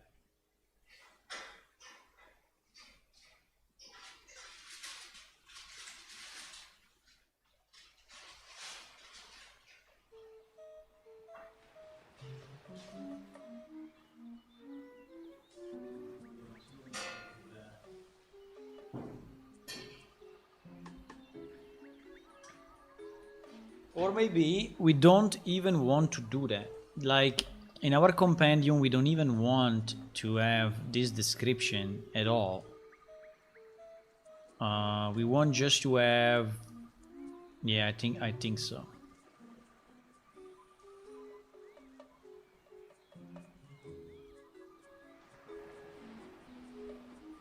I think with these two we are good. You know what? I think with this, I think what we can do, fuck the better description. I think what we can do, we can extract it automatically, which is way less work for us. We will just, so in the compendium for the specific NPC, you could see maybe this about you and this description, maybe. But the most important thing that we want to extract, you know, what she's selling, merchant description, so it will say like, so I don't think I want to create a new one. I think I want to create it automatically. So I will say, I don't know, sells beverages and food, you know, and this we can extract directly from the database. We can extract the categories. We can extract the merchant categories and the trainer, you know, and the trainer and the banker. And for now we'll be okay. Now you will maybe we not even put this thing. Maybe we'll not even put this description. Anyway, I need to eat because the food is ready.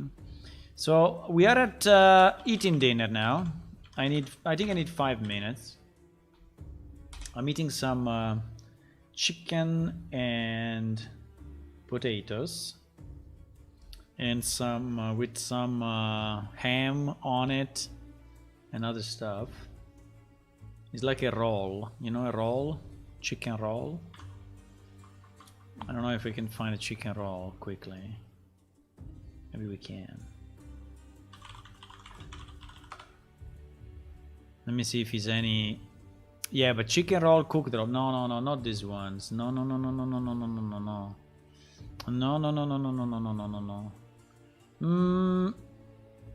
Bit more like this, but still not like this. Let me search it in Italian. In Italian it starts to be closer. Yes, they start to be quite closer. Yeah, things like that. Yeah, like this. Very similar to this. Very similar. So basically is a roll of chicken, but inside he has also some ham and other stuff, right? Similar to this. Just a second. Let me remove my face. Misclicks. Misclicks happens. Misclicks happen.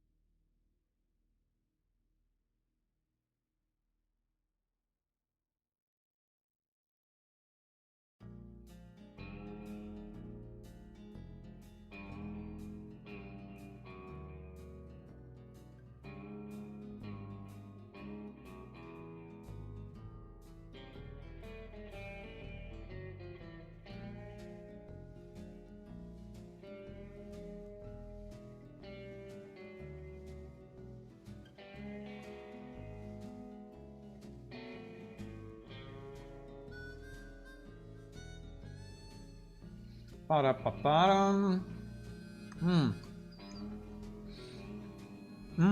I'm back. Mm. Mm, mm, mm, mm, mm, mm. Mm, mm, mm, mm. Mm, mm, mm. Mm. Nom nom nom nom nom nom nom nom. Nom nom nom nom nom nom nom nom nom. I'm eating ice cream. 1 second. But what I was saying is that I think that the work needed to recreate that information is pretty big, and I don't think it's worth it. Because the name we have, if we really want the description we have, but I don't think we will use it. The location we have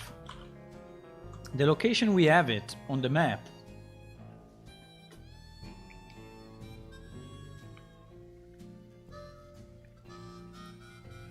Ah, fuck. The location we have, but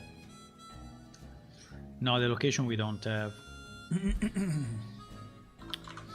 Because we have the location on the 3D map, but we don't have the location on the 2D map.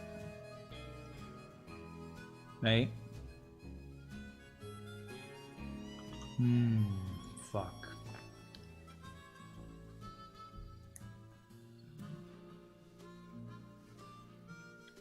So at least the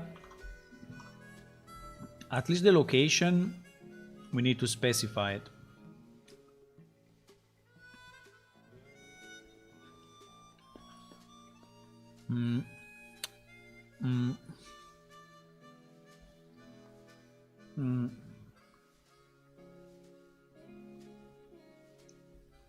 So at least the coordinates.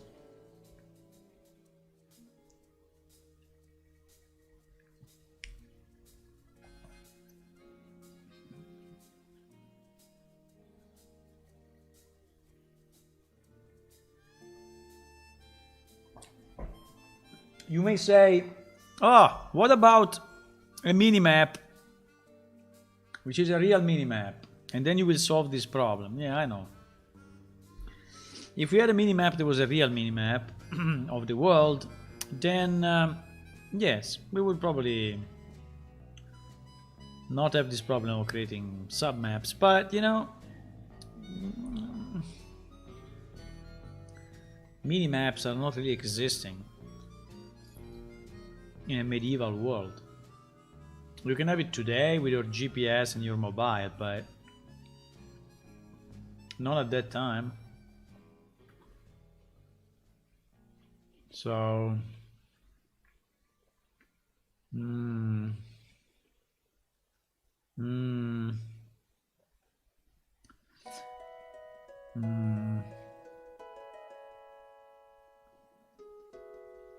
So let's say that the minimum we need to keep. The minimum we need to keep.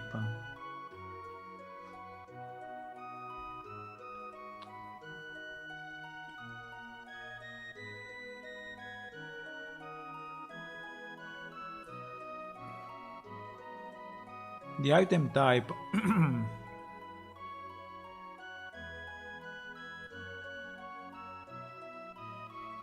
In this case is always an NPC, right?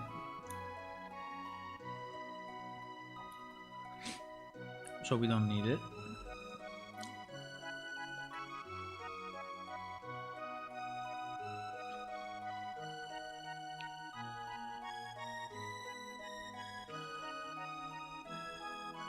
The description, I don't even know if we will use it.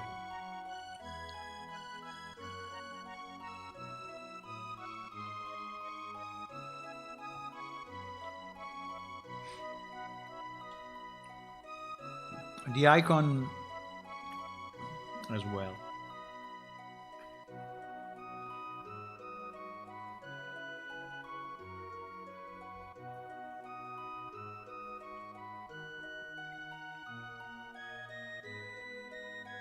So the only thing that we need is the NPC name.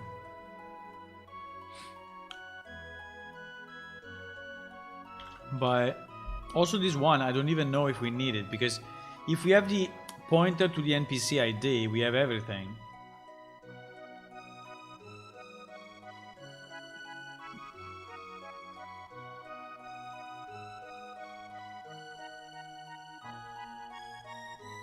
I think this table is really fucked up.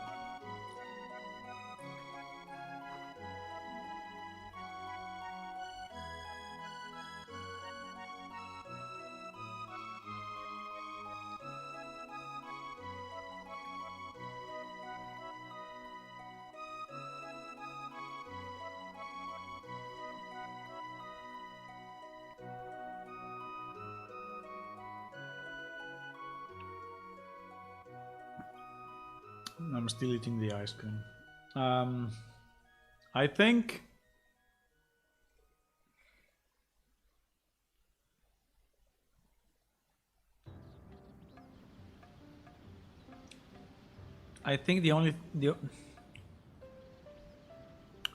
I'm a bit between 2 or 3 different solutions here. So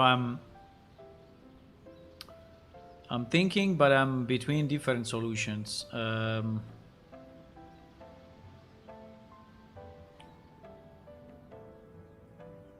Locations, right? This is our table.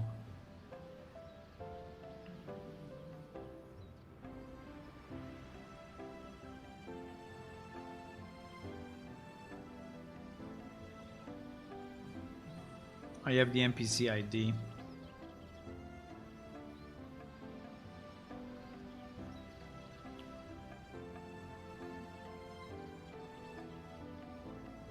So I can have a T map of this where the key is the NPC ID, and in the preloading I'm only preloading this with NPC ID pointer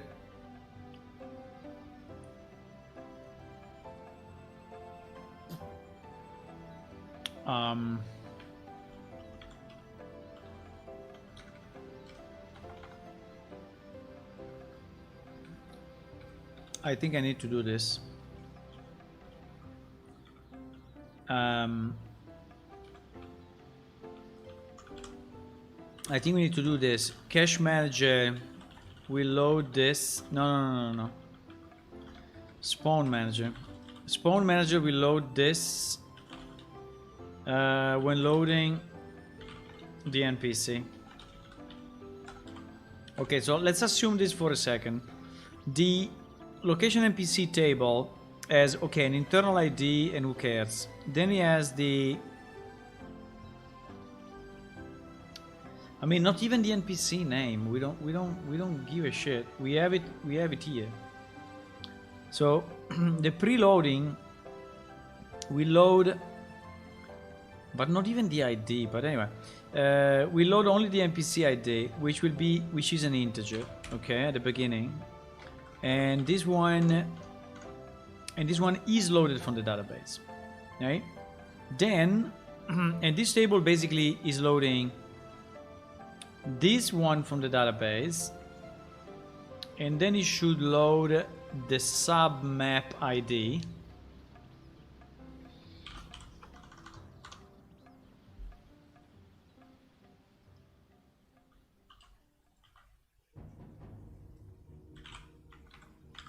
It should load the sub map ID, which is which points to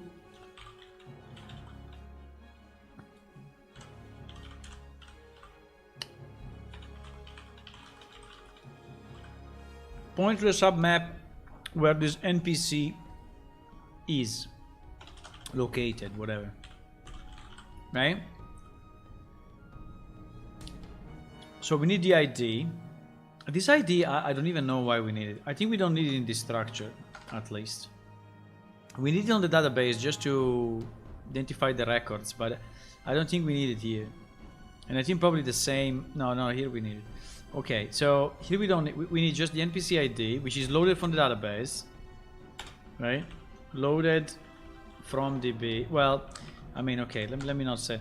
Then the submap ID, which is also loaded from the database, and it will be this main map ID. Then this one will be populated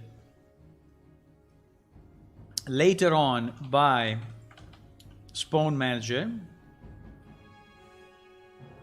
and then we load the coordinates. Okay.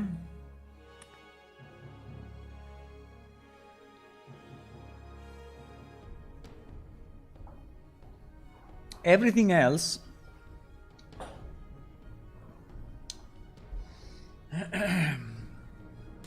you want an ice cream? Well, in this case it's not really an Italian ice cream, but it's a bit of a, it's more like a ice stick. So it's not the best, but it's not bad. It's this one. You want to see which one? It's this one.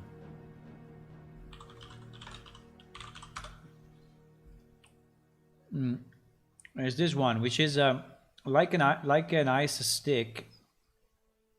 Is the flavor is lemon, and then he has the stick, which is actually made of a kind of a candy, so you can eat.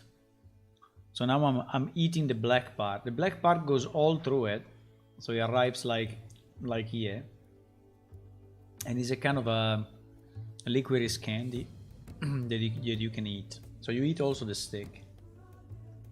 So there is zero waste. Yeah. Okay.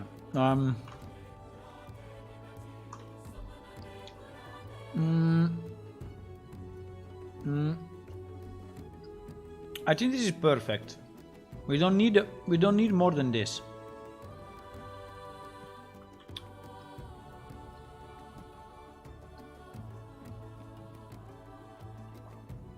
We don't need more than this. Now, we may decide. Oh no, wait. There is a bit more than this, because when we are loading it from the database, we will populate.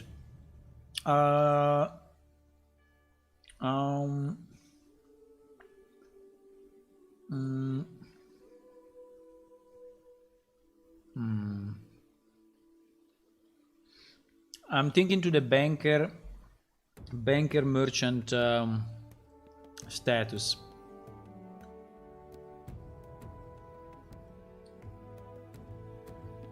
Are we going to are we going to derive it from NPC? Probably yes, huh?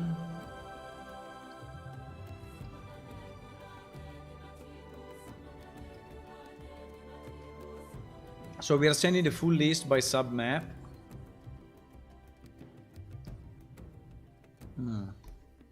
I don't know. I have to think about it when we do the actual implementation of this, but I think like this is good. This is very good.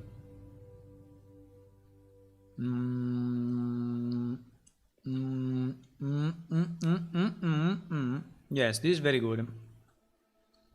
So what do we need to do now? What do we need to do? We need to do the preloading, huh?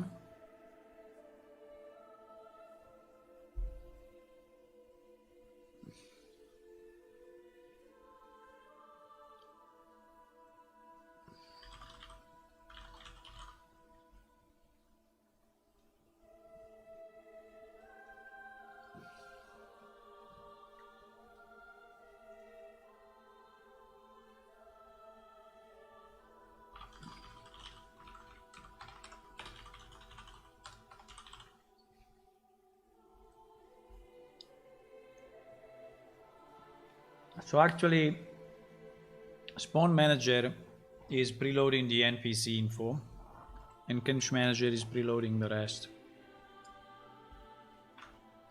Okay. Good. Good.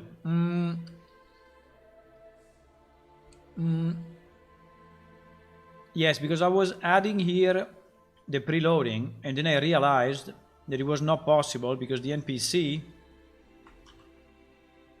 could not be loaded here yet, because at this point the NPC are not loaded yet,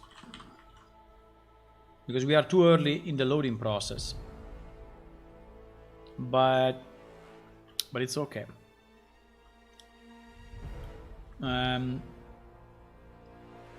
Because Pawn Manager will do the rest of the job, right?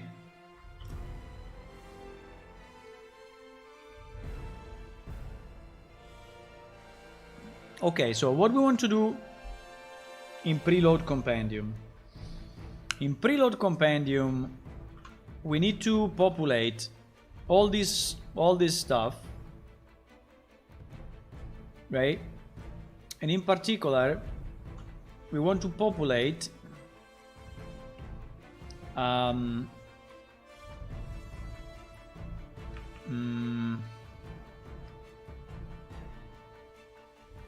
this stuff, right?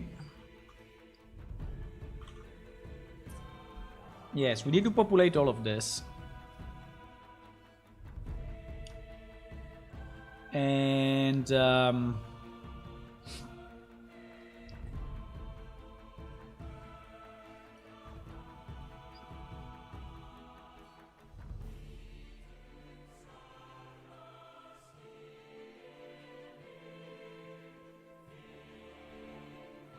okay.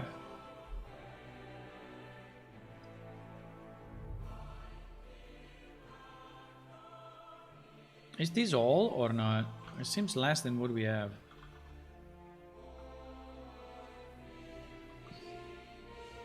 Is this all we have? Creatures, plant and minerals, location NPC, story and factions. Yes, that's all we have. Okay, good. So we need to populate this.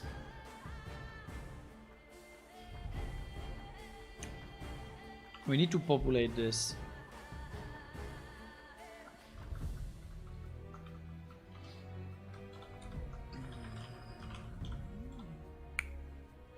So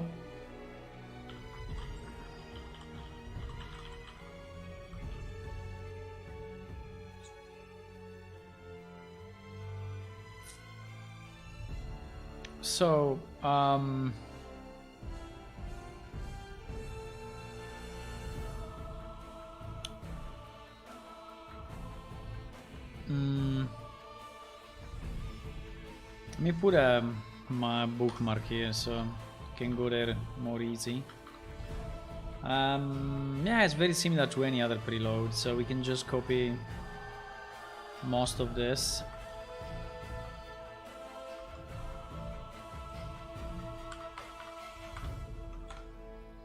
So we need to preload this stuff. So we need to select star from Codex Nature, right? Codex Nature. Now, can we filter by... Yes, I think we can.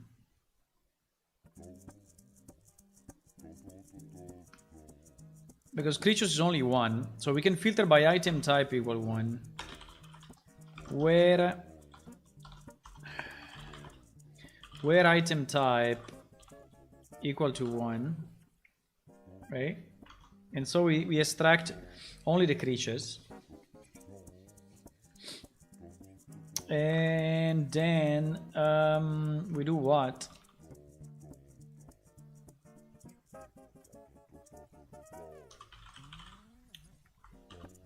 Then okay, we check if the result is valid.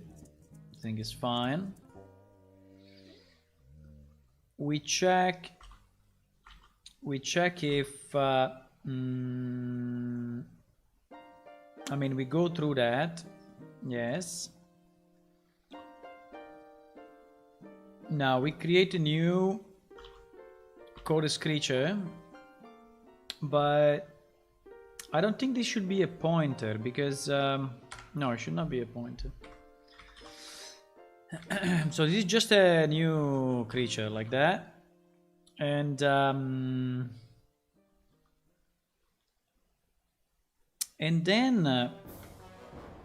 we read the information. Okay, now which information we need?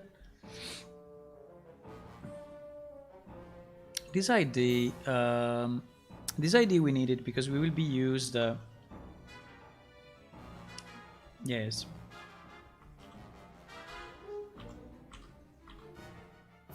I don't know why I'm doing this, because actually you can do in a much simpler way. You can do dot get int, right? If I remember right. Without a conversion, and it's doing it already for us. Then I need to get item type. No, item type I don't need. Then I need yeah, exactly, this one is kind of useless here since we split it. At least for creatures it's not needed because it's always creature, while here is plants or minerals, so here is kind of meaningful. So then we need to extract the race info, right? So the race info is actually a race info type, and so we need to go in cache manager and do something like get race info by ID, which I think is there, and we are going to extract creatures.getInt of our freaking whatever is the name.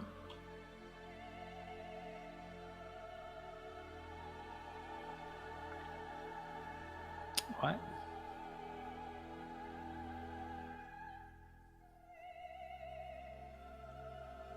Ah yes, ref ID. Yes, ref ID. So ref ID will point to the race info in case is a creature, right? Okay, so this one in theory should already do the job. Then we need a name of the name, which is called item name.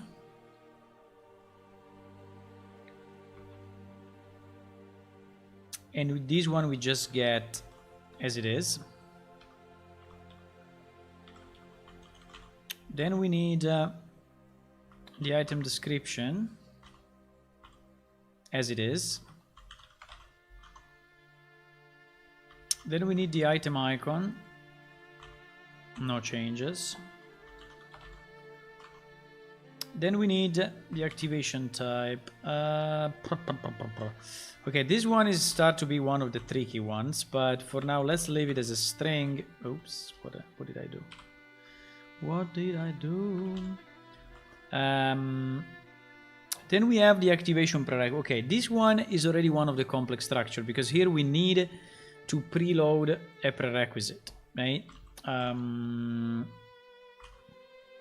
But I don't think it's that hard. I think it's just a matter of loading it the way we load the prerequisite for quest. So I think there is just like one function that does this. It should not be too bad.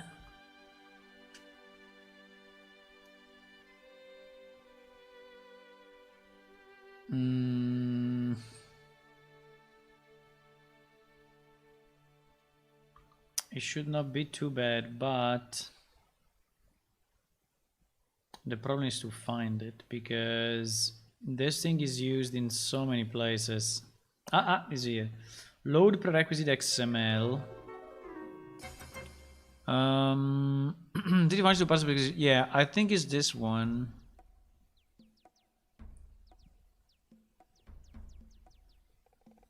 Load prerequisite XML. Parse, yeah, even better, this one.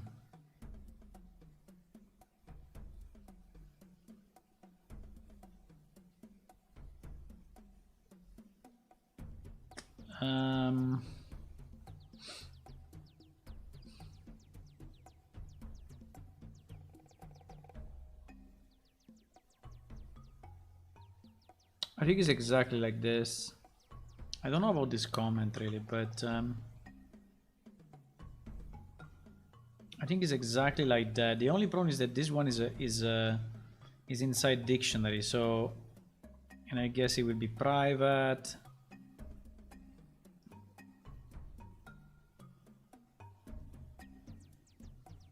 Come on.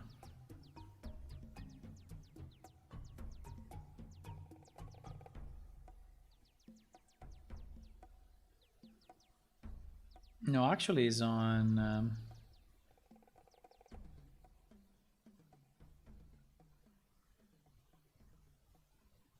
there is one inside PS Quest and there is another one.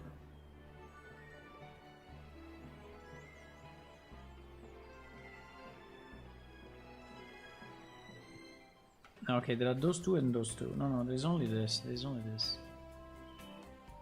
Okay. So I think I can call it directly, no? I think I can call it directly.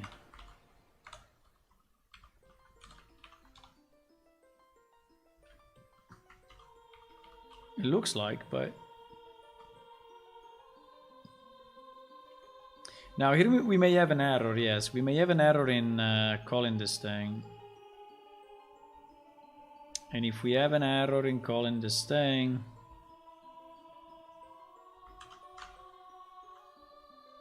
we should give an error.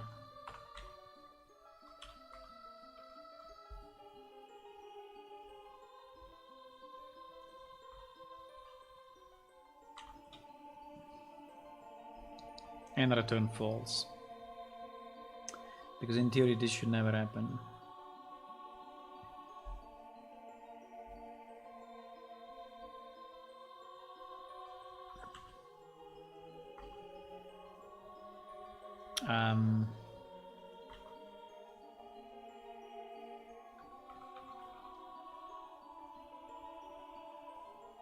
I don't know if he's empty, if he's complaining about it, or if he's empty just returning true automatically.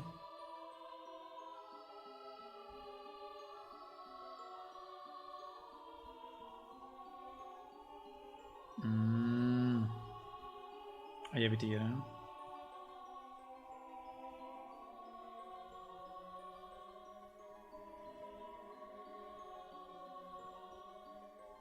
No, it's failing automatically, so I need to check it before.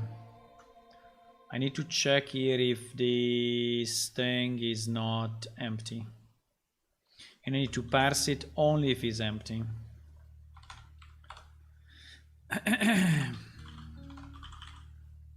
Come on, please.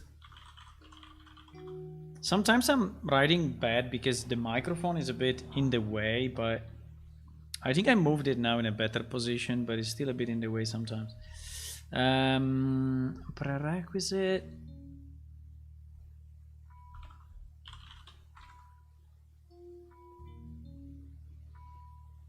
So we need to check if this thing is not empty. Maybe we can assign it to a temporarily,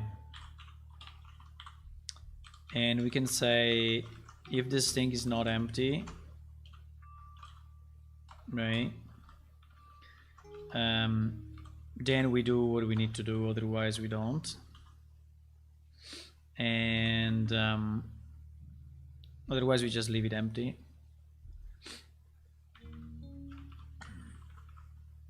And what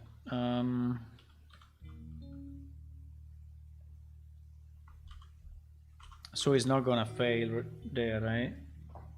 And then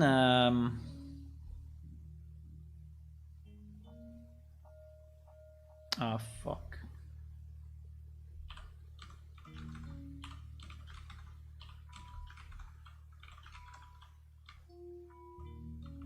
is very right.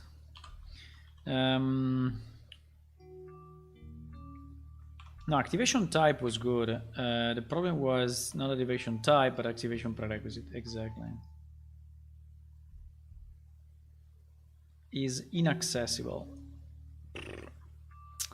Inaccessible. Inaccessible. What? Yeah, because classes by default have everything is private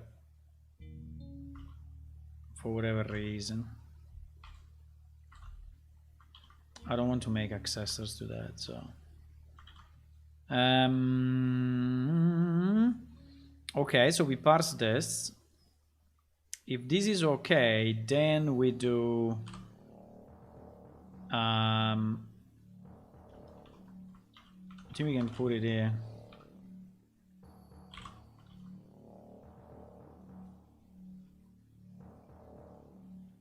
Okay. So the prerequisite in theory here we parsed it.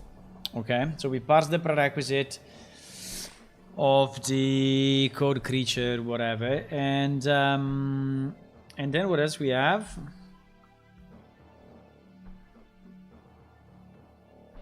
And then we have the activation script, which is actually a math script. Okay, this one we should do something similar. If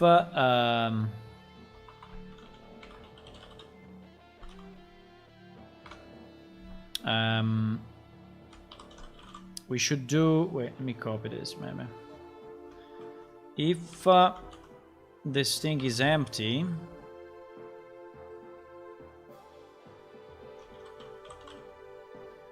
and this one is called activation script. So if this thing is empty, we do nothing, but if it's not empty, right? If it's not empty, what do we do? We have to load the math script. So we need to create a new math script in the same way that we do already in Cache Manager in 1 million places. So let me just see how we do it. But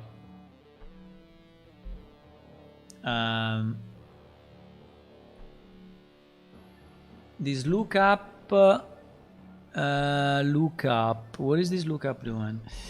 Lookup var name, find script if var blah blah blah, failure to find math script, doing false. The lookup is just doing the lookup. But then we should do the loading, no? It is not loading shit. What do you mean? What? This thing is not loading, it's just checking if... It's just doing find script. Unless find script is...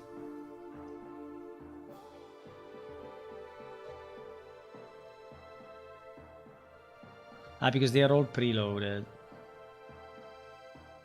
They are all preloaded?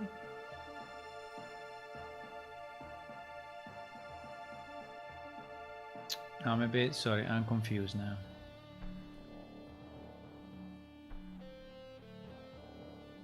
I'm really confused. Yeah, it's just trying to find it from the preloaded ones.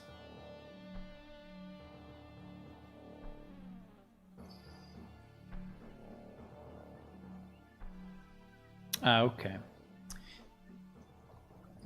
Basically the math script engine is preloading all the scripts that start up, and then Cache Manager is relying on that loading to just say hey, if it's been loaded, I do a lookup. If it works well, if it doesn't, I give an error. So the problem is that in this case we need to load it on the fly because we have the math script inside. Do we want to have the math script inside of that? I don't think so. I think we want to have it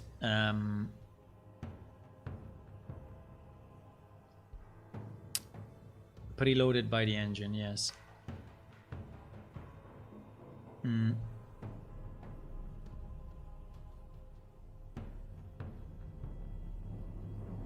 The only problem is...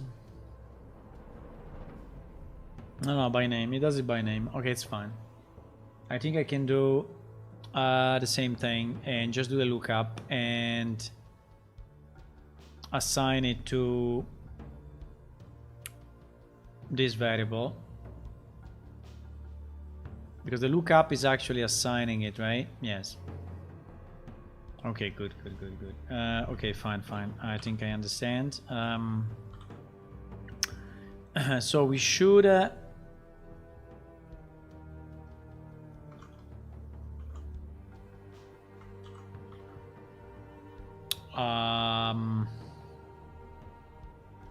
we should do something like C of this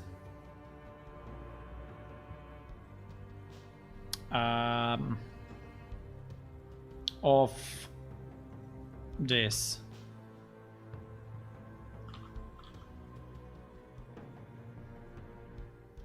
But lookup is not defined here. But lookup is not defined. How is possible that lookup is not defined here? We are in the same function. We are in the same class. What the fuck? Define lookup. 4000-015. Is it too early in the thingy? Because here we are before that. Oh my god. Oh my god. Hey, let's define this lookup first then.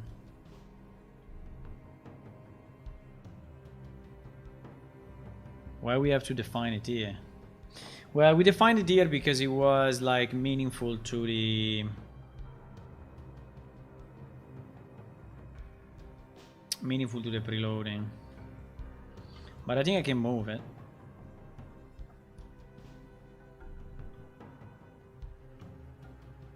Why we have our preload so far away?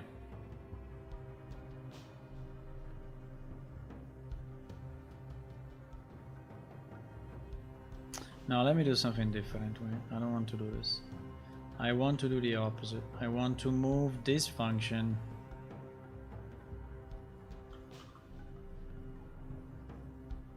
after that.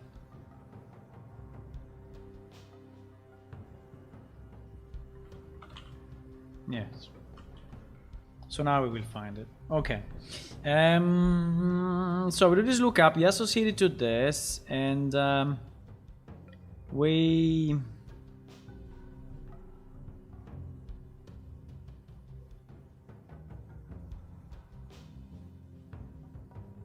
identifier eng is undefined.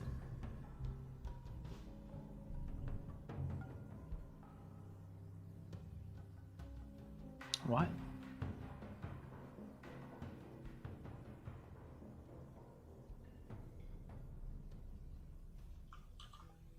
I need to have this.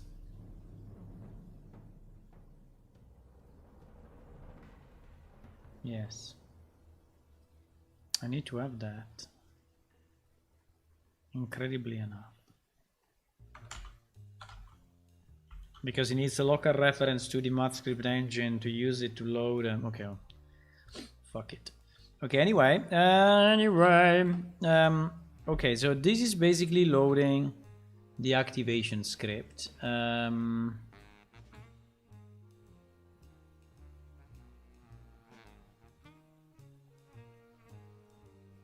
Okay.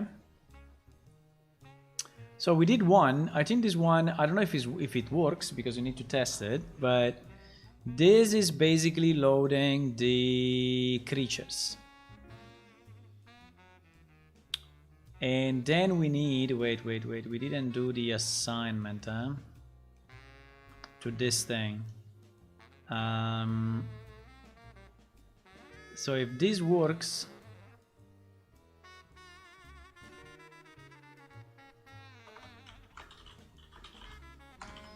So if this works, we need to add it to the T map. So we get this codex creatures, whatever, add, and we add a new. So we said that the ID is what is character ID, yeah?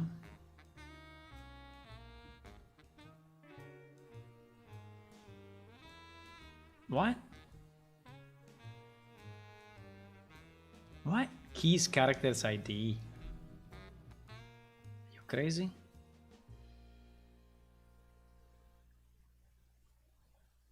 I was smoking something? What do you mean by...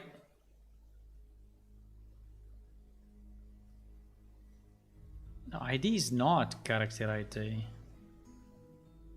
I think that's a copy paste from somewhere else.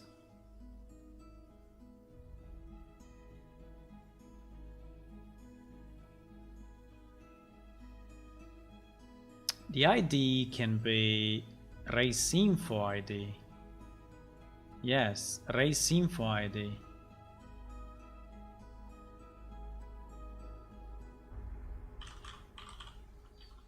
Race info ID much better.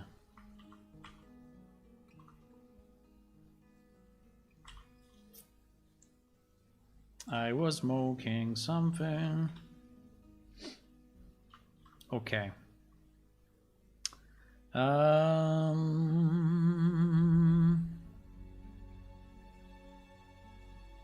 So yeah. So if we want to add the race info of this guy, we have it here, C race info. So we can just do C race info, I guess is ID. If he allows me to do this, please. Anyway, I think it's ID. And then what? I think we have a missing parenthesis here. And then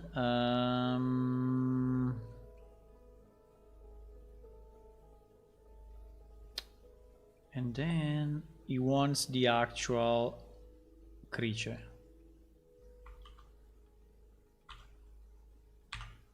Right? So I think they should do it. Race info is no member ID. Okay. How is it called then? Is get UID. Okay, it's get UID.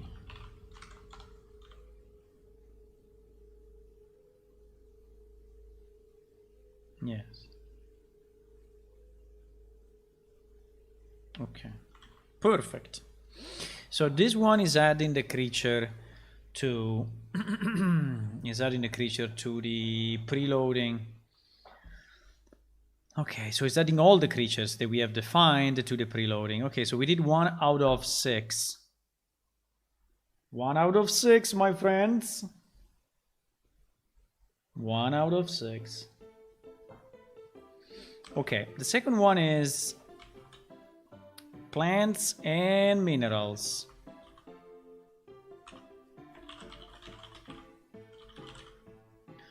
Okay, for plants and minerals, we actually have a different class, right?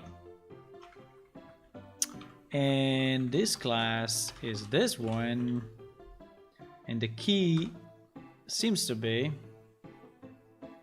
the item stats ID. So we should do something very similar to what we did up here. So I think we can, you know, copy the wall thing, and then we will modify it. So here would be a result plants, and select from codec nature with item type is different than 1. So because we want it to be 2 or 3, and this we don't need to declare anymore because it's declared above. And then we go with result plants, and basically we need to have result plants freaking everywhere.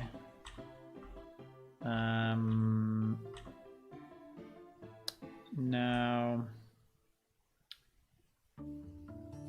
You know what I'm thinking? Is the same or no? No, it's not the same because the variables are changing slightly. This is why I need to do 2 cycles. Yeah, there are some slightly differentiation between the two. So the ID is the ID. The item type in this case is relevant. So we need to populate item type. And item type, wait. The item type will be equal to item type as an int, yes. Then after item type, okay, here we have the item stats. So in the same way, I think there is a get item stats by ID or something. Get item stats, basic item stats by ID, yes. And this one will be, I mean, in the database, what is the name? What is the name? Is ref ID? Yeah, so it's the same. Ref ID. Then what do we do? Then we get item name, description, and icon, which are exactly the same. So these 3 lines are identical. And the rest is identical. Activation type, prerequisite. Activation type, prerequisite script is exactly the same. So, yeah. Yeah, this thing is a bit redundant to copy this whole code twice, but I don't know. So in here we will do item stats.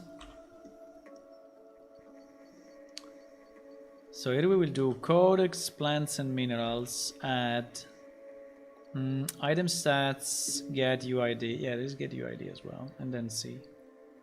You see, this one was easy because it was basically a copy paste of the previous one with just 2 differences, the item stats and the thing at the end. The rest is identical. Nice. This one we did it. So we are 2 out of 6. 2 out of 6. Now locations. Locations.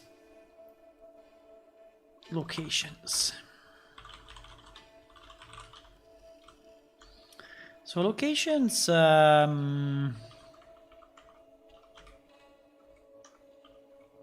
locations is this, where the ID is the actual ID of the location. Okay. So we need to do something similar, but in this case will be kind of different. So I'm copying the block, but it will be very different because all this shit is not here. And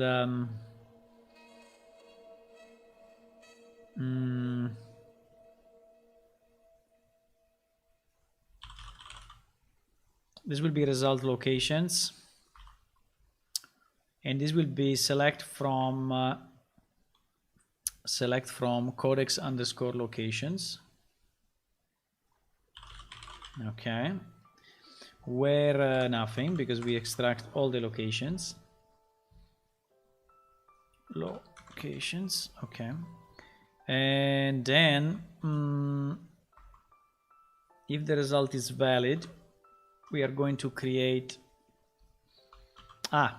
wait, there are actually 2 cycles to do. Well, I can do it in the same cycle, I guess.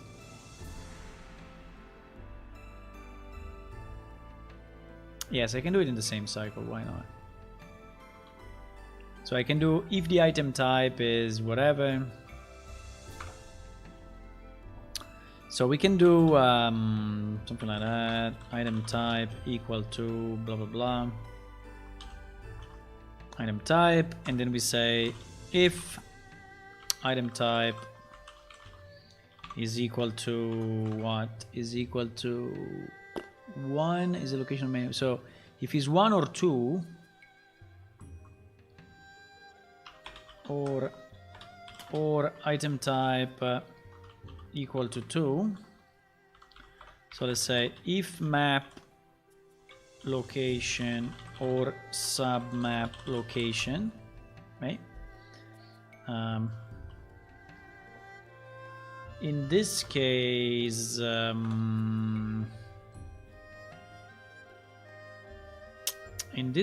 we need to create a new.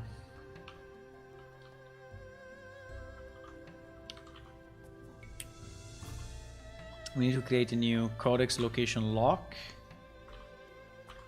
and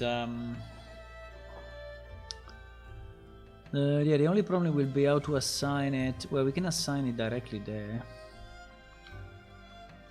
We can assign it there. So if is a map or submap or whatever, we need to read what? We read the ID, yes. We just need to switch location.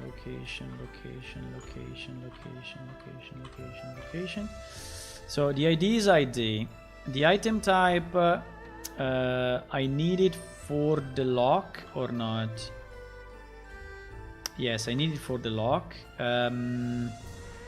Then item stat doesn't exist. Then we have name, description, and icon. Then we have name, description, and icon. Okay, so we read those three. Then we have main map ID only in case it's a submap.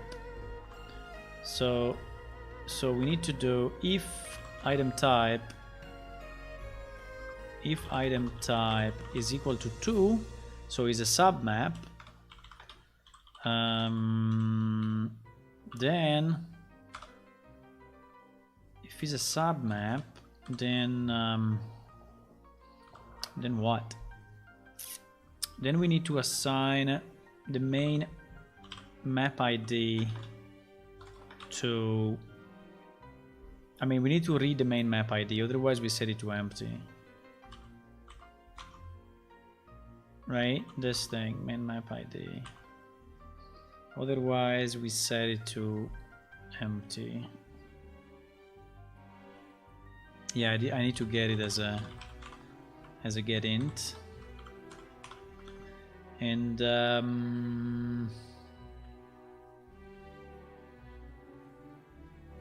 otherwise we can set it to, I don't know, 0. I think by default is 0 or not. We don't have a default constructor of this shit.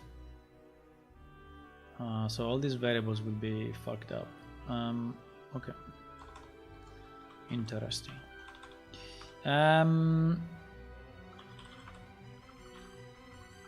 Just set it. Let's just set it to 0. And we start from 1. Okay. So we are reading the submap. Then after reading the submap, we do what? We need to read the coordinates. So there will be a coordinates equal to y, and this one also are int, and we do the same for the y, and yeah. And I think that's it. Okay, so for the location lock is this, and then we add it to the map. So we need to add it to this thingy, where we said that the ID is the ID of the location. So actually the ID is just CID. I mean, there is no other search function at the moment. Okay, so it's searching by ID. Okay. Add to tmap. Okay, nice.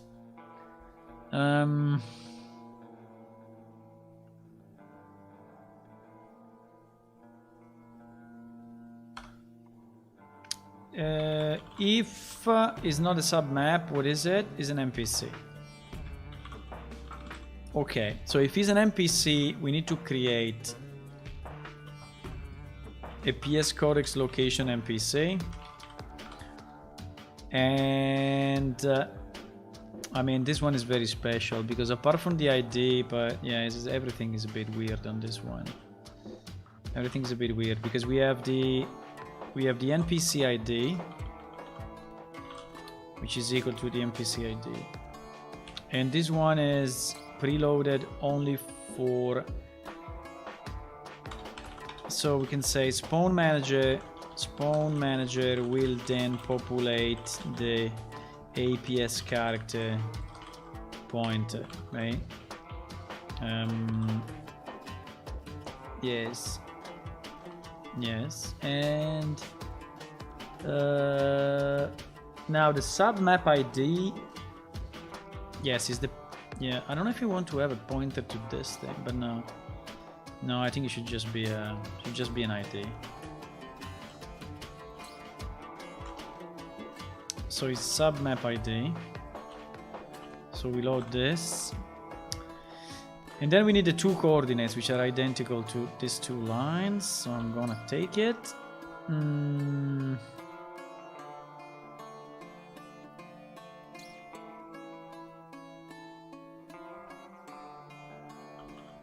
And then we add it to the T map exactly in the same way.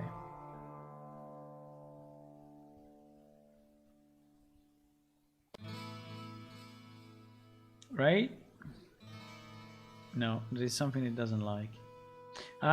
Because, okay, I need to create two of them. I need to create two T maps because I did one cycle for two different types, and so I cannot really add it to the same T map. Makes sense. The ID of this guy is character ID.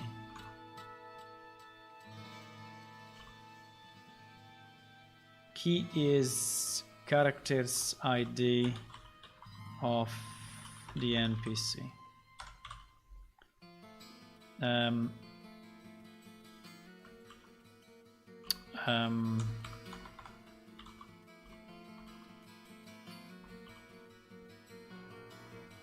Why doesn't like me? Okay. Now it should be fine. It's just the Visual Studio is thinking about it, but it should be fine. So like this, we did also the preloading of the locations.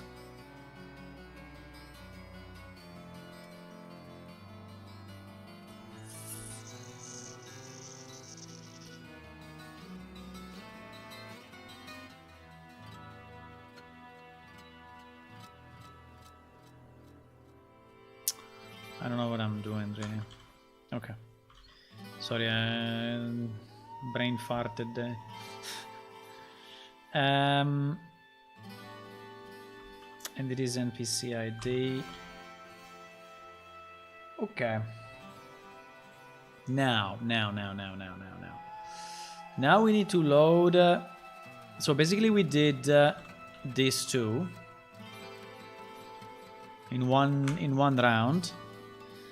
Now we need to preload.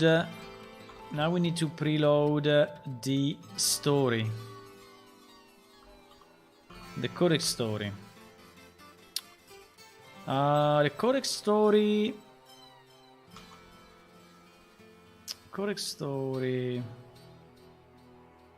I can copy this, but it will be super different. Super different.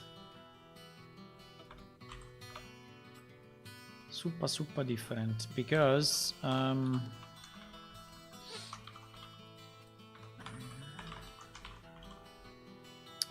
the key is the idea of the story. Yeah, very simply. So here we go in codex story, and we select everything.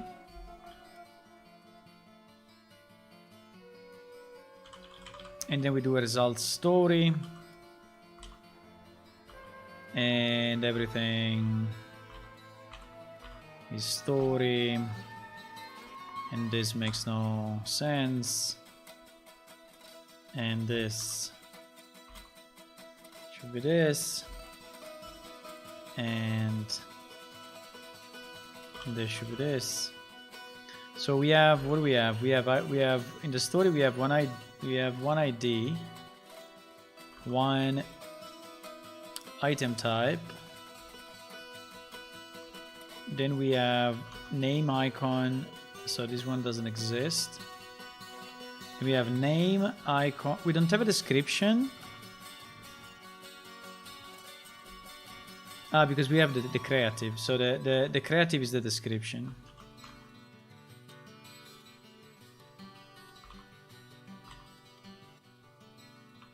This music, boys. This music. What do you mean is no member? Because I fucked up. And yes, and then so the creative and the icon, and that's it, nothing else. And then we add it to the team app with the ID of the ID and the C of the C. And blah blah blah and blah blah blah. Okay, so now we preload the factions, which is the last one. Yay, we are at the sixth one, 6 out of 6. So we preload this thing. We preload Codex factions.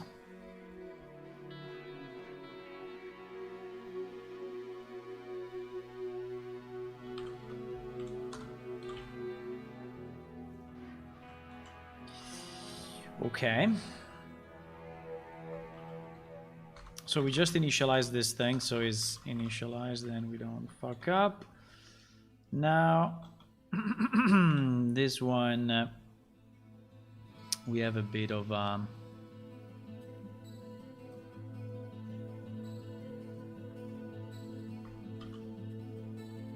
trying to go as quick as I can, but it's not that. I mean, it's a bit slow. I don't know.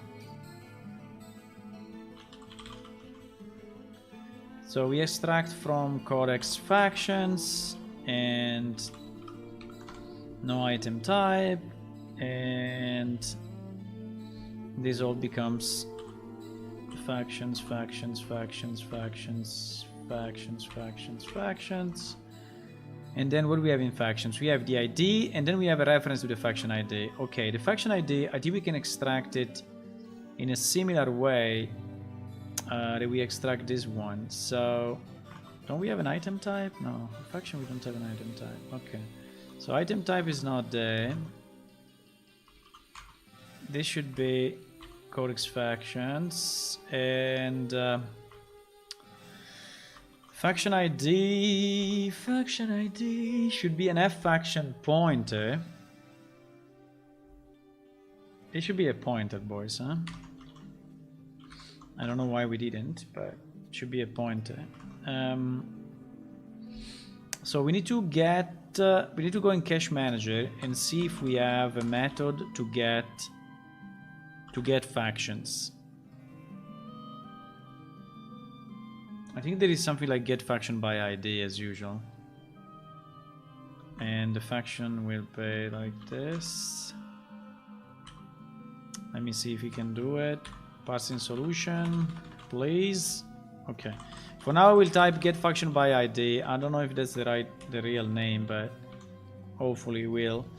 And then after the faction ID, we have the name, description, and icon. Name, description, and icon, and then nothing else. So all of this deleted. And here we said we go with a faction ID. Okay.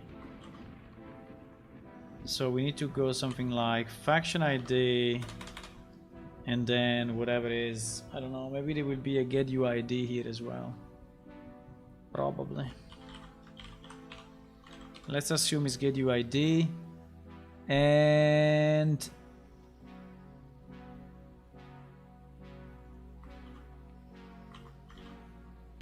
okay, let's try to recompile this, because we wrote a lot of code, so I am assuming some errors will be there. But yeah, basically here is all the preloading. Okay, is all the preloading of all the 5 or 6, yeah, 6 things that we need to load.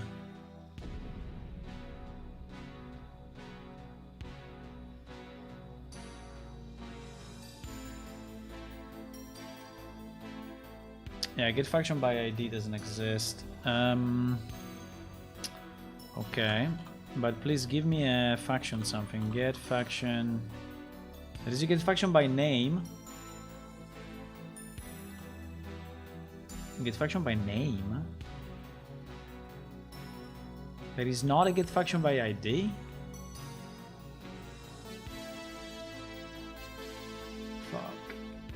Do we need to change it to name? Nah, I don't want to change it to name now. Why factions don't have an ID? I don't understand. For sure they have an ID. It's just because it's simpler for us to put a faction name there and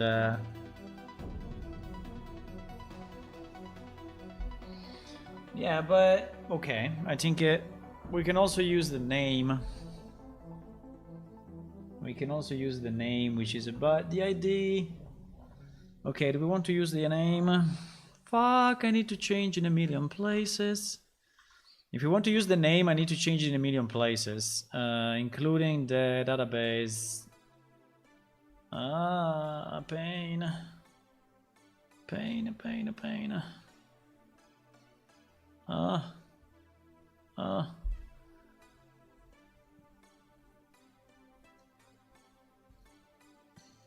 Basically, this ref ID.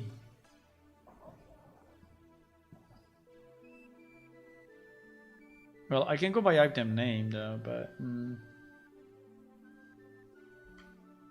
no item name. Wait, no, because item name is no. I need the faction ID. I need a faction ID, please.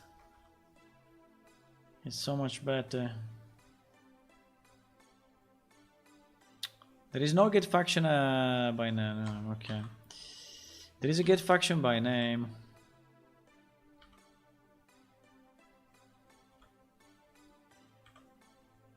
Fuck.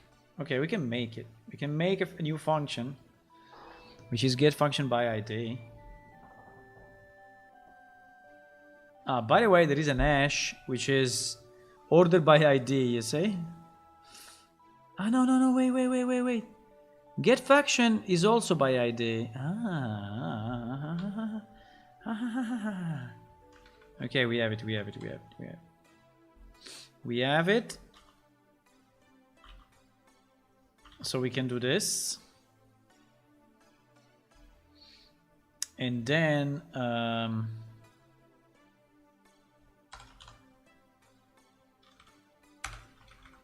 this one just has ID. Okay. Nice, boys. Let's see if it compiles, but this means that no, failed.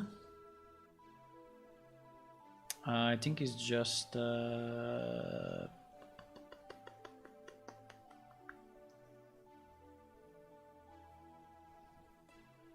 think it needs it like this, maybe.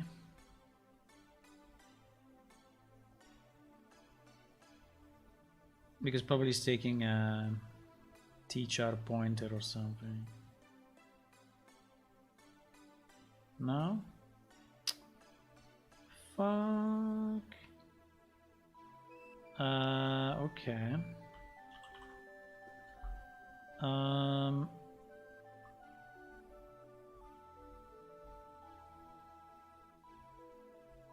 He wants a name, I understand that.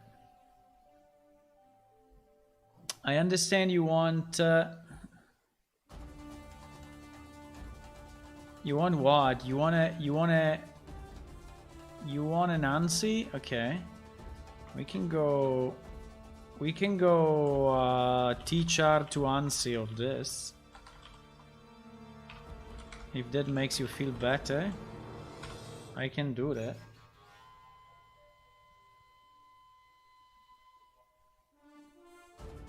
If that makes him feel better, boys, we are gonna do it.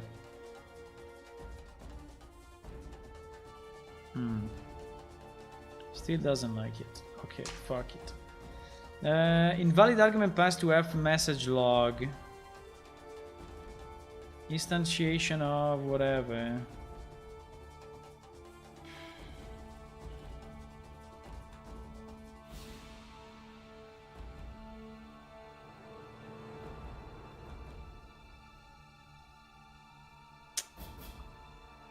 Fuck.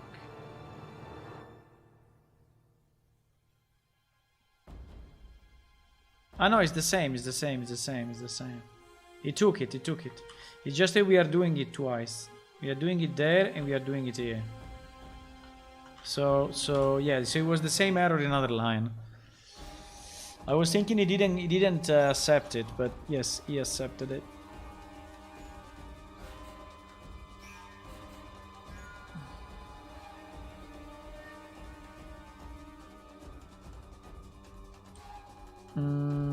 There's another problem. Ah, okay, then we need to return true at the end. Now, is there a way that we fail in this loading? Yeah, there are just the failure of the prereq. Or if we fail in the database query, I guess, but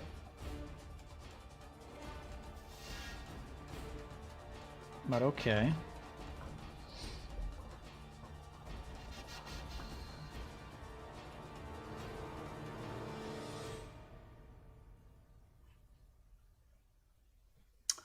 By the way, if you are watching and you are new, don't be shy and ask questions, say hello. I mean, if you have any question on what I'm doing, if you have any question on Real Engine or on game development in general, I mean, if you want to share what you are doing, maybe tell me, you know, which kind of project you're working on and what you are doing is perfectly fine. Also, I think it would be nice if you can follow us here on Twitch and subscribe on the YouTube. And also if you want to check our Patreon site, which is patreon.com/planeshift, where you can get access to the alpha build of the game, and you can test the game on our test server, and also you can get access to our supporters channel and such. We have set a new goal of 45 Patreons, and we are now 41, which is very good.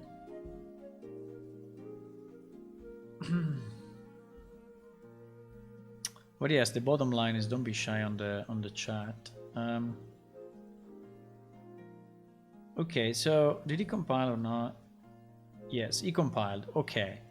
So in theory, now we need to test if this actually works, but at least he compiles. Okay, so we are loading from the database all the prerequisites by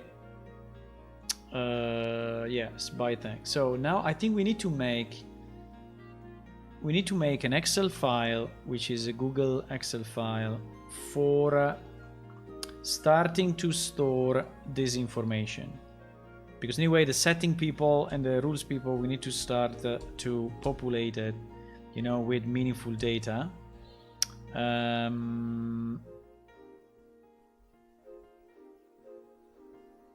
And let me think.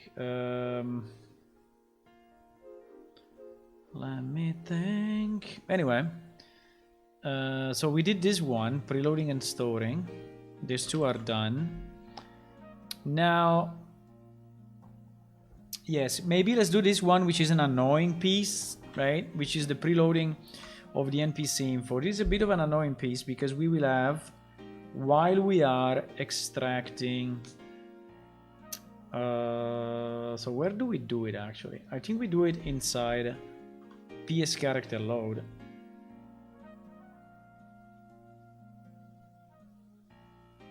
And wait, yes, but I think it would not be too hard to do. I think it should be fairly easy to do. So basically in PS character load, whenever we have merchant, banker, or trainer, right? Merchant, banker, or trainer, we are gonna add the pointer to this NPC. Now, the only problem is, should we do it?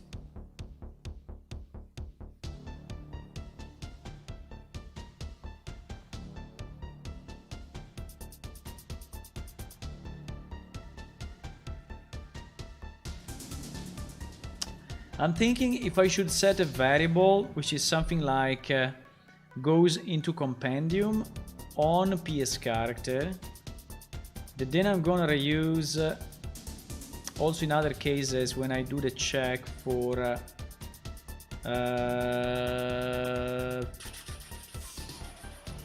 because in theory I could have it. I could have a global, I mean a variable on PS character, which is checking if this guy is going on the Compendium or not. But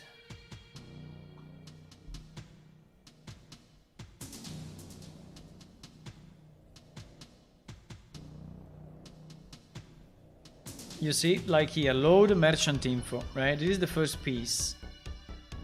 Ah, but I have merchant true actually. Ah, okay. So I have this one already.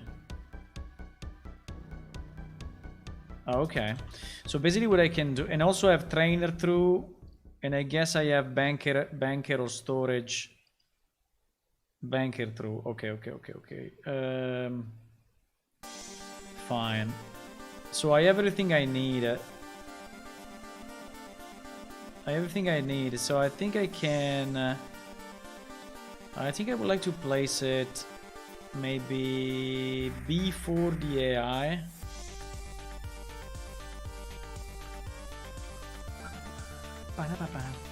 So does this NPC go to the Compendium? And basically the check is if he's a merchant or is a banker or is a trainer, right? And in all those cases, he needs to go to the Compendium. Now,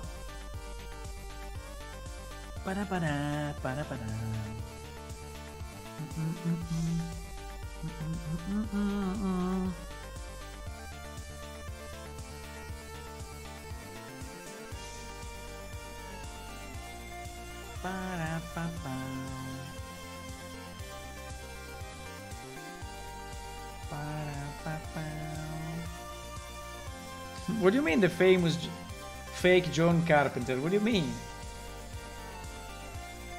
What do you mean? It is a song that is similar or what?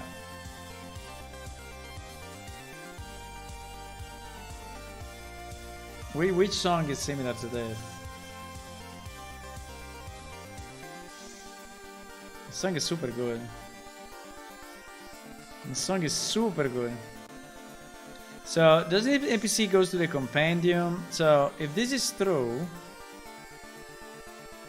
Ah, the song before, fuck. Yeah, the song before I don't remember.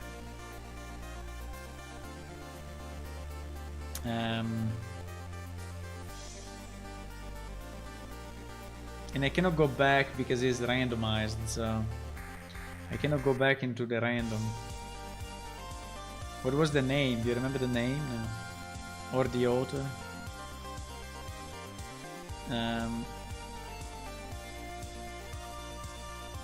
So what we do here? So if this NPC needs to populate our Compendium thingy,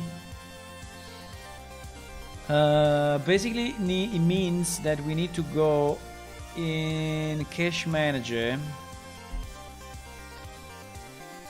and populate what we didn't populate, yes, which is here.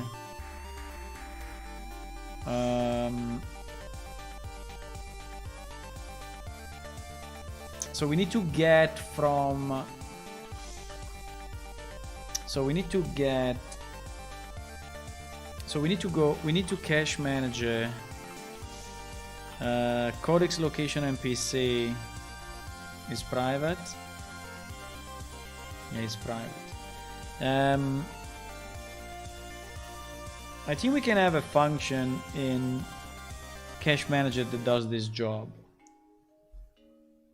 So we can say something like Cache Manager codex set codex character or set codex NPC, right? And this one will pass in the ourselves, right? And I think we can have it in Cache Manager.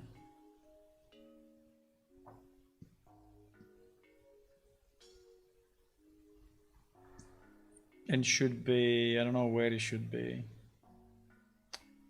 I don't know, next to the preload codex something.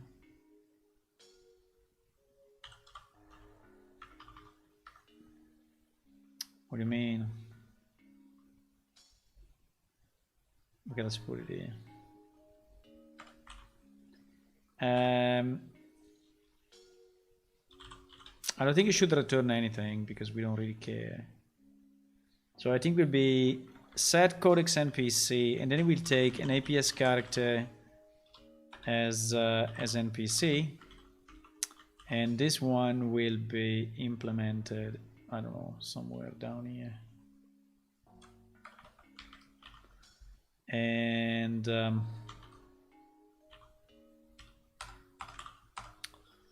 And what? And this one, what should it do? It should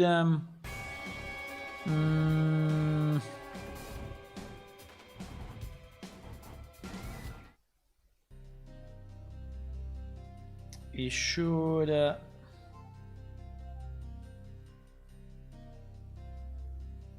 you cannot read it because it's too small.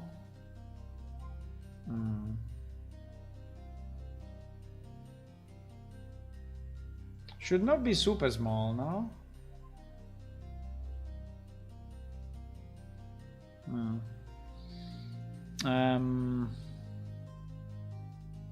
So we set the codex NPC. Yeah, so we need to get this codex something NPC something codex location NPC, right?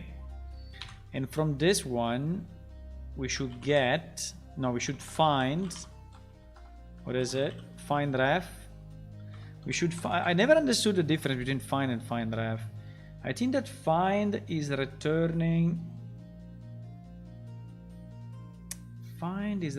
a codex location pointer, and find ref is returning is returning an object directly instead of a pointer. No, we want the pointer because we need to modify it. So we will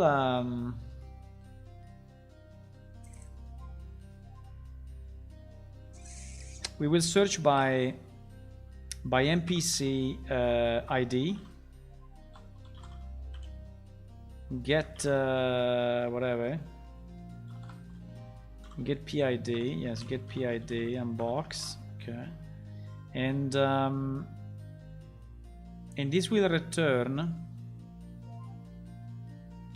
a PS codex location pointer,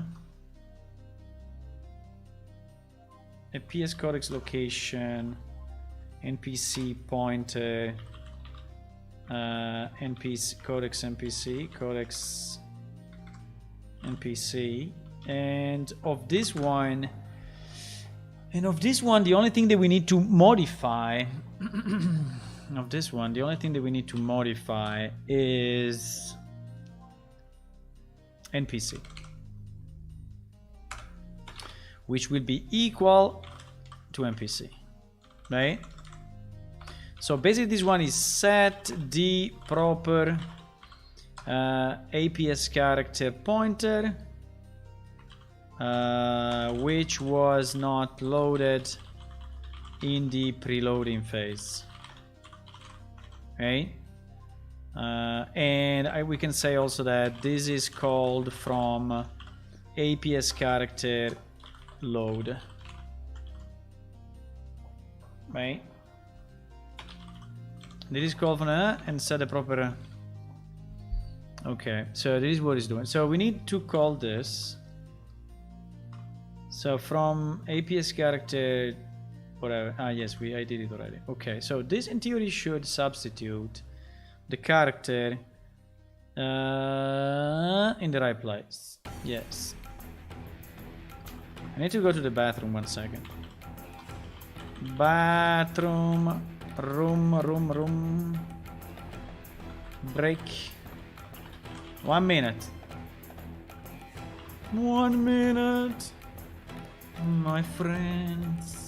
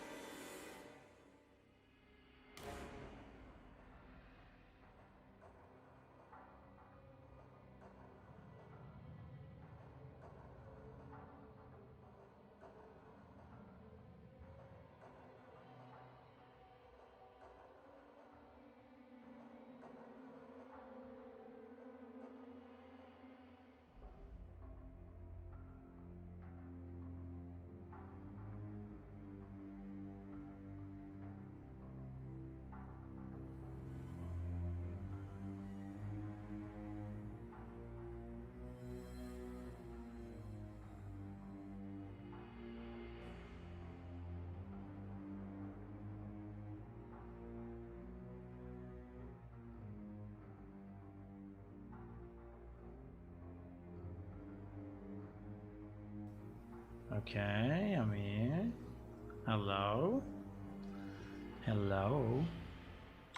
Okay, so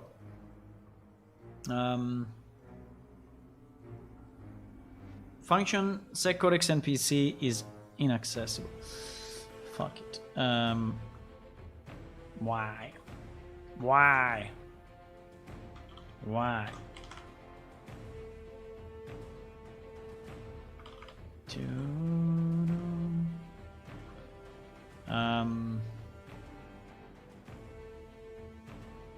Okay, let's try to recompile this. So basically we are doing, so now yeah, the preloading in Spawn Manager was very easy. So this one is basically done. This one is basically done.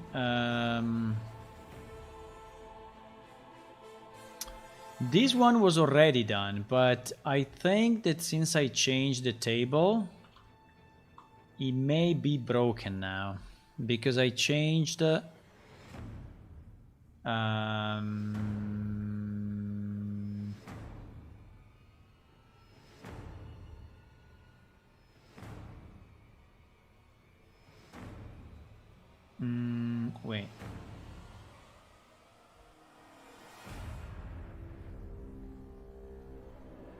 I think it was under Discovery Manager. Wait. Discovery Manager. No, but Discovery Manager was inside. Yeah. Okay. But it's basically empty. Okay, at the moment it's empty, so This one we need to do as well. This one we need to do, which will be the loading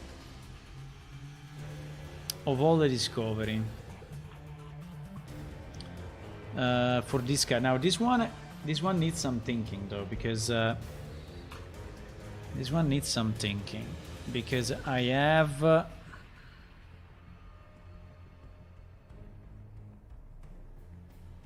list of my discovery.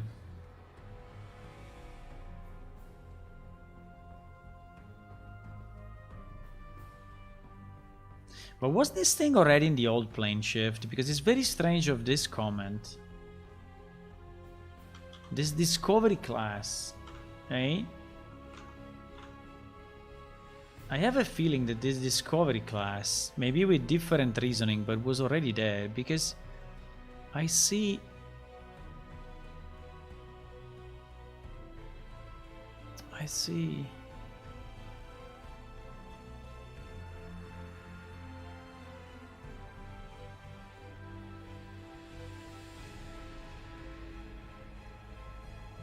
No. I mean, is it because I copied from something?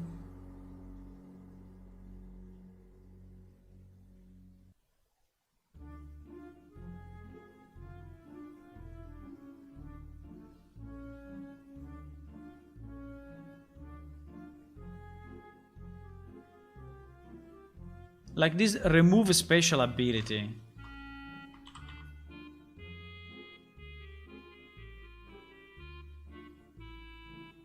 Where is it copied from? Because I have the feeling that I copied it from somewhere, and then I left the implementation kind of half and half done the last time.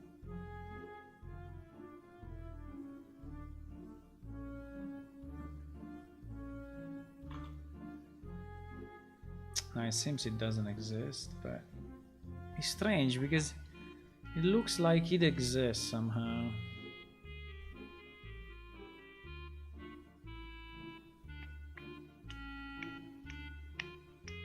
Maybe I just implemented it, you know, for a piece and...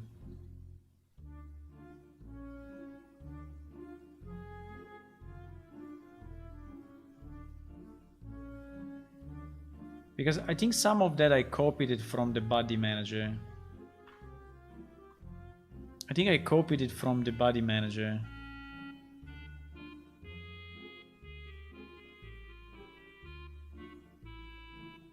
Yes, it's a copy of this with some changes. Yes, you see. PID of the owner of this body system instead of PID owner of this discovery system. Yeah. It's copied from there. Okay, I understand. So I copied it from the body manager and just as a structure, just as a base structure to use, right? So that we could have the initialization the same and... Okay, I understand. But none of this is actually functional. Nothing of this is actually functional. Because it's all commented. You see body. So this is just everything commented out. Okay, but it's fine. It's a starting point. It's a kind of a starting point. I'm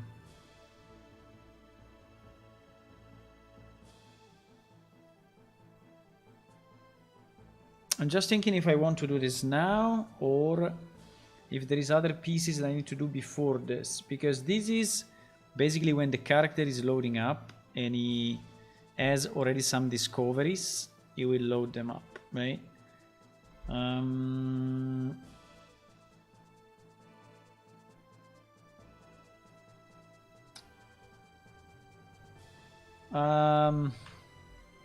I struggle a bit to visualize this piece in the context of what I'm doing. Like how it will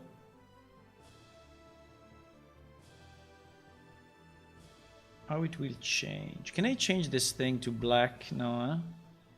Because if I change it to black, I'm fucked.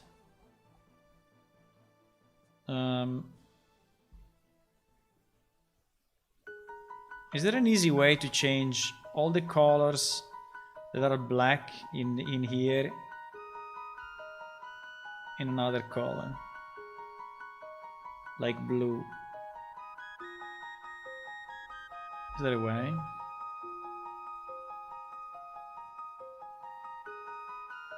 I want to change all the black to blue. How do I do it? Color something? Color map? No. Color exchange. Color exchange, very, very nice. Very, very nice.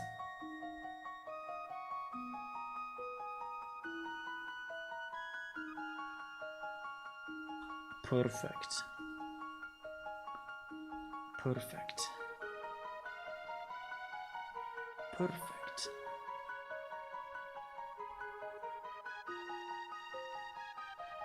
Perfect. Ah, fuck. But it doesn't work because there is a bit of a anti-alias. No. No. No. But this color exchange is pretty good though. But you see there is a bit of a... There's a bit of a shit.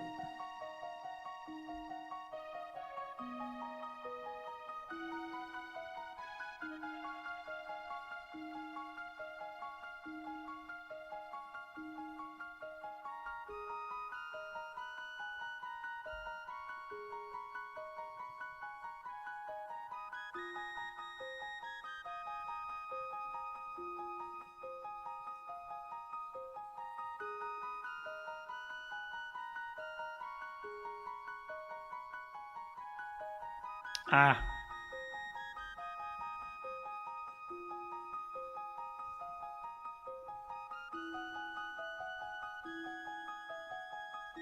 How is it possible there is that color? What? What is it? What is it dreaming about? Yeah, because it's all anti-alias then, so... It's not really possible. It's not really possible. I mean, it's somehow possible, but not really possible. It's whatever. A bit possible, but not really possible. I mean, is it messing up continuously because it's doing it with a kind of a anti-aliasing? So every time I do it, it's changing. Because it seems that it's continuously adding new colors. It looks like it's continuously adding new colors to this. Even if I tell him not to. No? I don't know. I see a new color every time.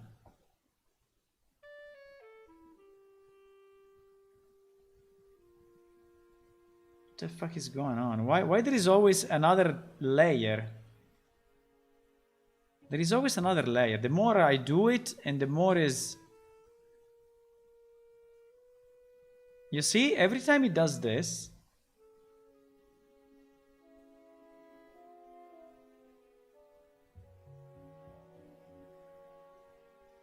it's fucked up. It's completely fucked up. Every time there is another layer.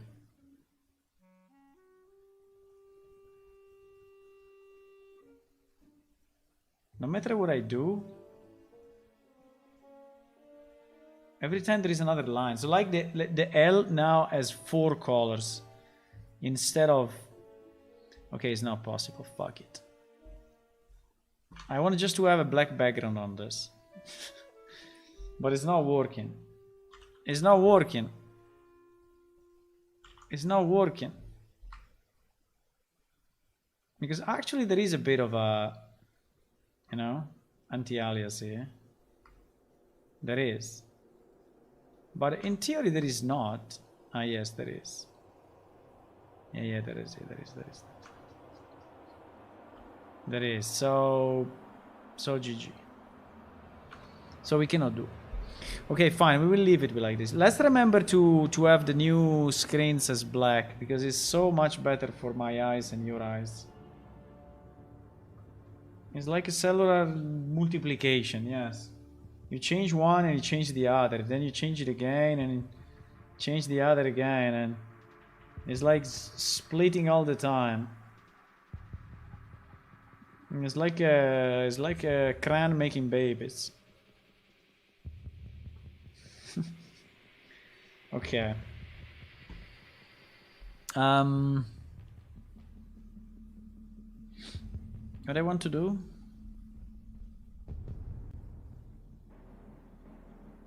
The loading. The loading of the discovery. I don't know if I want to do the loading of the discovery now, or I want to do... Well, the loading of discovery will be important though, will be important. The problem is defining the structure, because the structure, we define the structure of the creature's plant location, blah blah blah, but we did not define the character discovery. Was already defined for us.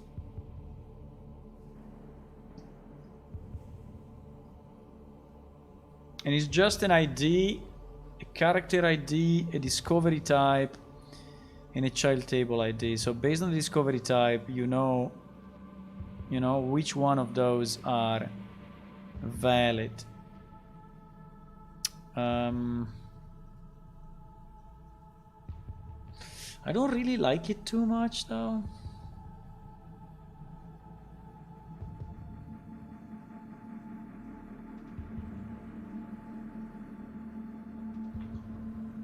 Because I don't really like it too much, because it means that okay, let's imagine that we do this search, right, on the database. Tell me all the discoveries I have. Okay. Then he reads the discovery table and he finds that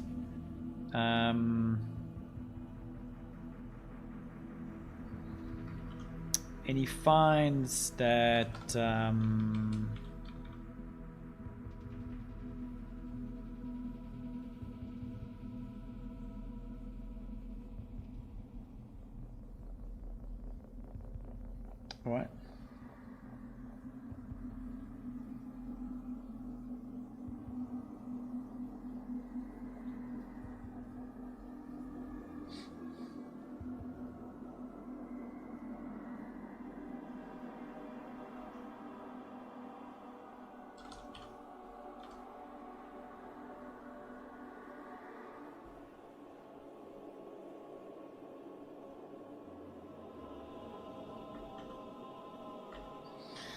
Okay, and I go through all this and whatever, and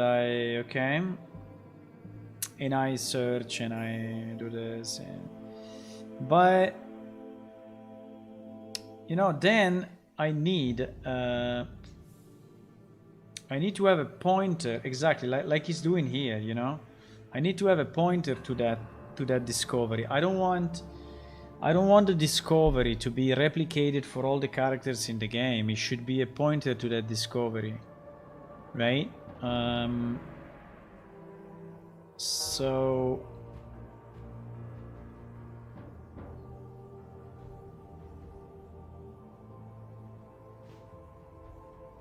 does this mean that I have to do it differently when I store it in Cache Manager?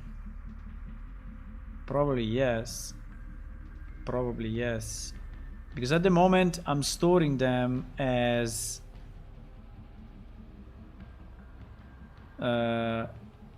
fuck.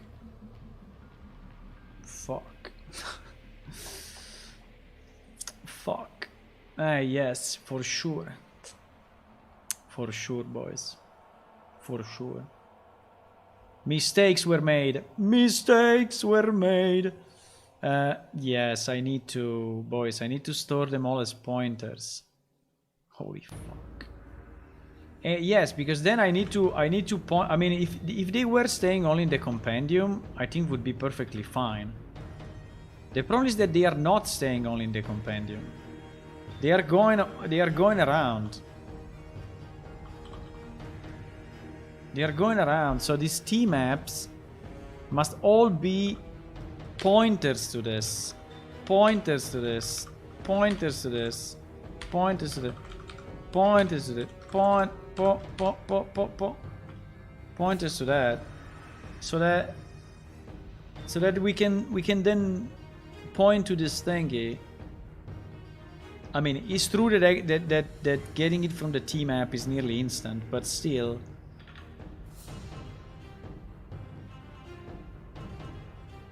But wait a second. Wait a second.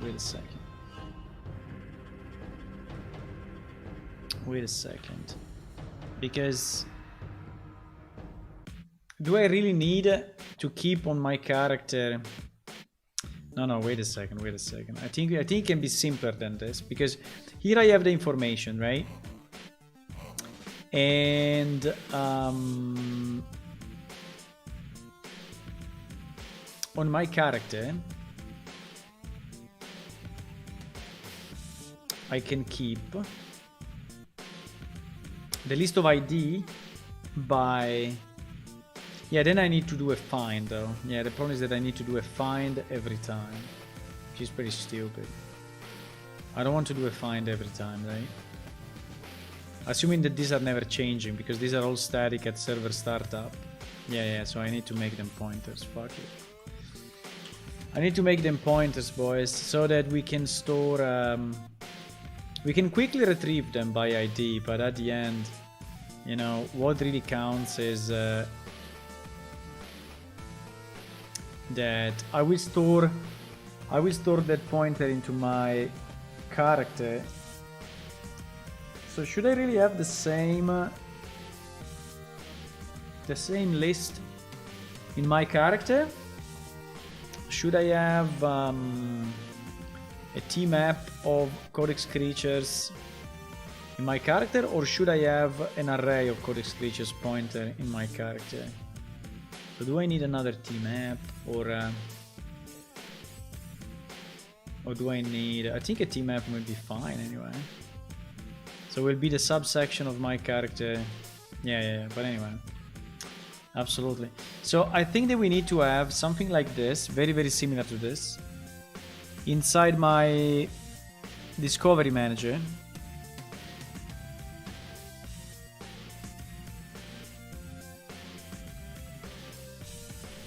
And I don't think even it should be like this.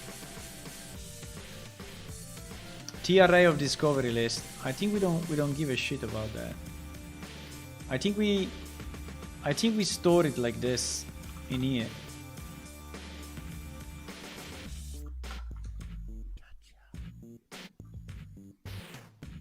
What is this music? It was Monkey Island? No, what was it? I don't know. It's so weird.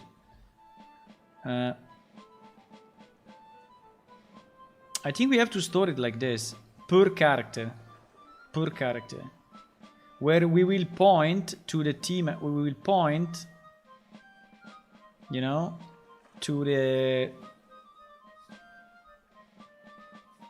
same structures. So it will just be a list of pointers. And we will have the ID, because the ID we may need it for different reasons. So let's assume for a second that it's this, which I'm still not 100% sure, but let's assume that it's this. So if it's this,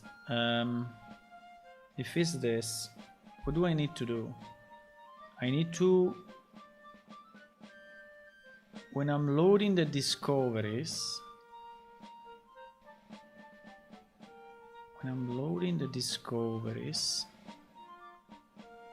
that we said that they are this way, I have the discovery type. And the discovery type, yeah, but discovery type is not enough to be compendium, right? Discovery type, I need to be inside of those 4 or more. So yeah. So discovery type really needs to be more complex than this.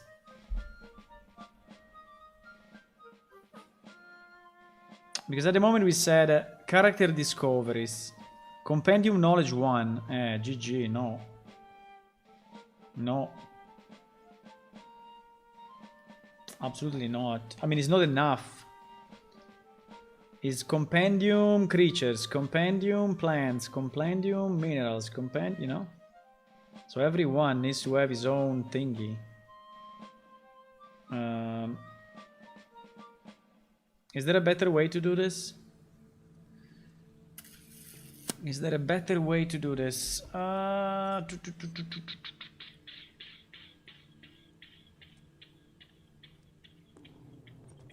No, I don't think so. I'm thinking if there is a better way to store the discoveries, but I think if we do it by type like this is extendable as much as we want, and we don't have to change the database, which is a big advantage. You like VVVVV? I mean, you like the game then. I like PPPPPPP, which is the album.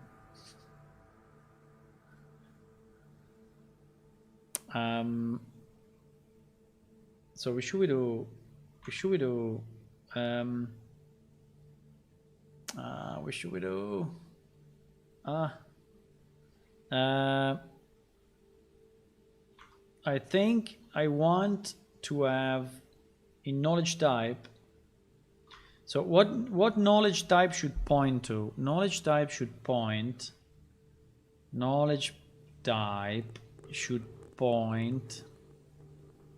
to what we have in these tables. Because the ID will be taken from these tables.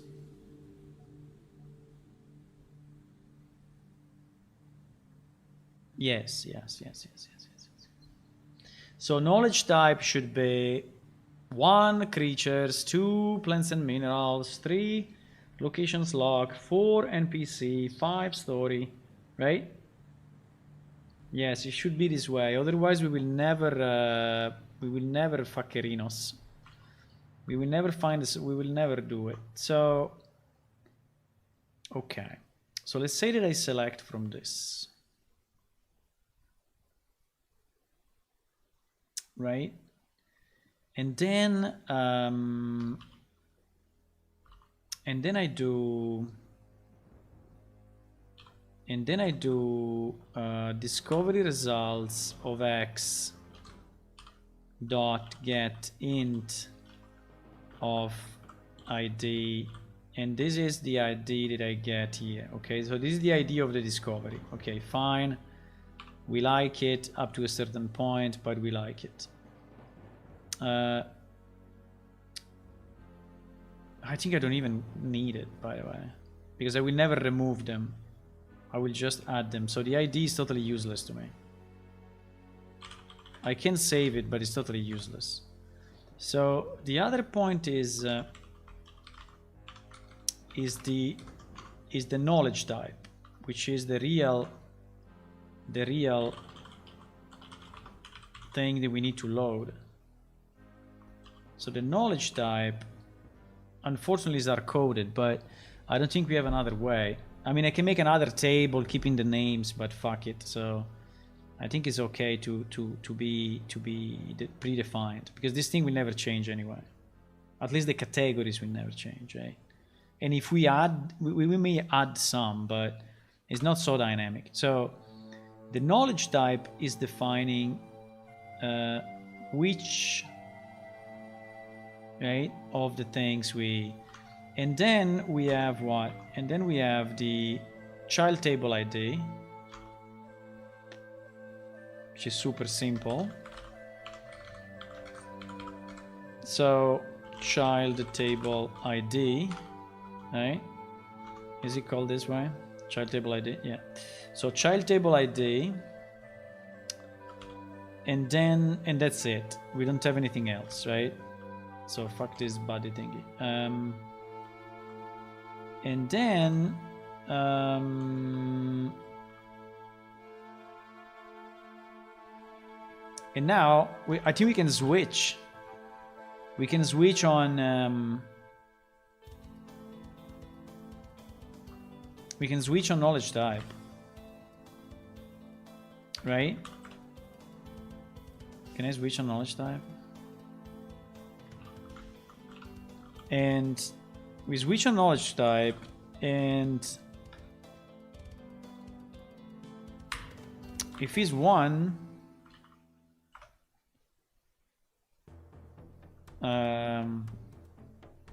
yes, and then we go 1 by 1, you know, and 1 by 1 are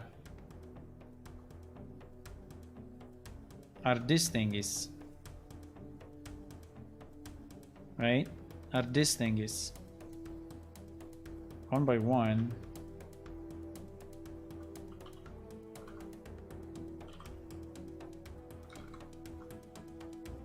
I think I did a bit of a mess.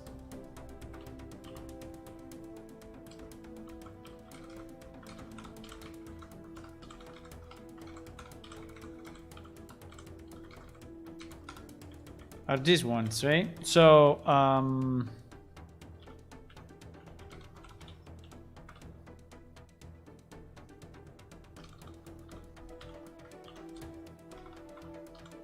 I think we can do it like this. I think it's good. I don't know if there is a better way, but at the moment, I think I'm fine with this. I think I'm fine with this.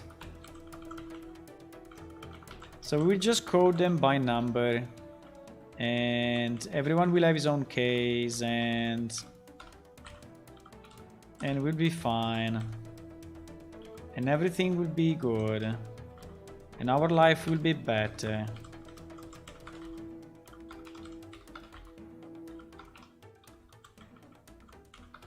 Right? I think it's okay. Because these categories will not change in a very long time, right? So I don't need to make this any more dynamic, you know? And now the only problem is no, there is no problem. Now, like this is super easy, because then what I do, I can do directly cache manager, and then I can go in my codex creatures, which is obviously not accessible. Fuck. Okay, anyway. Which is not accessible because we can move it, or we can have an accessor. But we can say, no, let's create functions for that. Let's not make it too messy. So let's do a get codex. Let's do a get codex creature. Get codex creature by ID. Right? And this one will take the child table ID, and it will return me, in theory this thing will return me what will return me? Will return me a PS codex creature pointer. As PS codex creature pointer creature. And this one, then I will do what? This one I will just add to my stuff, right? I will add it to my to my codex creature add creature. No, because I need to wait. No, because I need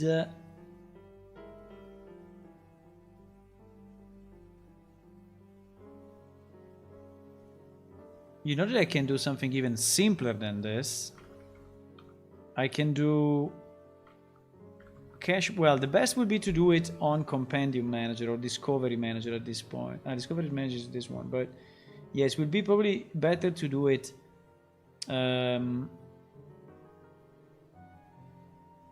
because I could. I mean, the get. I need the get only because I have to do the add, but I don't really need it. So if I create something like add codex creature by ID, and I pass the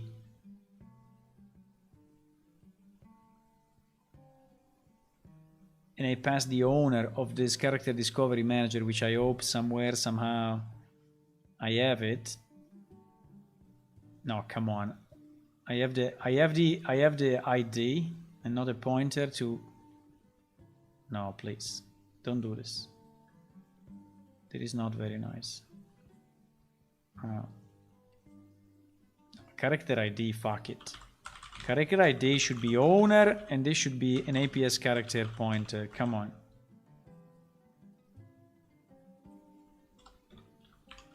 Please. So I will do. So I will create a function, right? I will create a function which is add codex creature by ID, and we will take the owner and we'll take the child thing, and then it will do it there. And I don't even need to return it. I don't even need to return it. So this will be like super quick. I mean, super easy. The only problem is that I need to create these functions, but it's okay.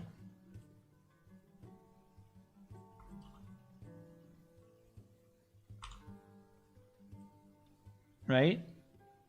I think I can create one of these functions for each, which is just going to add to this owner, right? To the owner, which is me. The only difference is, yes, I need to add it to the right array, right? Because then I'm extracting everything by that array. So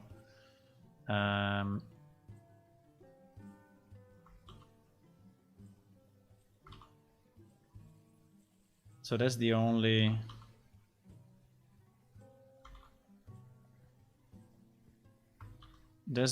problem. But apart from that,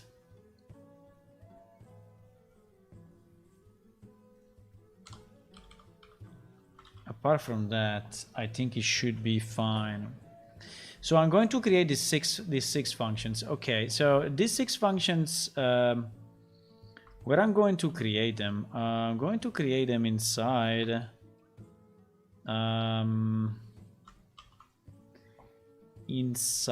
the cache manager directly. The only point is that they need to be public, because otherwise I'm a bit in trouble.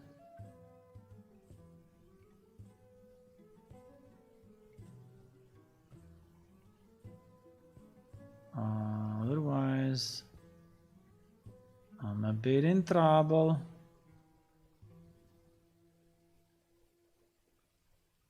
All this stuff is not public.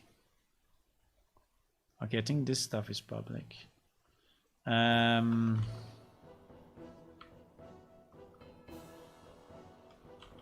Set codex NPC. Can we put a description of this? This is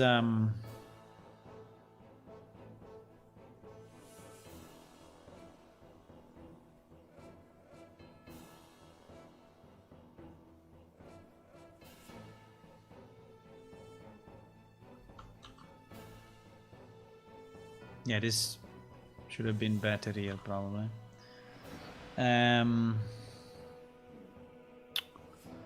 Then okay, then we do what? Then we create this, right? So APS character pointer owner, and then we take an ID, which is actually a subtable ID. So basically it's the discovery ID. Is the discovery ID, right? And then we do the same,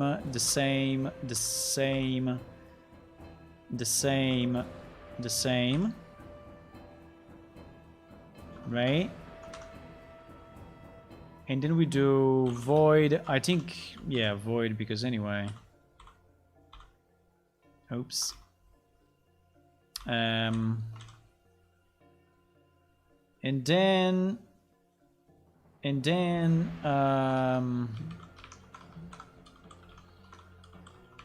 what? So this is basically adds new discoveries to the specific character, to a specific yeah, to a specific character. Okay, actually to a specific player, because I mean NPC don't have discoveries, right? So I think that now this I need to implement somewhere, but I can do it in Cache Manager, and we can do it, I don't know, here. And so all of those will be very similar. They will just change the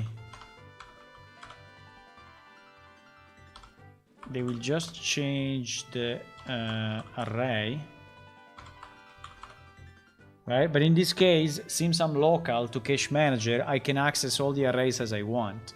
So that's why I moved them here, because here we are inside the same Cache Manager class, and so it's much better, right? So what I need to do here is to access my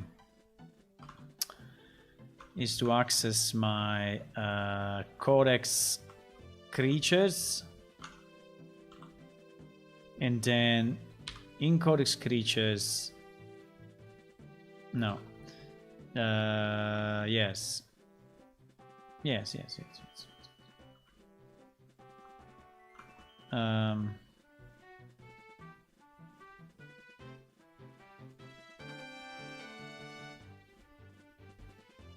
Wait, there is a problem though.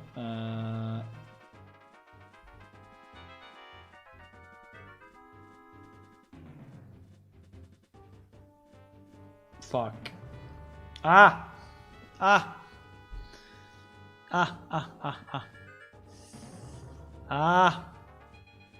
No, it's correct. This discovery ID will be the key to the specific table. So in this case will be, yes, the race info ID. Will not be the... Wait.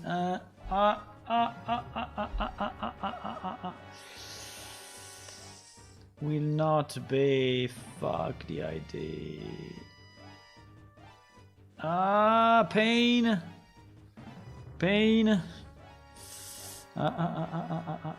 We have a problem. Because there are two different use cases. One use case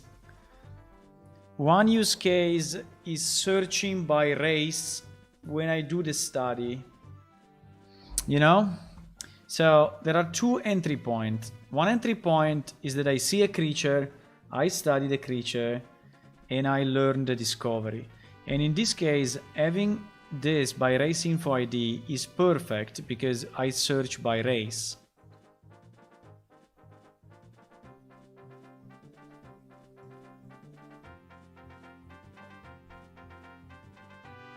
But the problem is that there is a second use case, which is the one that I'm doing now, which is when I'm loading the character.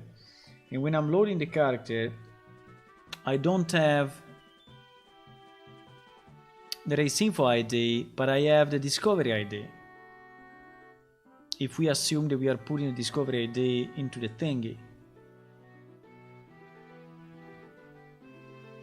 You know what? I think we can just put the race info ID into the thingy and fuck it. And fuck the ID.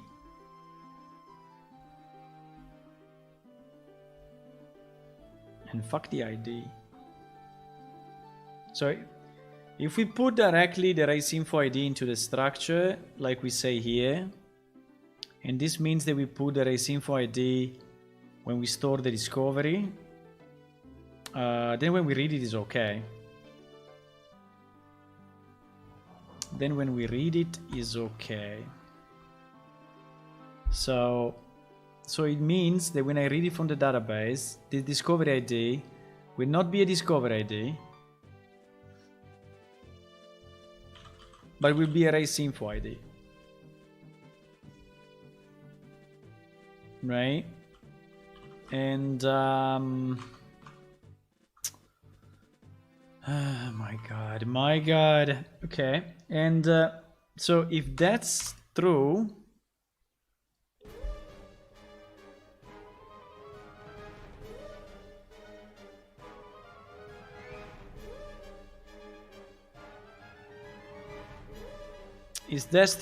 I can do a get. I can do a find.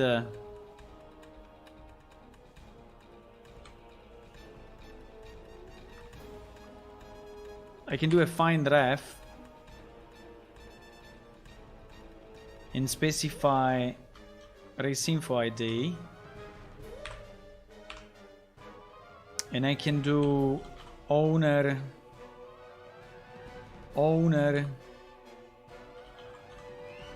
codex. Now I cannot access the owner ones. Fuck. Now I cannot access the owner one because the owner ones are no, wait. I think we have a get discovery manager, right? Owner get discovery manager.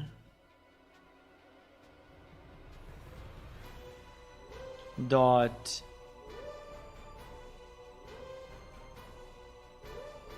wait. Anyway, one side or the other side, because these one are private. You know what? I think we will make them public. Or we make cache manager as a friend of this guy. Should we make how can you do it? Friend cache manager. Right? So cache manager can access the protected though, I think. I don't think he can access the private, right? He can access the protected. And now he's stinking for 1 hour. Now remember, the friend clause is allowing you to access the... I think only the protected, I'm pretty sure.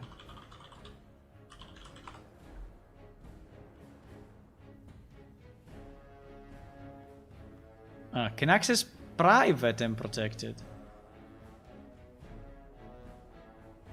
Okay. Very nice. Can I? Doesn't like it. I need to say friend class.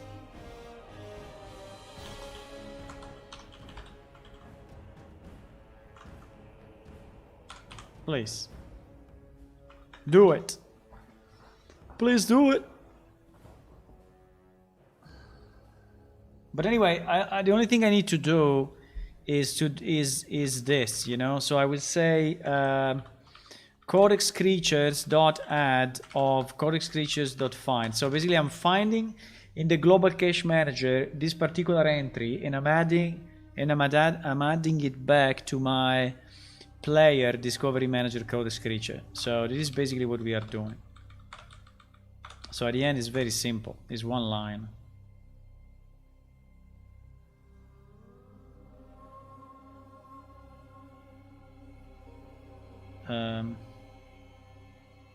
Yeah, the only problem is the same, that now the problem now is the same, and the problem is that now all of this need to be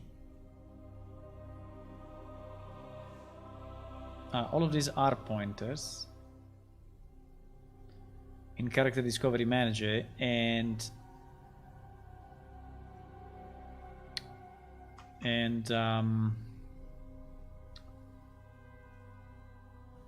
all these need to be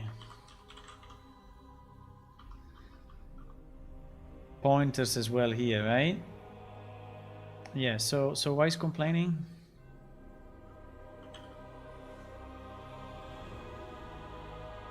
And now he's not complaining anymore. Okay, fine. So so this will be identical for all 6, just changing the array, right? So I need to change from Codex creatures to whatever.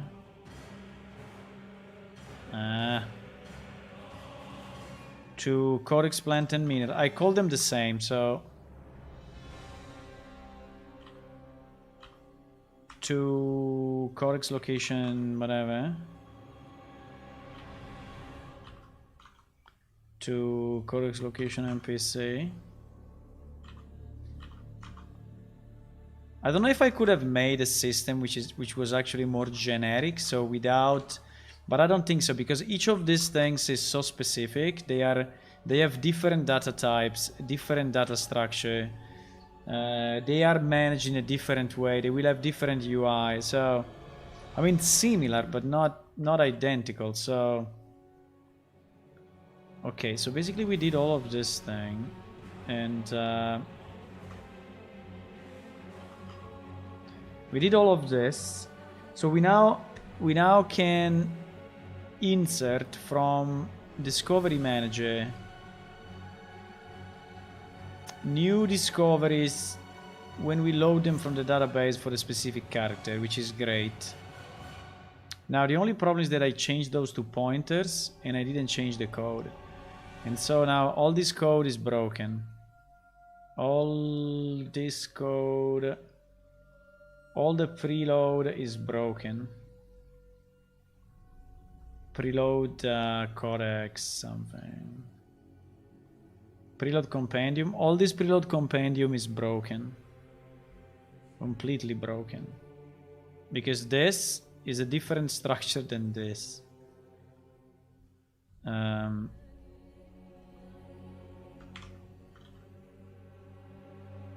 So I need to star everything and change all the dots to, and then I need to do the new. I mean, there is differences in the thingy, because we want to maintain all of this as pointers. Yeah, this is a bit of a mistake. I should have done it from the beginning, but you know, it's a mistake. But so basically, yes, I need to add new to all of those, and all of that needs to become a pointer, and the same down here needs to become a point. I mean, everything is like this. Everything is like this, but it's okay. Should not be too long. Should not be too long. I just need to change a few lines, and now all the C dot become C whatever. So I can do in current block all the C becomes C 48. Holy shit. And I think pretty much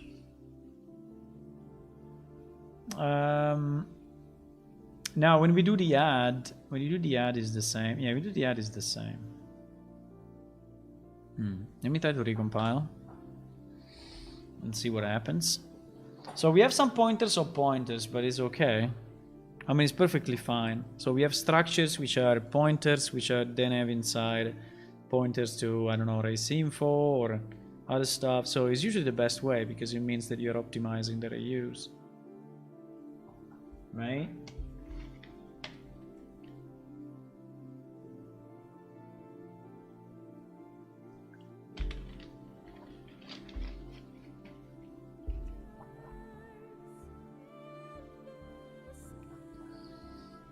You are streaming since 7 hours. Very nice. Yeah, it's already nearly midnight. Time is flying so quick.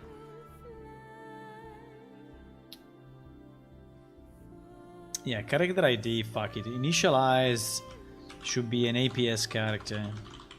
Absolutely. I mean, no way there is... No way.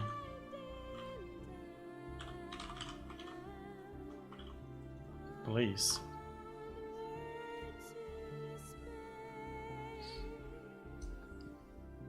I mean, no chance.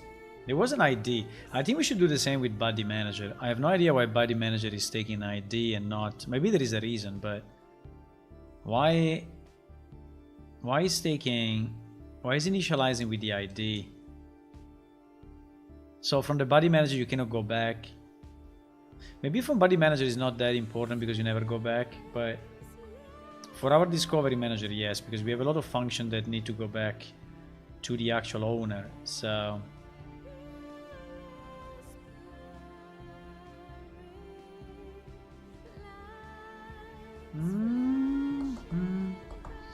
I smashed the key. No, the key are just because it's a kind of a mechanical keyboard, so I'm not pressing too hard, but they are making clicks.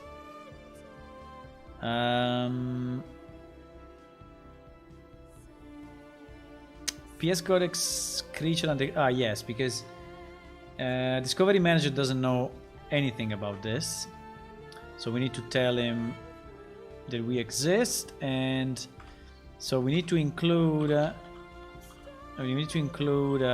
fuck please, we need to include, because I'm a bit more to the right than what I should normally be because there is a microphone in between. So we need to tell him this guy is where? This guy is under bulk objects, and PS Codex is under bulk object as well, right? Yes. So it's a local include.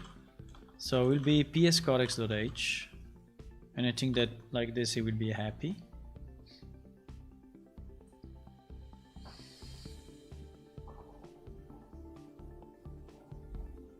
It will be really nice when the codex is available. I mean, it's not a real gameplay feature if you want, but I absolutely want it. And I absolutely wanted it in Plane Shift. But I never make it.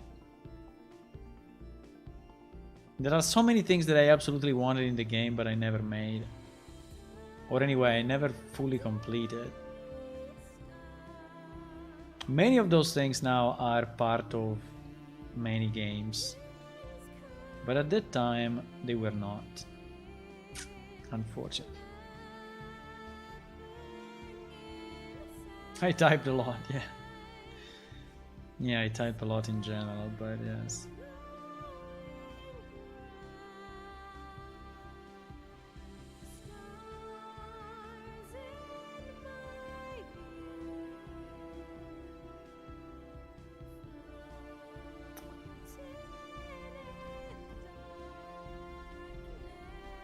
Okay, it's recompiling.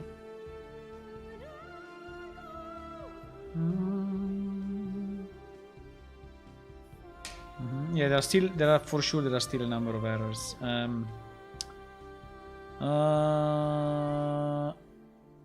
Codex location lock.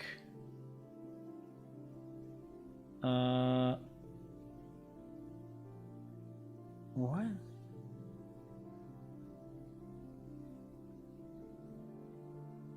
No.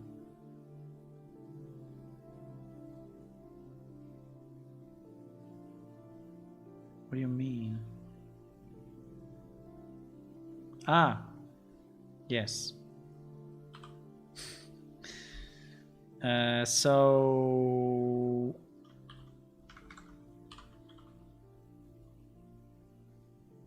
these are all wrong? No, this one is correct, for example. There are numbers that are correct.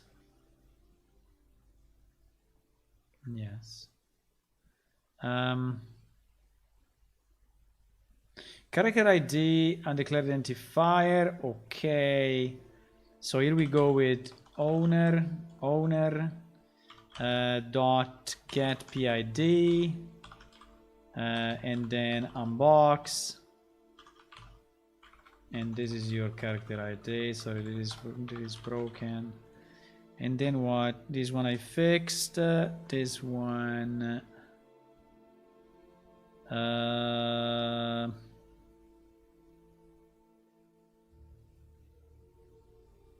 Yes, this one becomes a find ref actually.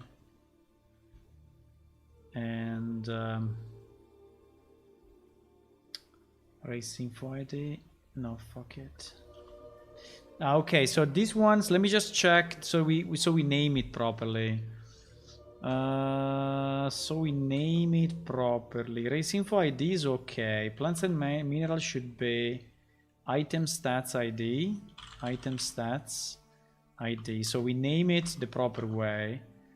The other ones are basically all discovery ID, except for the last one, which is faction ID. So this should be, the other one should be discovery ID, discovery ID, discovery ID, and this one should be faction ID.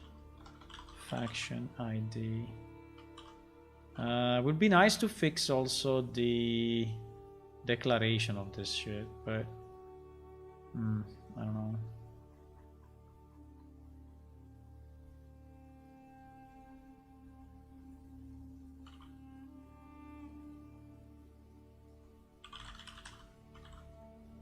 Okay, like this. Okay. I think we're getting closer, at least to have this foundation piece done. Now, we didn't do any of the UI, we didn't do any of the logic of discovery, obviously, but you know, that's a completely different piece of code and stuff. But at least with this, we have the foundation. And I think I mean, for what I can think, I think the foundation is correct. I mean, I see now that I see it, you know, when I had to integrate it with Cache Manager with APS character, seems that the pieces are kind of matching.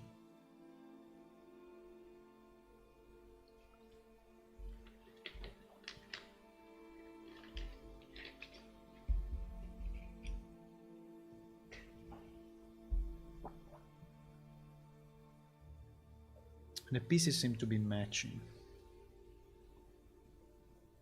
What the fuck is this codex story by ID? There is a copy paste mistake.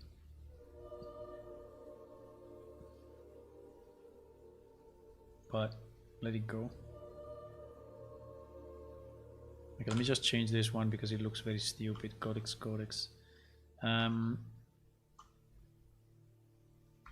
Okay, still complaining about something. Is complaining. This one is an important one. Why is complaining? He's complaining on the ad. He's complaining on the ad. Ah, yes, because I need to pass the ID. Because the ad is taking two parameters. One is race info.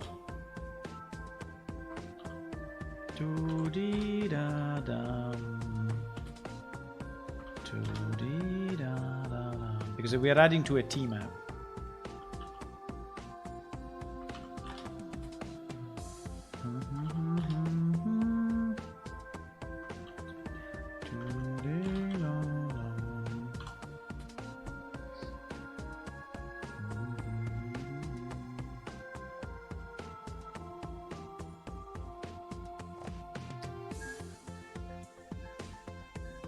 Mimiga Village.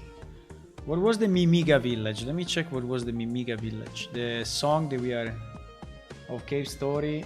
I think it's Cave Story, right? I think it is. Cave Story, Mimiga Village. What's this one? Let's see. This was where the song was. I mean, the song was written for this thing. Mimiga Village.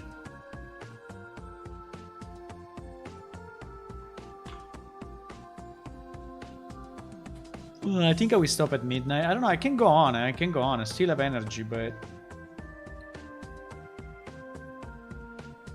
Japanese. I don't think the cave story is I don't know. Maybe cave story. No, I think maybe. Let me. Can be Japanese. Yes. Can be Sony or.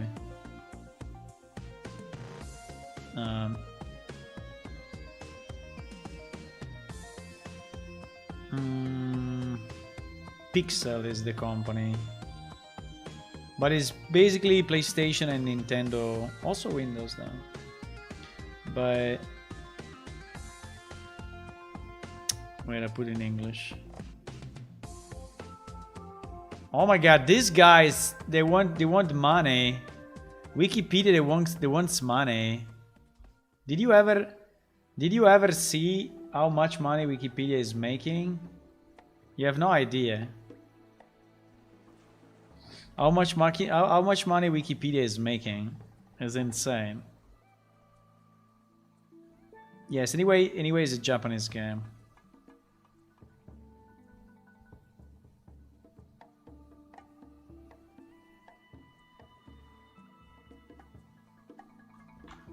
It's a Japanese game, and his developer is this guy.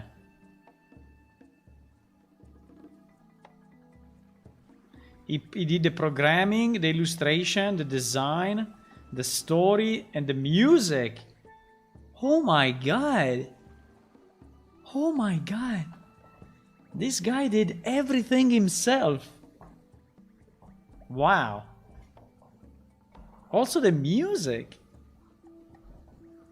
And I mean, programming and writing a story in design is kind of fine, you know? But if you have to go from programmer to artist, or from programmer to music, I mean, that's not easy at all. Good job, man. Good job.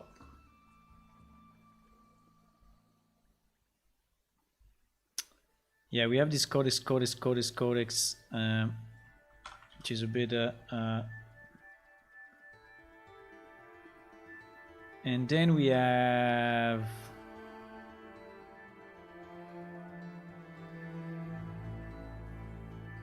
discover and initialize this.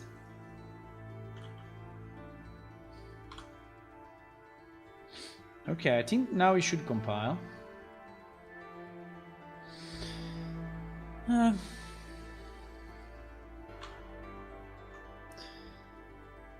So do you want to know the salary of the Wikipedia CIO?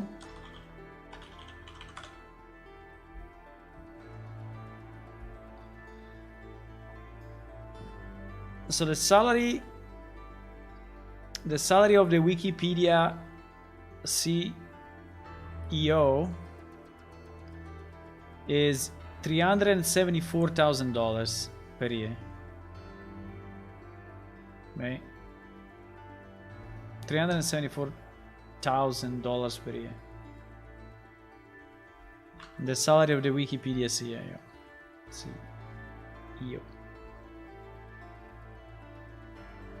Okay, succeeded. Very nice. Okay, so we succeeded. Now,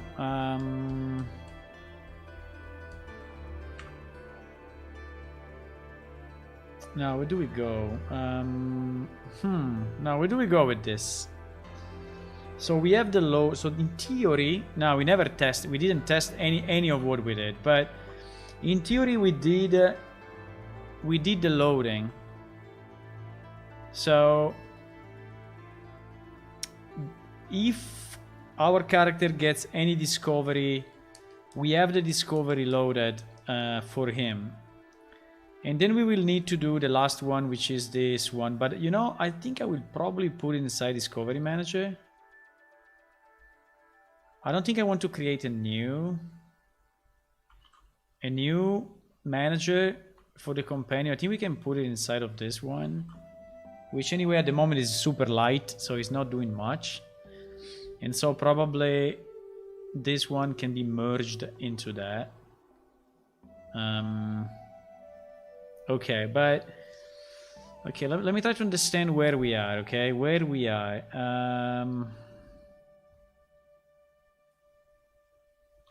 Where we are, and what we need to do. So,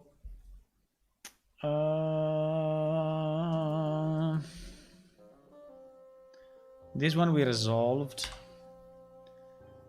So in theory now we need, you know, we need to define what we need to do. We need to define.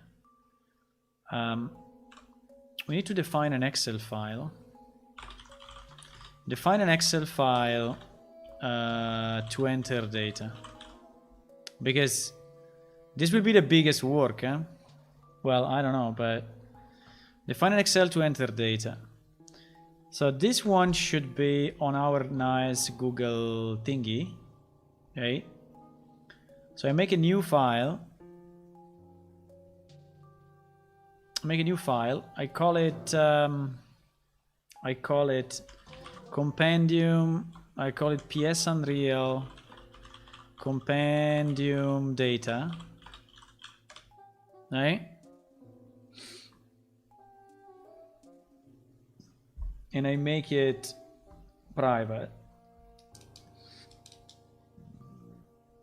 I think it's already private. Yes, it's already private. So I will then share it with Tua and some other people.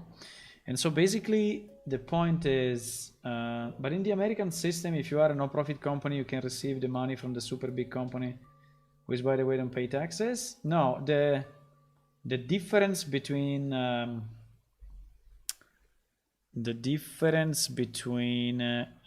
wait, I need an empty page. Okay, let's use this one. The difference between a profit and non-profit is very simple. So the non-profit organization, and we are a non-profit organization, for example, right? We, Plane Shift, Atomic Blue are a non-profit organization, is that a non-profit organization cannot distribute money, or cannot, let's say distribute maybe is not the right word, but let's say cannot distribute money to employees or other entities except for salaries and let's say buying goods, right? So that's the difference. While a profit organization can decide to put the money and give the money to who the fuck he wants.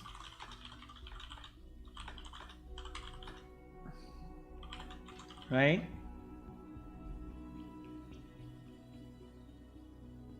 Our corporation is a US corporation. Plane Shift, I mean Atomic Blue is a US based corporation, not Italian. And so, but anyway, pretty much it works the same in the whole world. So basically what it means that in a profit corporation, you can give to the CIO, you know, 10 millions of bonuses just because you want, you know. If you want, you can, or you can spend the money how you want, you can distribute it how you want, you can create stock options, you can do whatever you want. While in a non-profit you cannot. So all the salaries need to be let's say compliant or reasonable, let's say comparable, reasonable, let's say, compared to the job, you know, to the job done. So I would say that for Wikipedia, $400,000 of salary for a CEO is a lot, but still is in a range which is reasonable. Okay, which is reasonable.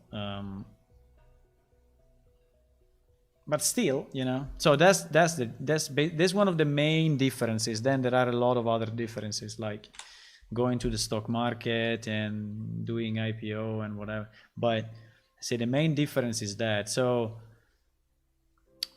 if we gain money. By the way, if you don't know, our corporation is this one. If you go to the atomicblue.org, this one, there is the non-profit or corporation, which is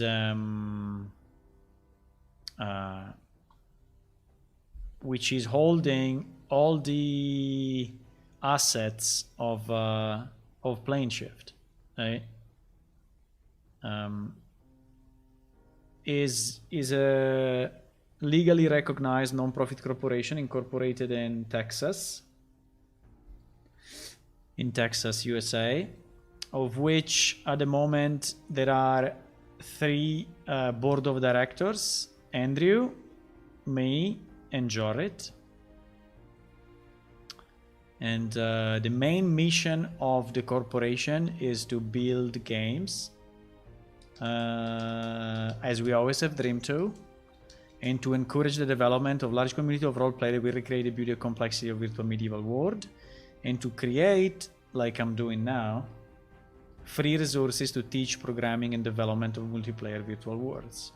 So I think that this one is probably the most important phrase in the mission. So to teach others or to show others how to build multiplayer worlds and how to use technology to create multiplayer worlds, right? And the company actually exists, so it's not fake. I mean, it's not on paper. Is a real organization, and also sometimes I need to do something for it. Very little, luckily, but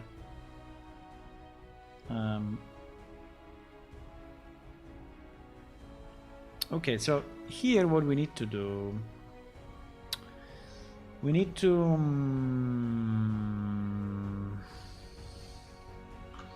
basically what I want to do, I want to mimic the same structure that we have. The same structure that we have here, right? The ID will be auto-generated, but basically all these other fields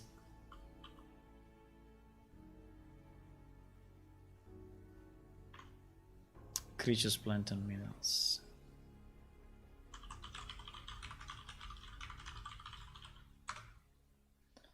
All these other fields should stay.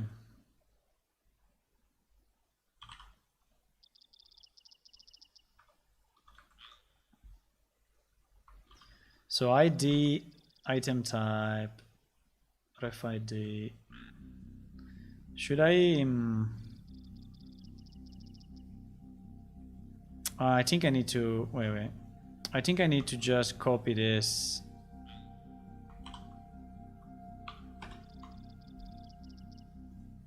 No.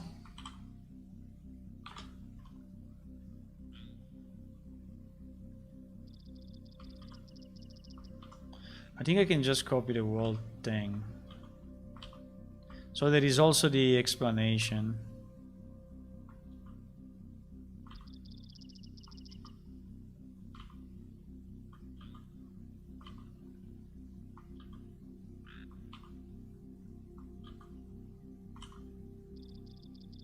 Okay. Perhaps nice to see a Texas lawyer to see if you can have tax exempt money.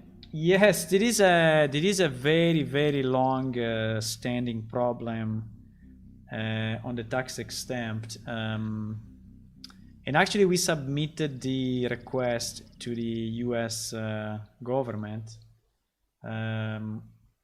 only last December, so 2 months ago, 3 months ago. And we didn't get an answer yet, but the problem was that the corporation was built as a no-profit, but due to some missing papers, was never been tax exempt, right? And so we always pay taxes. So every year we pay taxes. Then I went through a process, yes, with a lawyer and mainly with an accountant, let's say, to to create all the paperwork needed to become tax exempt. But it took a lot of time just because I was not very focused on it, and this lawyer accountant was also not very focused on it. So we let few years go, but anyway, last year we submitted it, and so we are expecting this year to get an answer on the tax exempt. So we are no profit, but at the moment we are paying taxes, and these are two different things. So you can be no profit, and you can be no profit and still be non-tax exempt. Yes, to receive money from others. Yes, because tax deductible money, absolutely. Yes.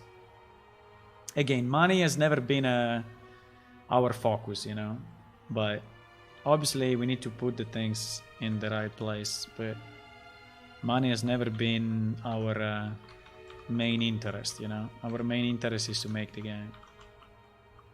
I mean, if it was about money, we would have been, you know, bankrupt already 20 million times, because the time that we put into the game compared to the gain, you know, is insane. So,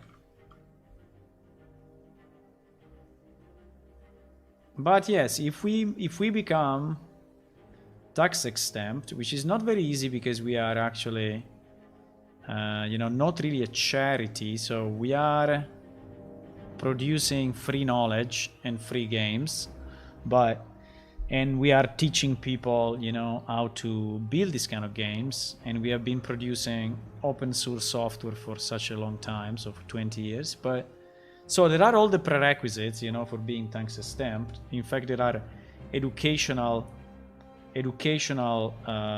organizations which are tax exempt, right? They are just doing education. So I think we're perfectly fine, but I don't know if it will be accepted. And actually, we are waiting for the yes or no. I hope it will be a yes, but you know, we will see. So the ID will be basically incremental. So here we will put all our creatures, and we will put all our plants, and here we will put all our minerals, right? I don't know if we want to have 3 different sheets for this, but anyway. And the ID is totally irrelevant. So the ID is just a way to organize the data, but it's not really important, you know, to have the ID the proper way.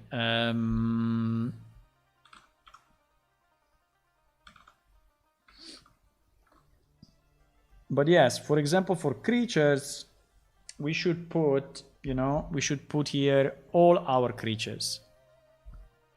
I mean, all the creatures that we think can be discovered, right?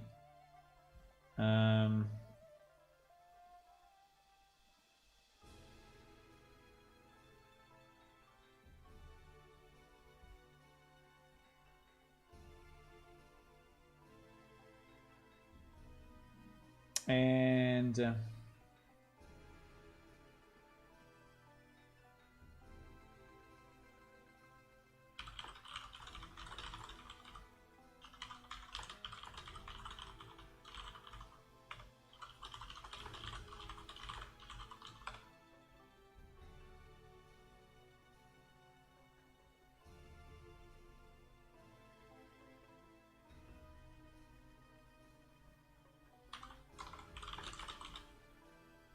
I think I have the, sorry, there's one guy asking me some stuff. I think we have the exact steps, right, to build on Windows. Register on GitHub, add your GitHub username, download the source code. Yeah, exactly. So is here. Apart from source for Windows is under compiling a real engine in the link I gave you. I don't understand why I didn't find it, because it's actually here.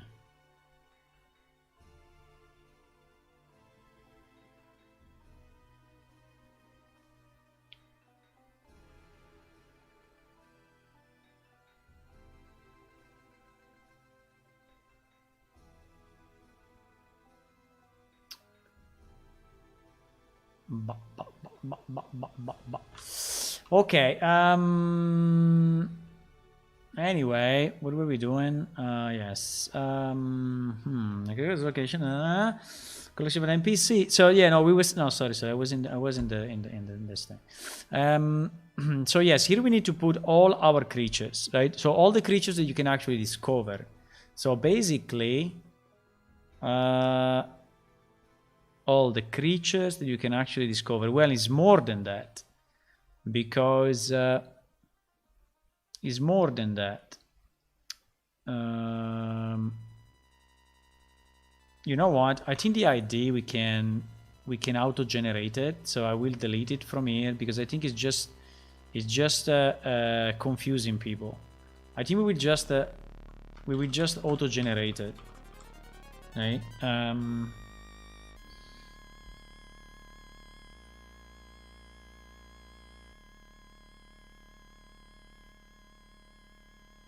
So for race info, let me just take race info. I think we can do it.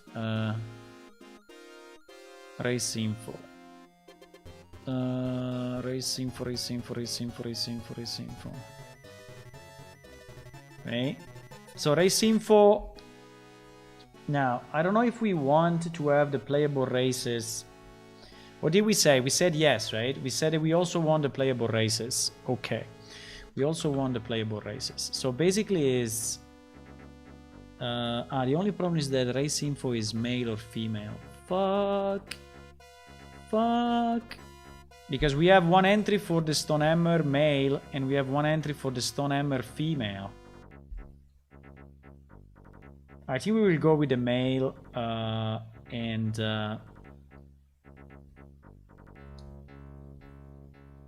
yeah, that's a bit annoying though, because...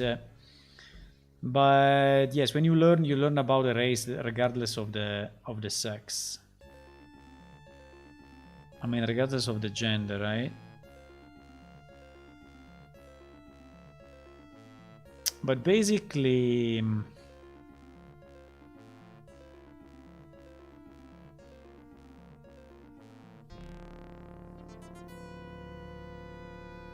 But basically what I need to extract is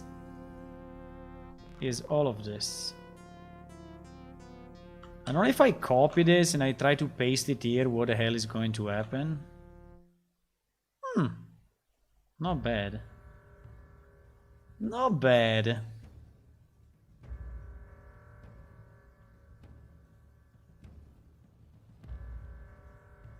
Not bad. The only problem is that I can... because I think that people will be very confused if they don't have a name. We don't have it in the database, so this name, you know...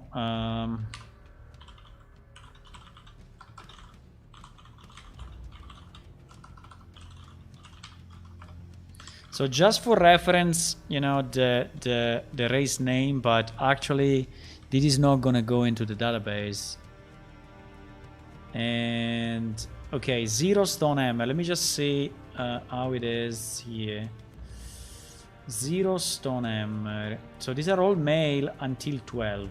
So I think that from 12 down, we can delete them all until...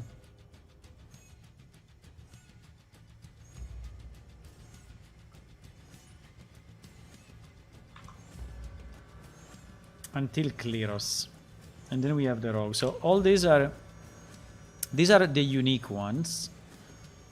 Hey, then rogue I don't know. Rogue is a bit of a weird rogue is a bit of a weird one, because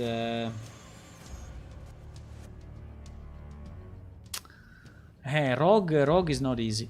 Rogue is not easy because actually is not a race. It's just a model.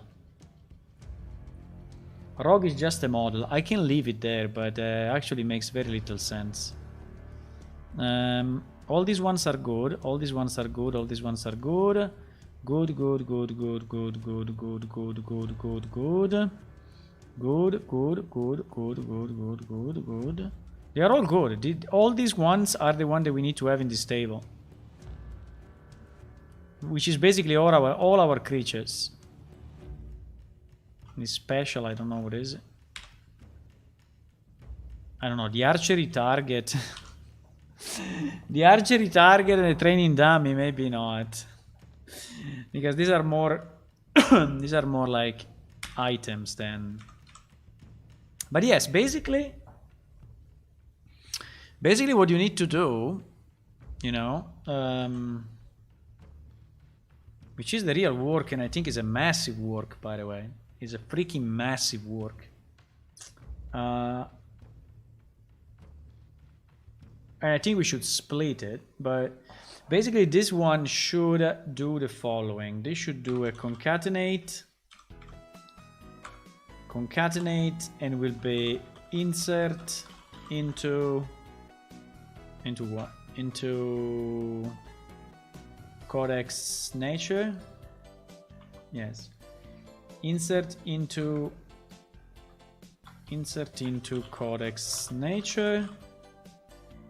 And then the ID will be automatic. So item type, ref ID, item name, item desk, item icon, activation type, whatever, and activation prereq, and activation script. Sometimes I'm quicker, you know, typing than copy pasting.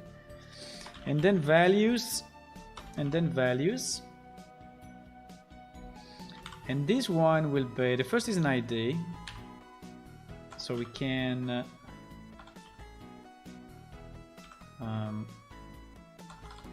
wait, what? Why doesn't like it? He wants the what? What the fuck? Ah, it's concatenate. Okay, it's concatenate. Concatenate, whatever. And then, yes, concatenate. And then for the ID, we get this one.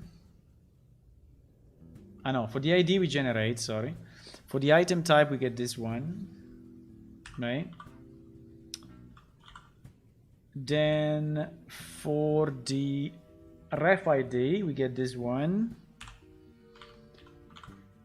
Then for the item name, we need to put, for the item name, we need to put the thingy. And then this one. And then we close it and we open the next one, which is also a string. And then we go for the item description. And then we close it, we open the next one. And we go for the item icon.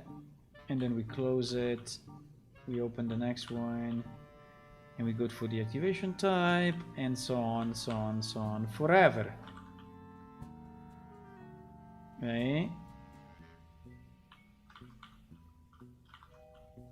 Forever and ever. And that's it. No, so the excavation script is the last one. Okay. Boom. So this will be, you know, the script.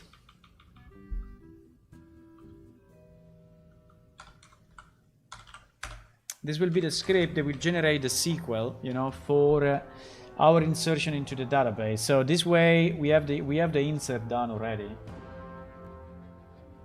which is great, which is absolutely great.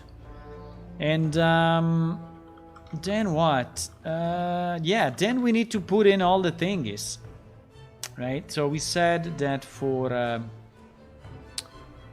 the races, what we have for the races, we need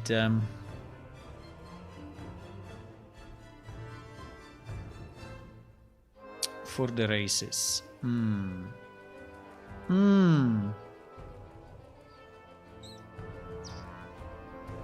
For the races. I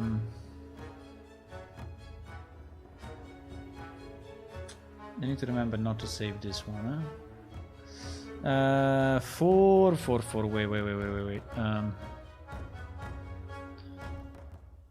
Sorry, I'm confusing myself with all these files. For the races, we have some which are applicable to creatures and some which are applicable to player races and some sentient creatures. So basically for yes, I think we need habitat, ecology, and history. Actually, habitat, I don't know, but yeah, habitat, yes. Habitat, ecology, and history. Yeah, I think it makes sense. Habitat, ecology, and history. So,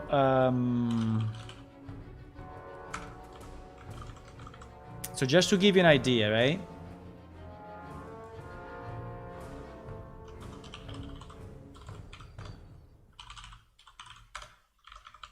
So this will be the pieces that we need to build for the compendium to be reasonable.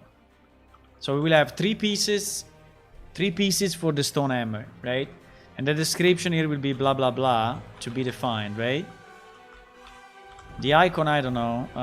The activation type will be empty. The prerequisite will be empty. The execution will be empty.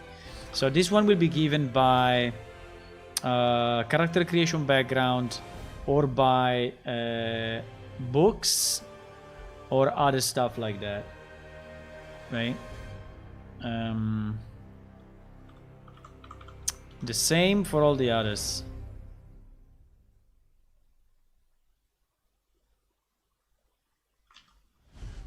What the fuck? So every race has 3 pieces. Every race has 3 pieces. Xasha don't exist anymore. This line we can kill it.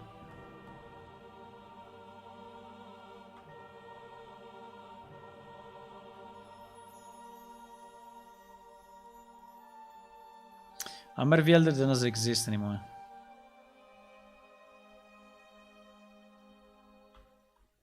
Diaboli does exist.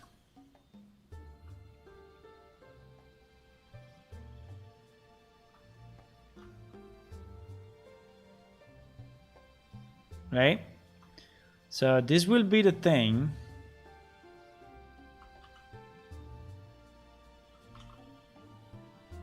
This will be the thing.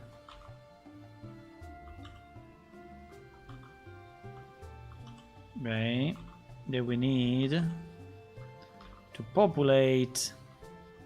And I know there has been some work done already on this, so I just need to understand where we are on this thing. Now, for the non-player races,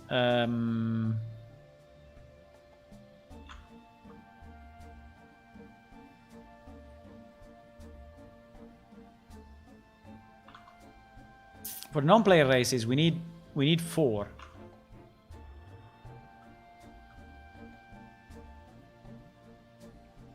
Right? So like the rogue will have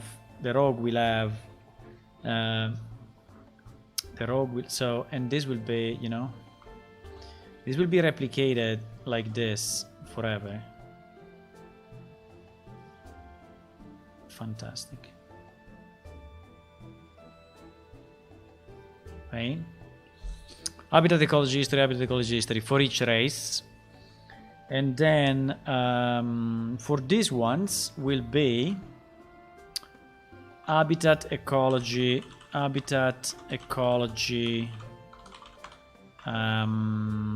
combat and spoils.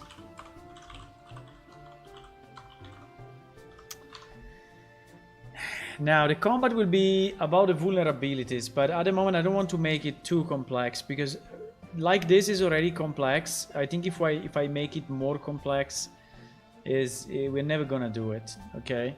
But in theory I wanted to have the vulnerabilities as a specific piece, right?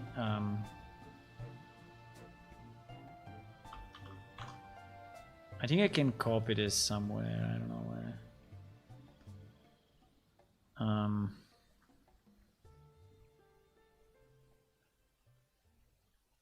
Let me rename it to creatures. Creatures info. Creatures. I don't know.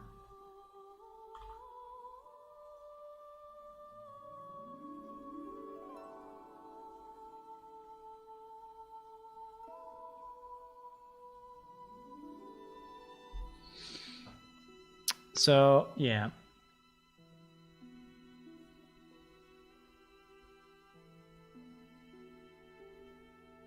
I think we will have 3 different sheets, otherwise it's too much. So we will have 1 sheet for creatures, 1 sheet for plants, 1 sheet, because it's already so much. You see how much it is? It's insane. So for each of them, but this will be the total number of entries for the creature. This will be the maximum number of entry for the creature compendium or whatever it is, right? So each one will have 4. So these 4 will be replicated like this, right? So we need to fill in the item description for each of these blocks, and when it's done, we have the compendium for races. Yay! Will take a bit, but we will have it. We will have it, boys. We will have it. Okay. I think that's all for today. I think we did a lot of streaming and a lot of stuff. So we basically defined a piece of the Excel, not all the Excel. I will have to add, the other sheets, which will be very similar to this one. Very, very similar to this one. If not identical, right? For plants, for minerals, right? And so on.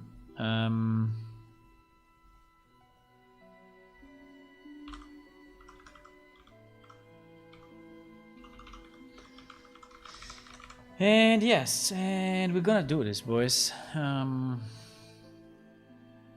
I will share it with other people and we will go on. Okay? So basically we are in the middle of this and the middle of this. Now if you want to know what's next, so how much time it needs before we can actually make it. Well, let's say when we are done with the Excel for all, we need to start to design the UI, the user interface, finally. Right? We need to design. We need to create the messages server to client to send a request data. Right? And then there is the biggest one, which is to actually define, to implement the activation methods, which are different for every category. So like some are in books, some are in study, which is a command that doesn't exist yet, and and so on.